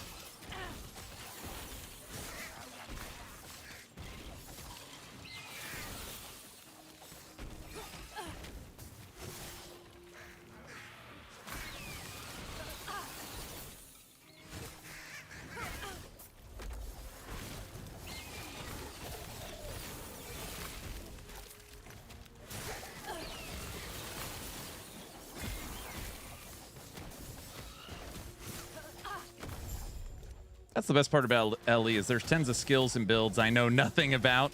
It's like you played it for so long, but you still don't know all the different things you could do. Yeah, I think that's good. It's a credit to the game.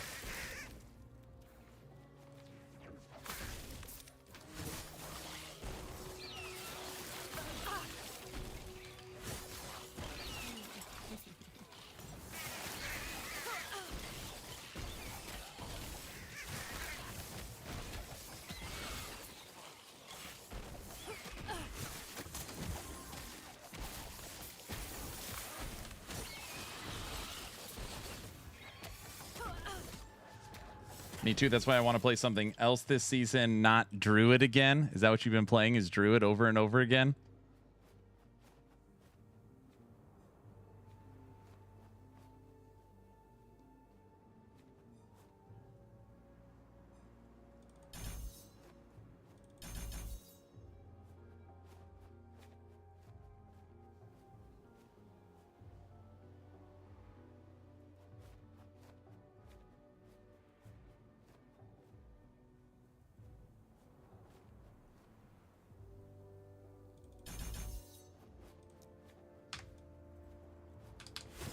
Try Shaman.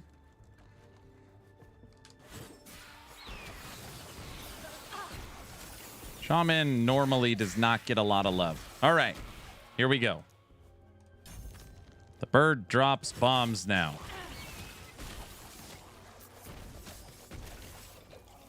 See it?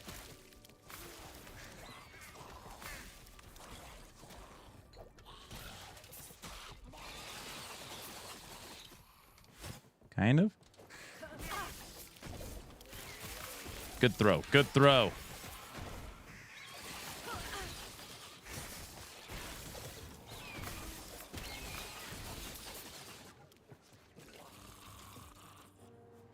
Birds normally drop bombs. That is true.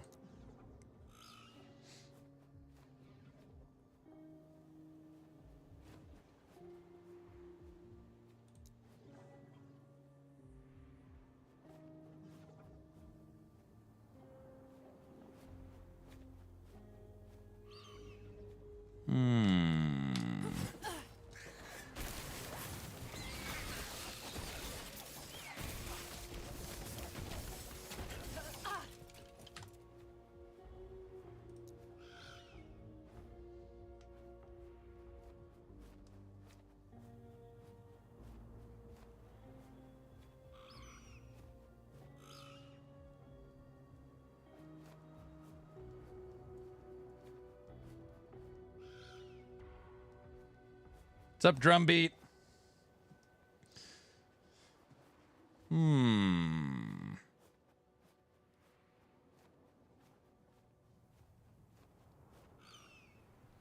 Whenever explosive trap detonates, it has a chance to drop a fresh explosive trap at its location as long as there's no enemy within 6 meters.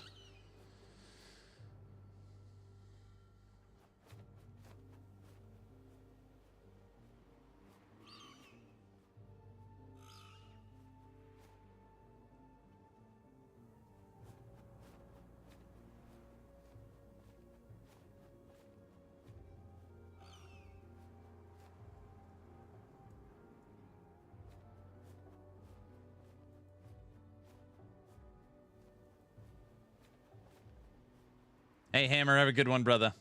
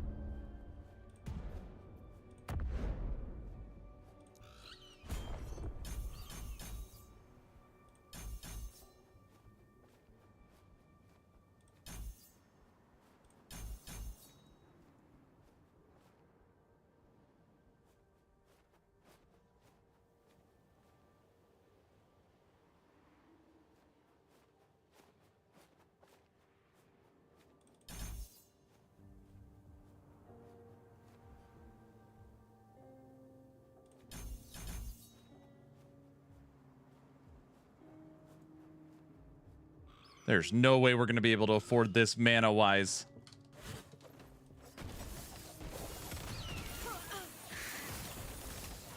I guess maybe if I don't trigger the Falcon.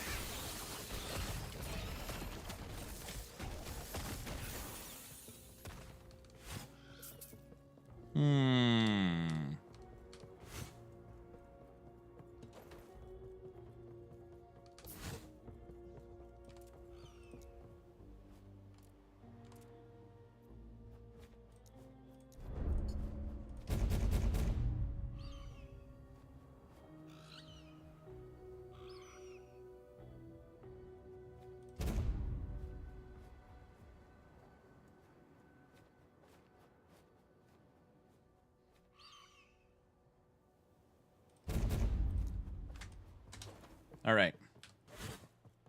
I hate talents like that because there's always an enemy within 6 meters of you. Not always. I mean, sometimes.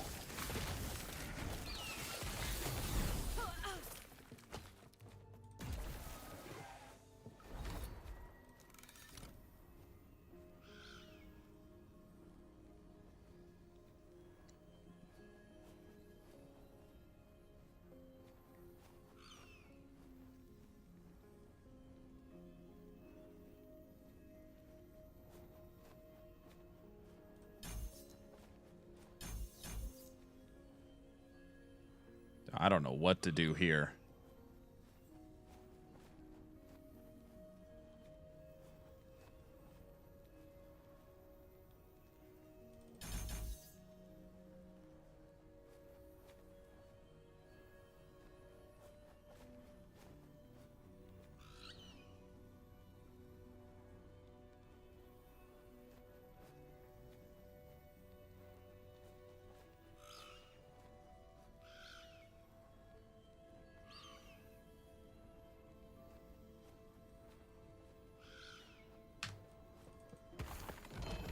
I think T-Rex is the way to go for next season. Yeah, but what are you going to do when you're trying to get it? You're talking about you got to get to the Rift Beast, and you got to kill the endgame boss, and you got to find, I don't know. I don't know if it's going to be an easy to snag item. Just go wolves until you get it. That could work for sure.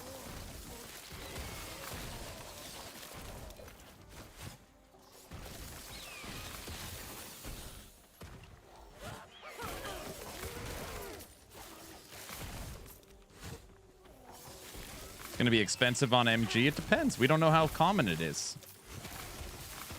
If you look at like Wraith Lord's helmet, if you just want to use that as an example, right? That was a new minion coming in. People were excited about. That helmet is free.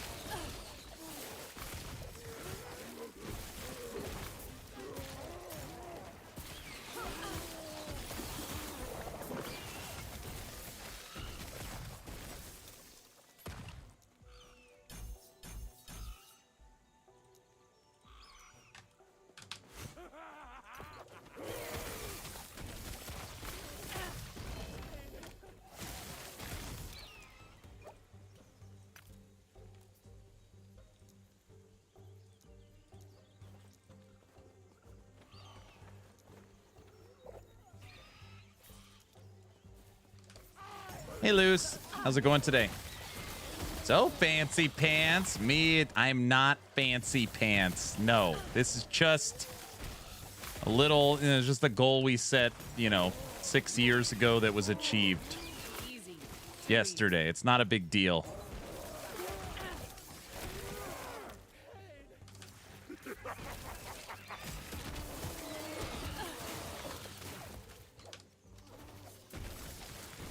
Aaron, you still run Legacy every season, or did something change with that? Yeah, I don't run Legacy anymore. I haven't for the last 3 seasons. I haven't even logged into Legacy this season. I said I was going to, and then I never did.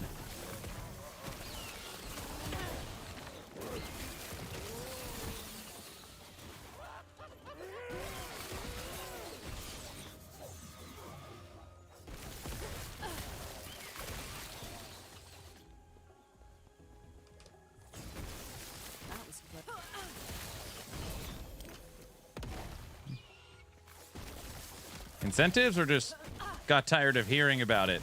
No. Just starting fresh with everybody. Most people just wanted me to, so I said it's fine. Also, I have learned that having a fresh economy helps me quite a bit. I probably accumulated close to 20 or 30 billion gold this season in Merchant's Guild, which just unlocks everything. I'm not exaggerating when I say I've probably tested 40 builds this season.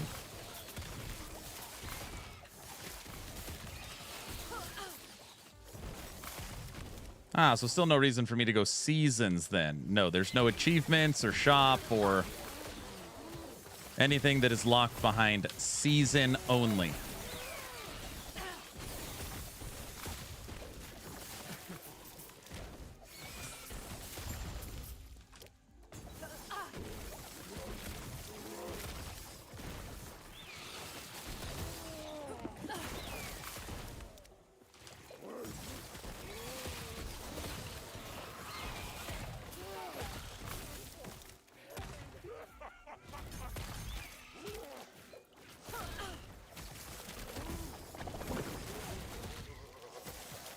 Just the way I like it. I hope they never change that. They've talked about how they think they're getting closer and closer to where they have enough content where they could put out some seasonal only stuff. I don't know when that happens, but they have discussed that already. I don't know, maybe season 4, season 5. What people really want is just like achievements, like Steam achievements, and you know, if you make it to 500 corruption and beat the campaign, you get this seasonal MTX, crap like that. People really want that.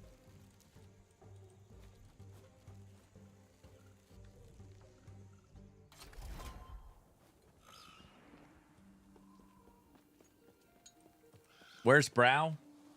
He was here earlier.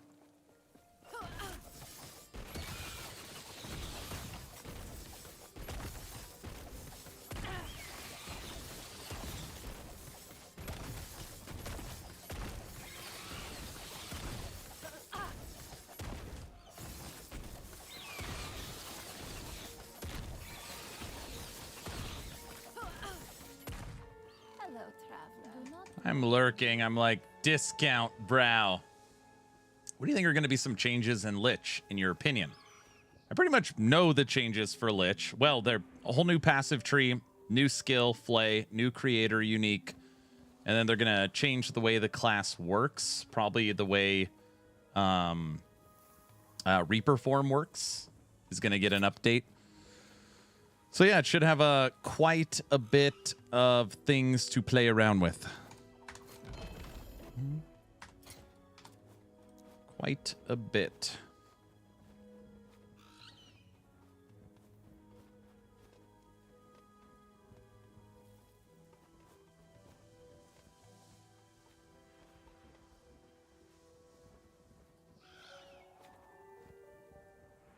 Hey, what's up, Humble? Luz, how's work going?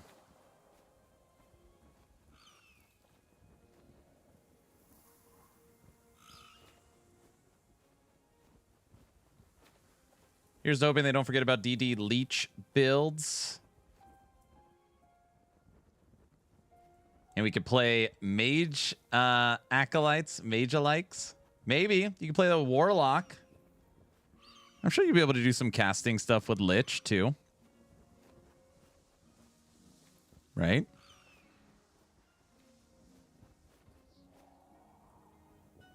Maybe.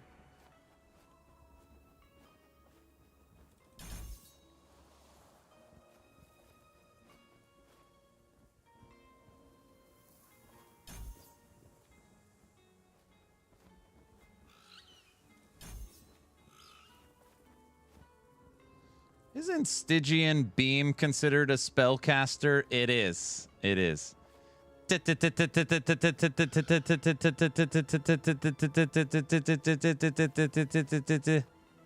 That's everyone's favorite. Everybody loves that skill.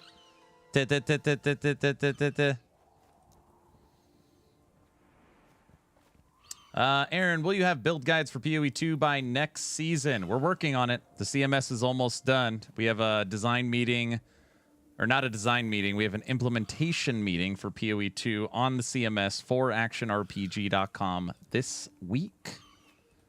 So, yeah, the passive tree has been difficult. Sweet. But we're working on it.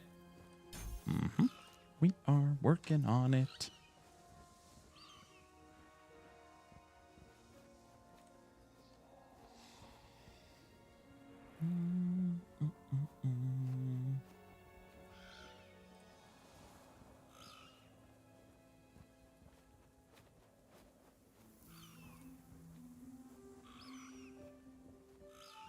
Later, losers. Going to the beach. Have fun. The beach. I like the beach.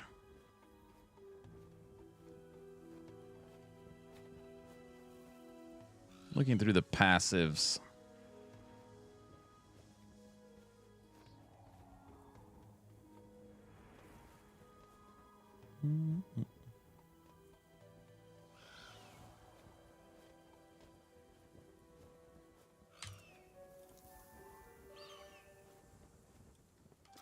Yes.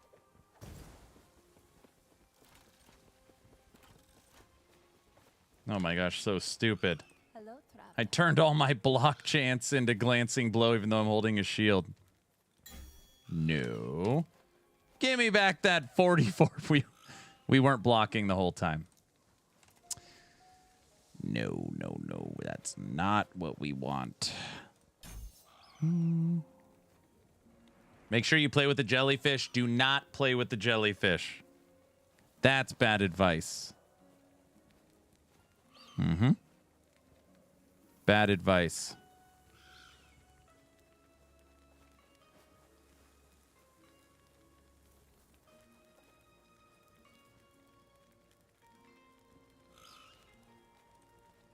Shark Week? You love Shark Week.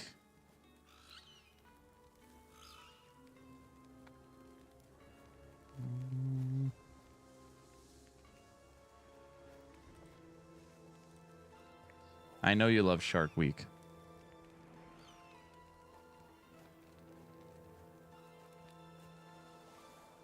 Melee attack speed. Movement speed. 315. Oh, that's better.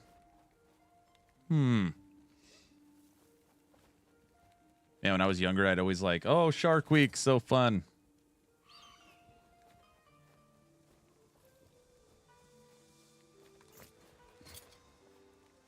Might be able to dump this. Do not dwell on regrets. And then you got bit? No, I've never been bit by a shark.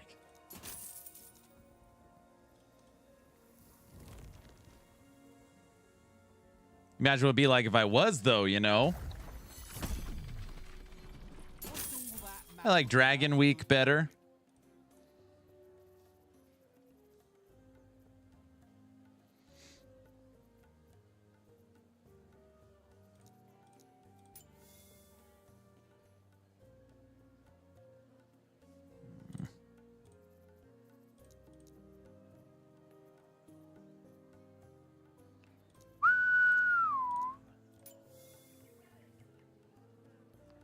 Crit strike, less elemental damage taking. Prismic Gaze is not a bad idea. We are an elemental build. What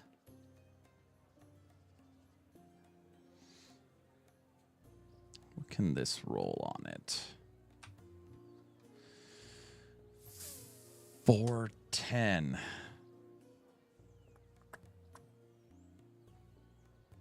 Those are very expensive.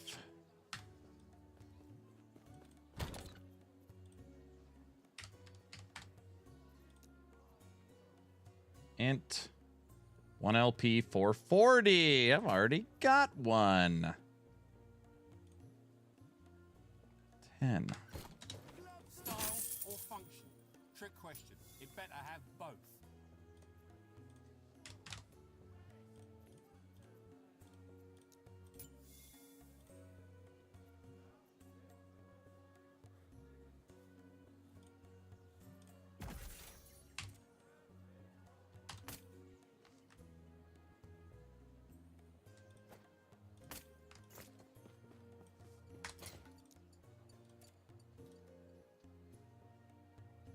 Trevor, will you stop it? I should have known that was coming. That was my own fault.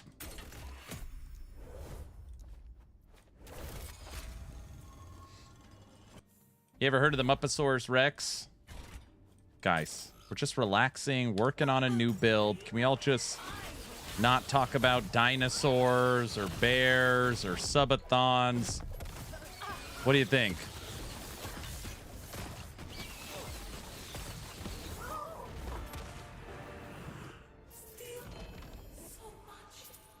Aaron did mention when we get the patch notes for Season 3. We don't know. If we're just following the last season, it would be 7 days prior. So the patch launches on a Thursday, so the following Thursday, maybe Friday is my guess.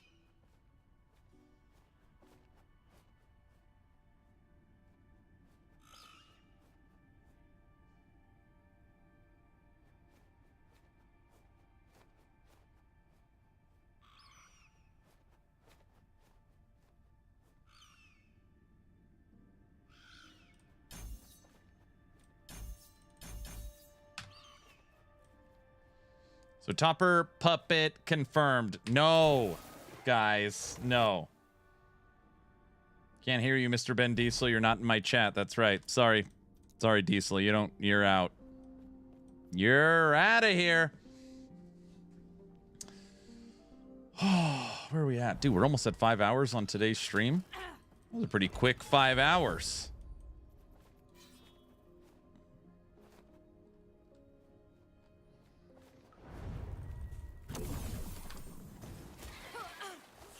Hey, I didn't say it. He said it. He said, sorry.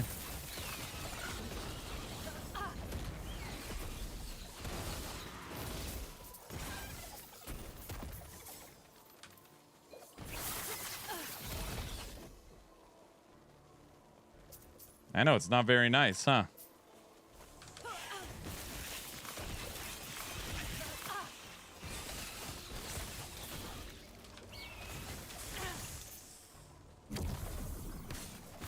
Mr. Aaron, I'm level 23 on PoE. Kidding. Torchlight. Have you been playing Torchlight on your new phone?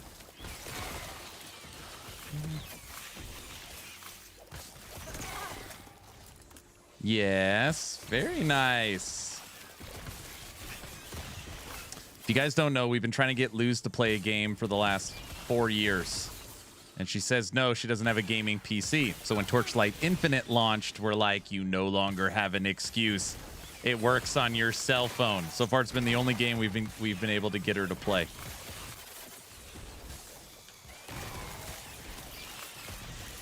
No excuses anymore.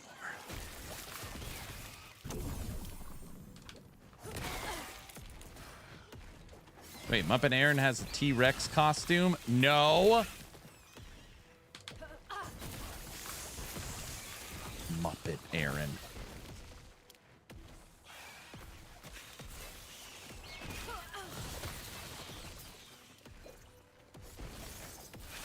Can you tell us your honest opinion of the Krafton in like a few words?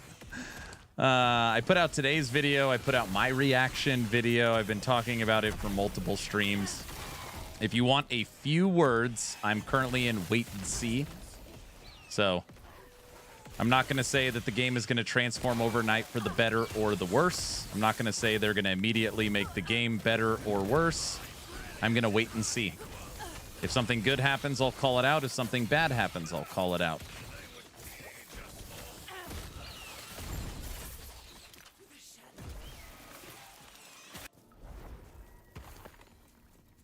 think Muppet Aaron say things like, and he died again. An ocean above, an abyss below. See what I got to deal with, Luce? Are in my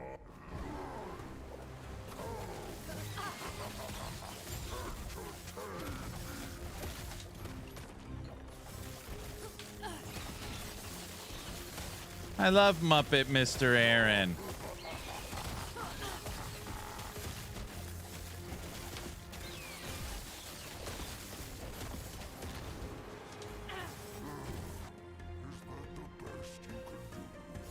I go to YouTube, the first thing I see is Ellie was sold. Let me guess, Riker's thumbnail. First thing you see.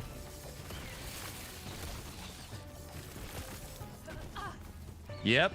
Oh, that was a hard guess.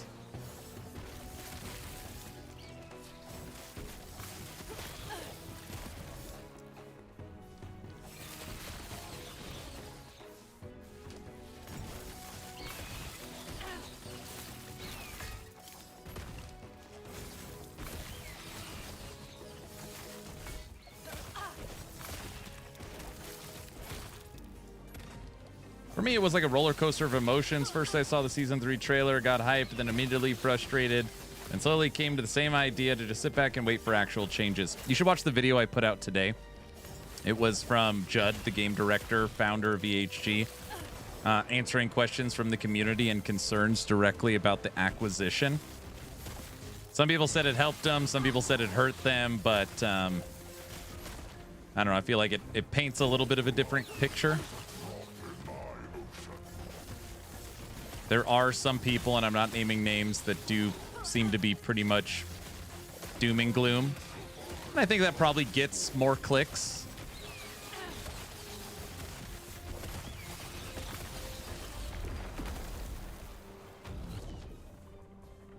Probably. I don't know. Even the gods can stand before the void.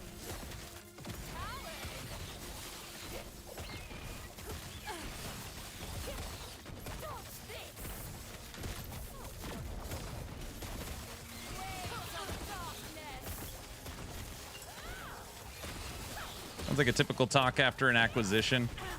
And I've said it like kind of now ad nauseum now, so I'm not bugged, but I was in the thick of things when Tencent purchased 20% of EHG, and it was actually far worse than how it is right now. When Tencent purchased 20% of EHG, it was like the game was over. Well, that's it. Pack it in, boys. Uninstall, dead game, betrayed. You know, and obviously nothing happened then. And I know that there are different situations. I'm just talking about as far as like public outrage. It's the same. You are nothing.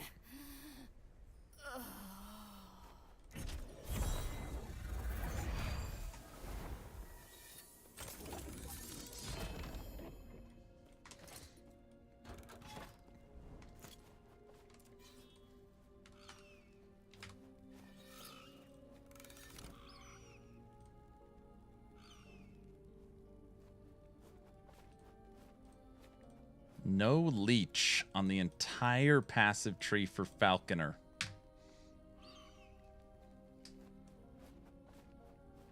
I'm so glad we have Riker, the LE expert content creators, reaching out and talking about his expert knowledge on the matter. Hey, he's just trying to deliver the news.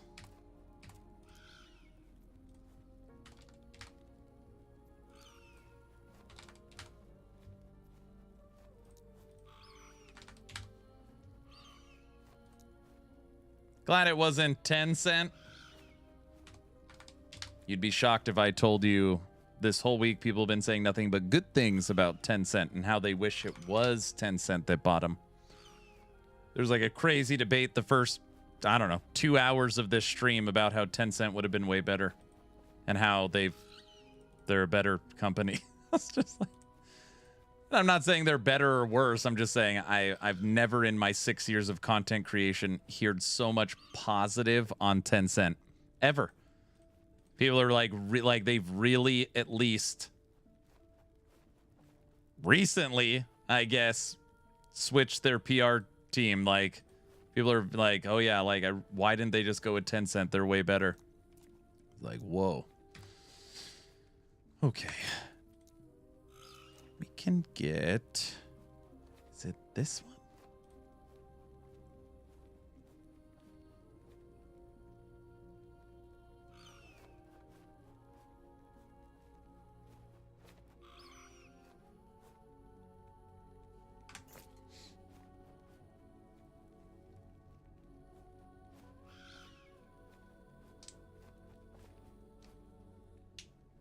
Aaron is never getting back in the CT program. Maybe.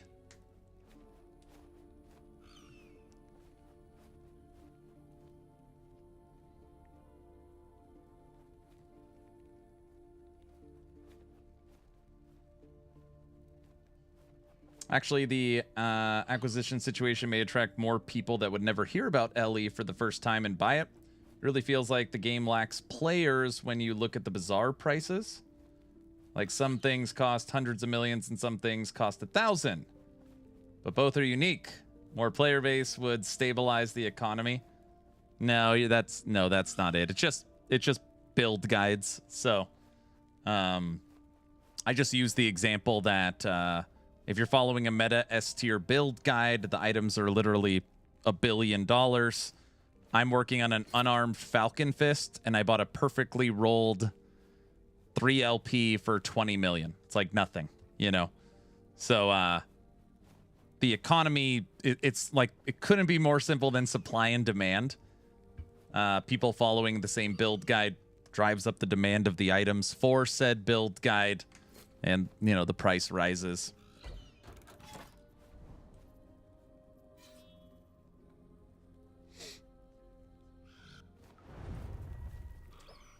Whenever I tell people that, they're like, I don't know if that's true. I'm like, just go. Literally 95% of all items in the Bazaar are free. So go look at any set item, go look at any unique item, they're free.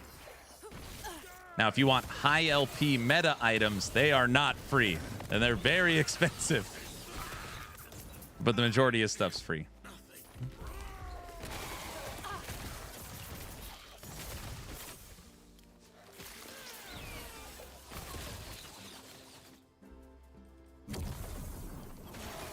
Spin to win.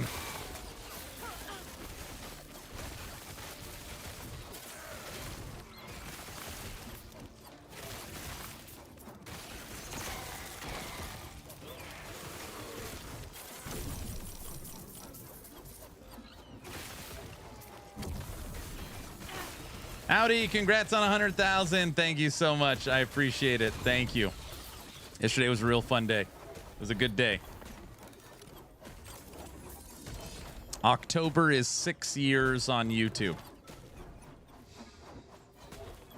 I hear there's going to be a subathon. Yes, yes, yes. Subathon 4 kicks off August 21st. Now, Sith Lord, this one's going to be way more low-key. 5 to 8 days. Nothing crazy. Just a morning to night, Aaron after dark. Why are you laughing? This time I'm actually really serious. We're just going to low key.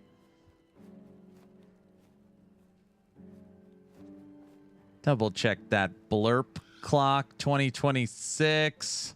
Sure. He's going to stream as a Muppet. Hope you do movie night again. Those are fun. We will be. Trevor really wants me to ensure subs also work on Kick. Oh, gosh.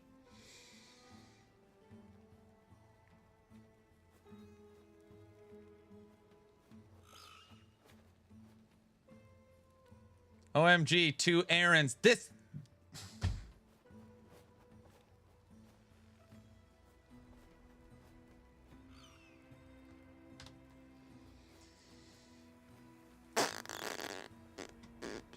Dude, subathon with the 95.5 sub split. Yeah, you're just throwing out that money for Kick. I mean, there's no clock that is going to work with Kick.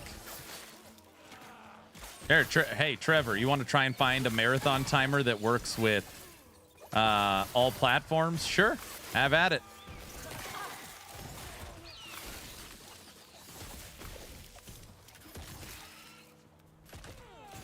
They look identical. That's funny. Oh, you guys are funny. I can't wait for the fence round 2. Oh my gosh. Okay, guys. I know you probably you guys are probably at work, maybe a little hard of hearing. You know, we're older action RPG gamers. Low key subathon. We're just gonna relax.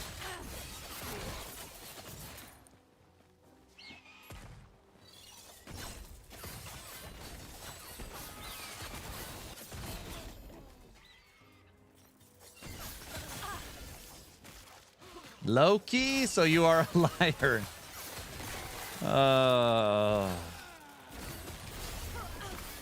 Autobot, just ban somebody, please. Just get rid of someone for me. Oh, high key. Got it. On it. Huh? Don't ban me, bro.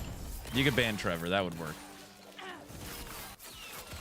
Autobot timed out Trevor. Perfect. Thank you.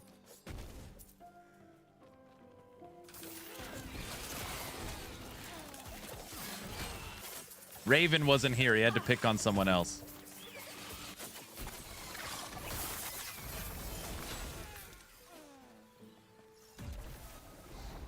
He's back on. He's on kick now. He says, ha.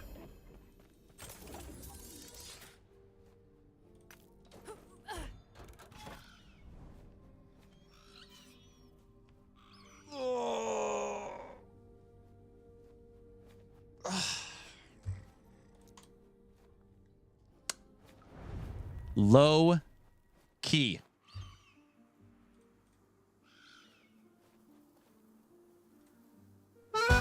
Okay.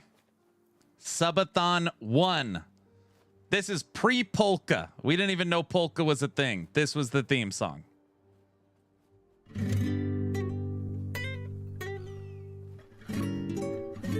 Then we moved on to Subathon 2, where we had an official theme song.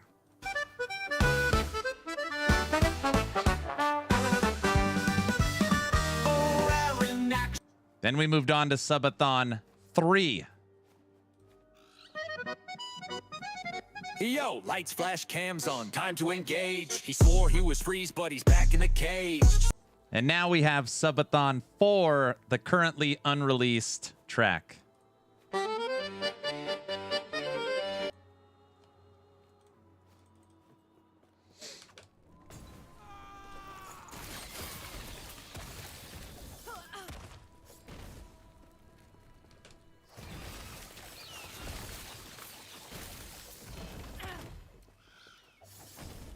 The dinosaur song.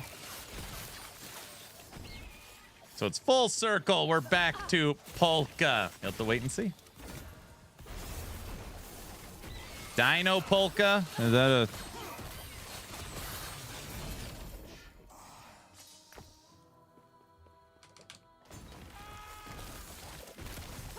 You guys, we're not doing the fence, right? I don't think the fence went core. I don't think Bear Puns went core, and I don't think Muppets went core. I think all that was just for that season. Autobot?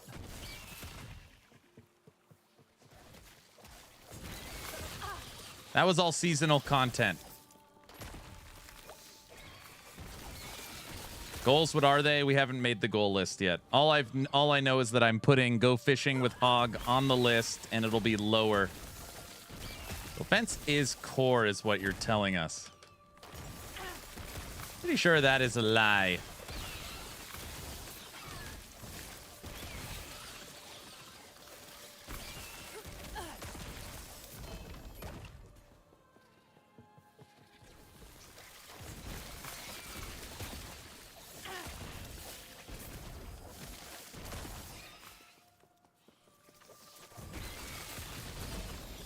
They're not purple shields. They're elemental prisms. From Prismic Gaze. Duh. Fence equals core. He said it. I didn't say that.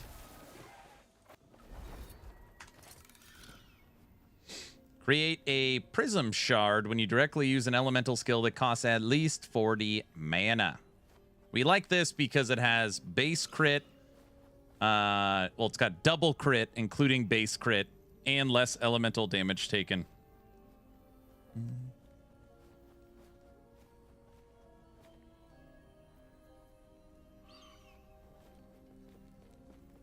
I didn't know that.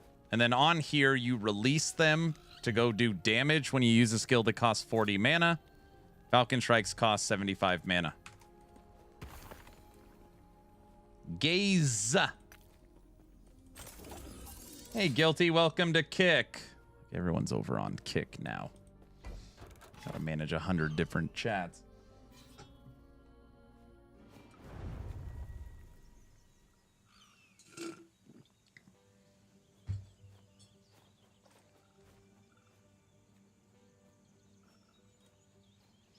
I'm going over there now. Don't.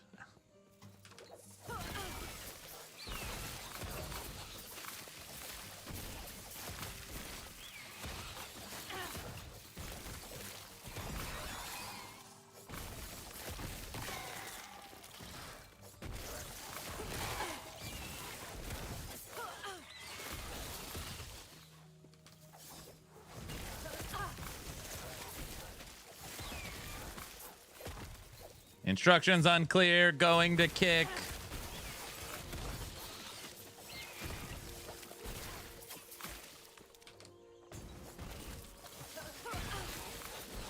I'm here. Oh my gosh.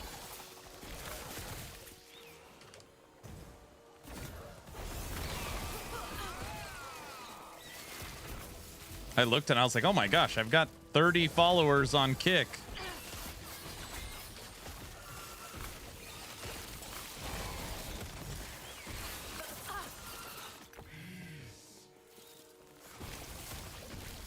You're kicking it. Oh gosh. Kick has an age limit. The rest of the kids can stay on Twitch.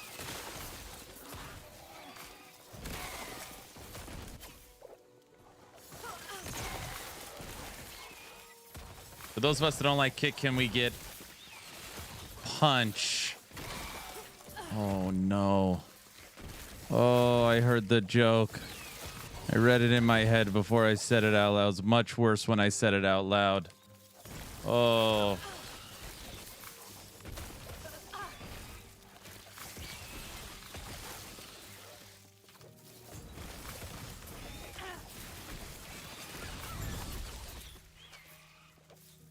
Hype for season 3 and only 2 minutes into Aaron's VOD. Minion buffs. Ring of the Royal Grandeur. Time for the meta shift.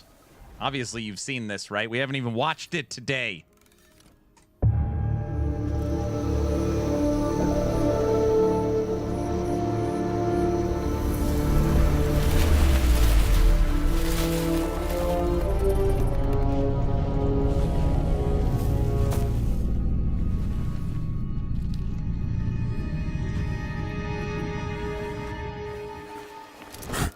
This is the new NPC Blood Horn.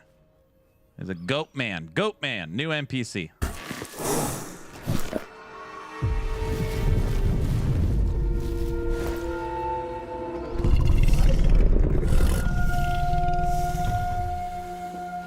Clever girl.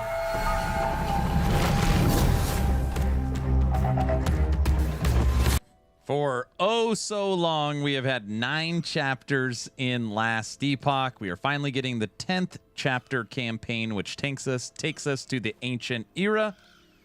If you look at the Ancient Era, there's practically nothing here right now. So this is where we're going.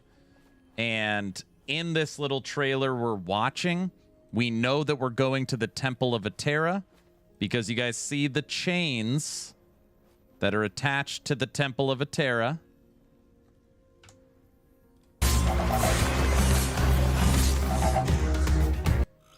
The chains we are running up. All new enemies in Chapter 10. I don't know what this thing is. This also has me scratching my head. It's a shade of Oribus, or a phantom, or a purple thing that isn't moving at all. I don't know. Maybe it's an altar of Lilith, and you click and it... Never mind.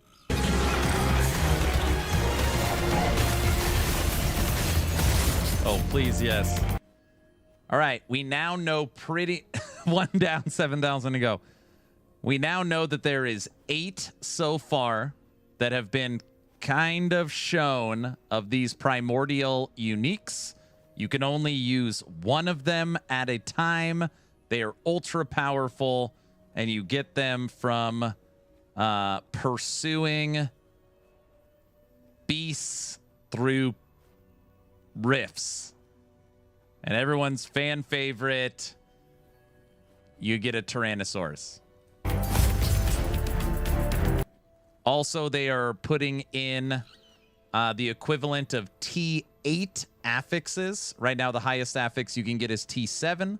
With these new primordial exalted items, you can have 6 affixes on an exalted, and the bottom affix can go as high as tier 8. That's why you see 2 to maximum skeleton, or 2 to maximum companions, plus 6 to meteor. 17% base crit. It's crazy.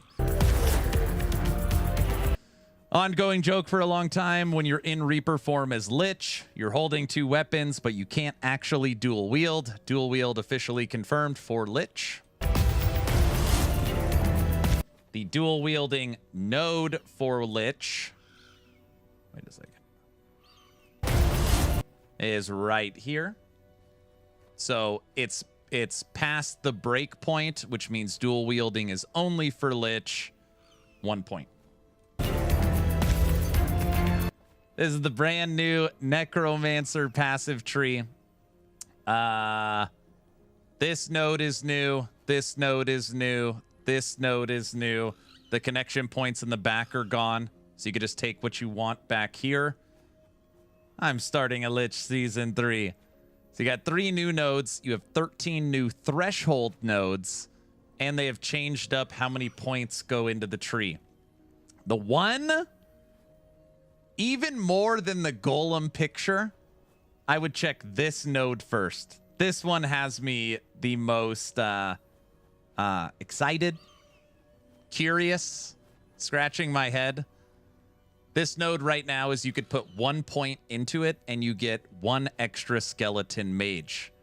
Well, now you could put 5 points into it and it has a threshold node. Does that mean plus 5 to maximum skeleton mages? That's what it looks like.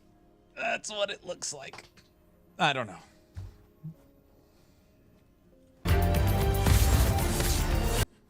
This is the new skill Flay. It almost looks like when it attacks, it does a little dash. We know we can convert it to cold, poison, and physical. So bleed, frostbite, poison.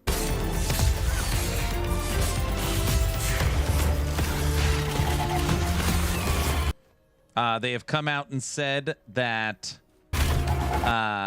Sabertooth, Raptors, Scorpion, Bear, Abomination, and Skeletons are getting huge updates, including all minions getting new AI.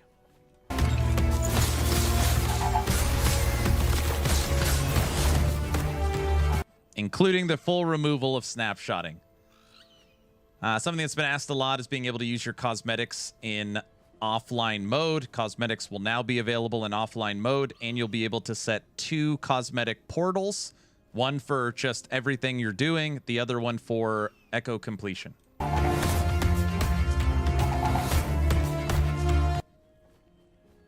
Not that I care, because I'm going to play COF, the right faction. But huge updates to Merchants Guild. Sure. What? Big updates for Merchants Guild. As is tradition, of course. Most importantly, this.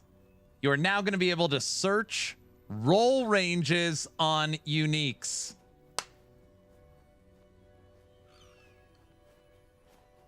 MG is meta this season. What? You know what?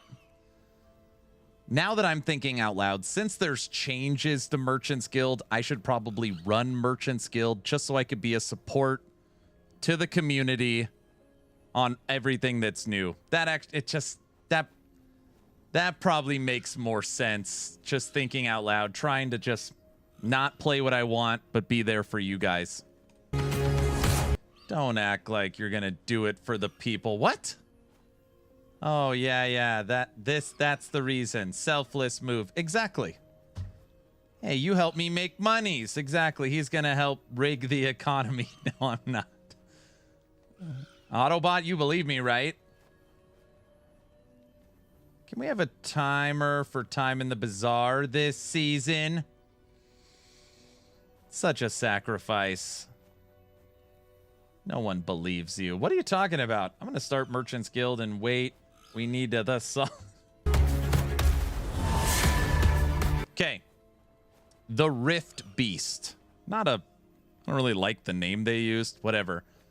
A lot of people are like, dude, are you telling me the seasonal mechanic is literally champions? Because it's actually not presented very good. That's what it looks like. Oh, we're just fighting champions.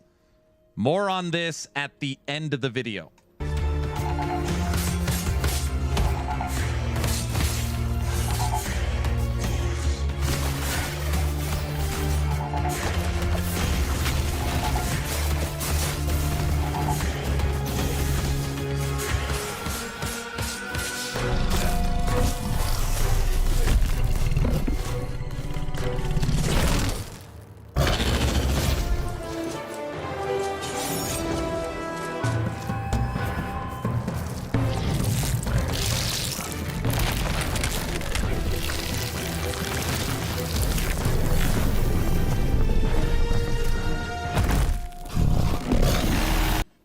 By the way, one of the primordial uniques is a new shield, and the shield is his head.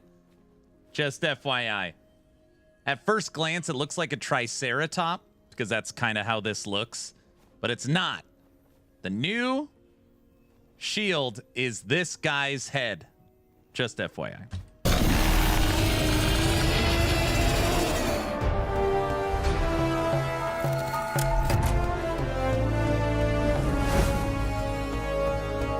August 21st. Ooh. Ah.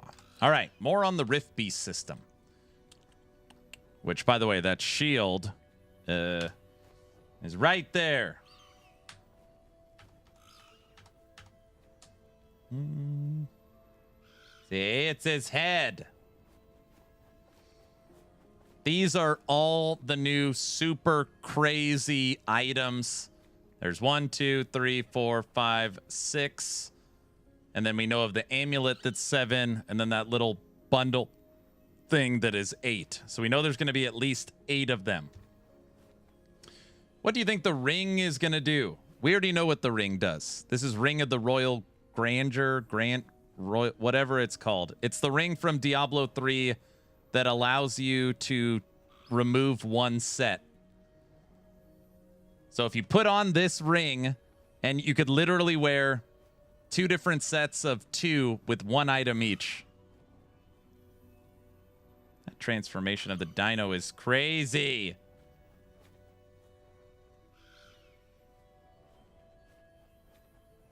Wow, Aaron, thank you for the awesome video walkthrough. You're very, very welcome.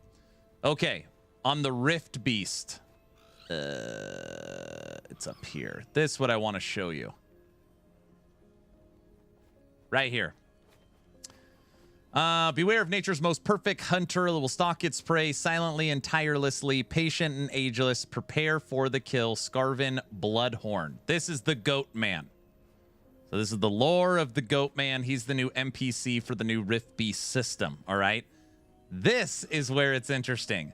The Rift Beast is a mysterious force tearing through Atera.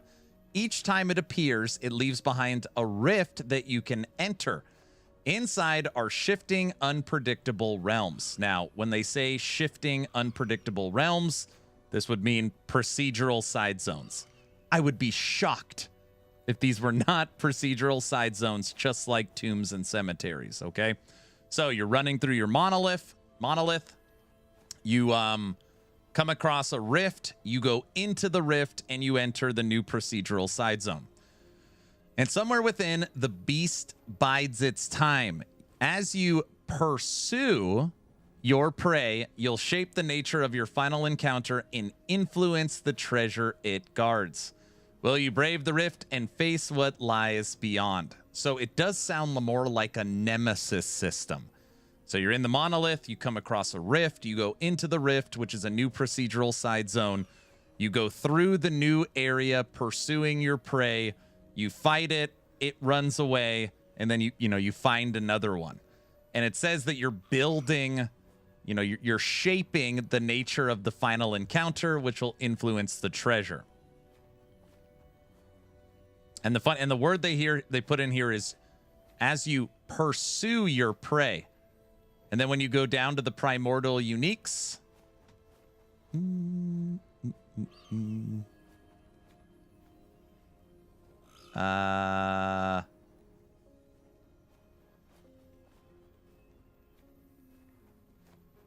those who choose to wield their powers must be steadfast in their pursuit. See what they did there? You gotta pursue. You guys get it, right? You gotta pursue your prey, and the people that are steadfast in their pursuit will get the items. All right, that's everything we know. Hey, puppy. Hey, puppy.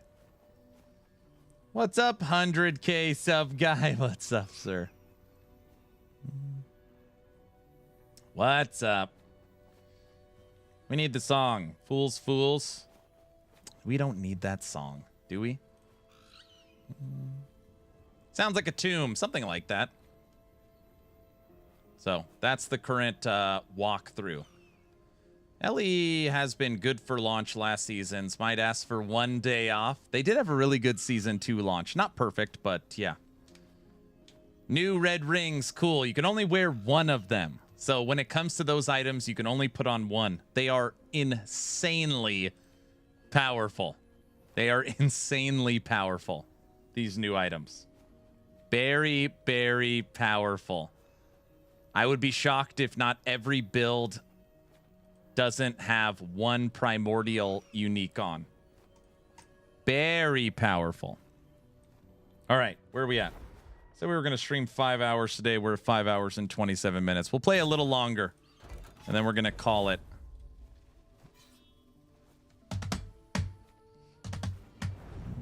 You are very welcome for the walkthrough. I thought he couldn't get by with the bear joke.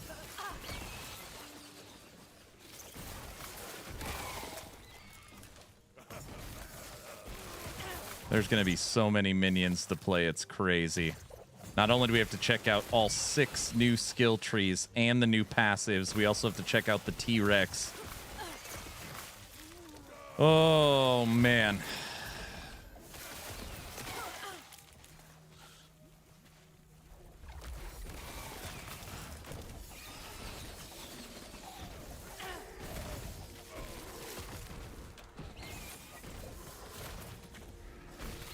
The season of Minions is going to be wild for sure. I know. Why did they got to kick me out of CT on the season of Minions?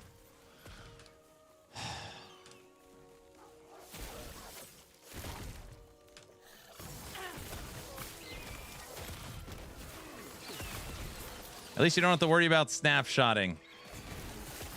We were targeted. I know. That's what I'm saying.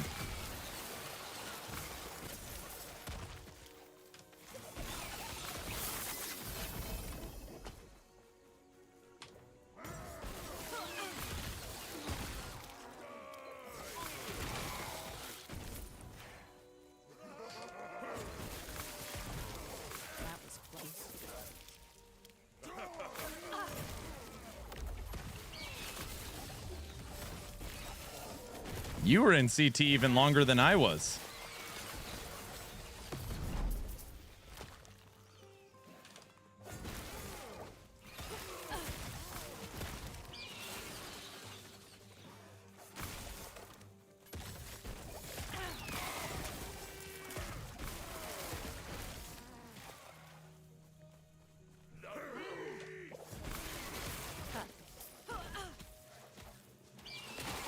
I at this point, there is a CT program at a much scaled down, smaller team.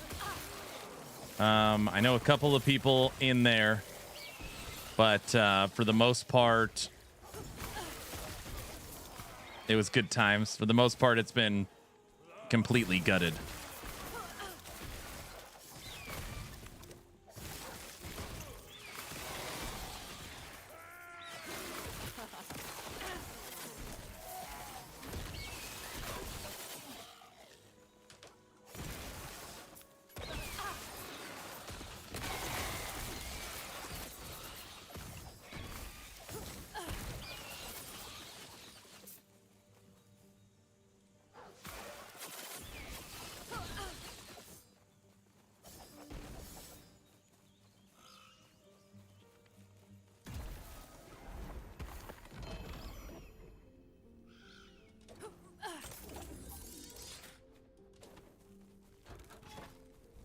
I know it's sad. All right, we're done for the day. Done.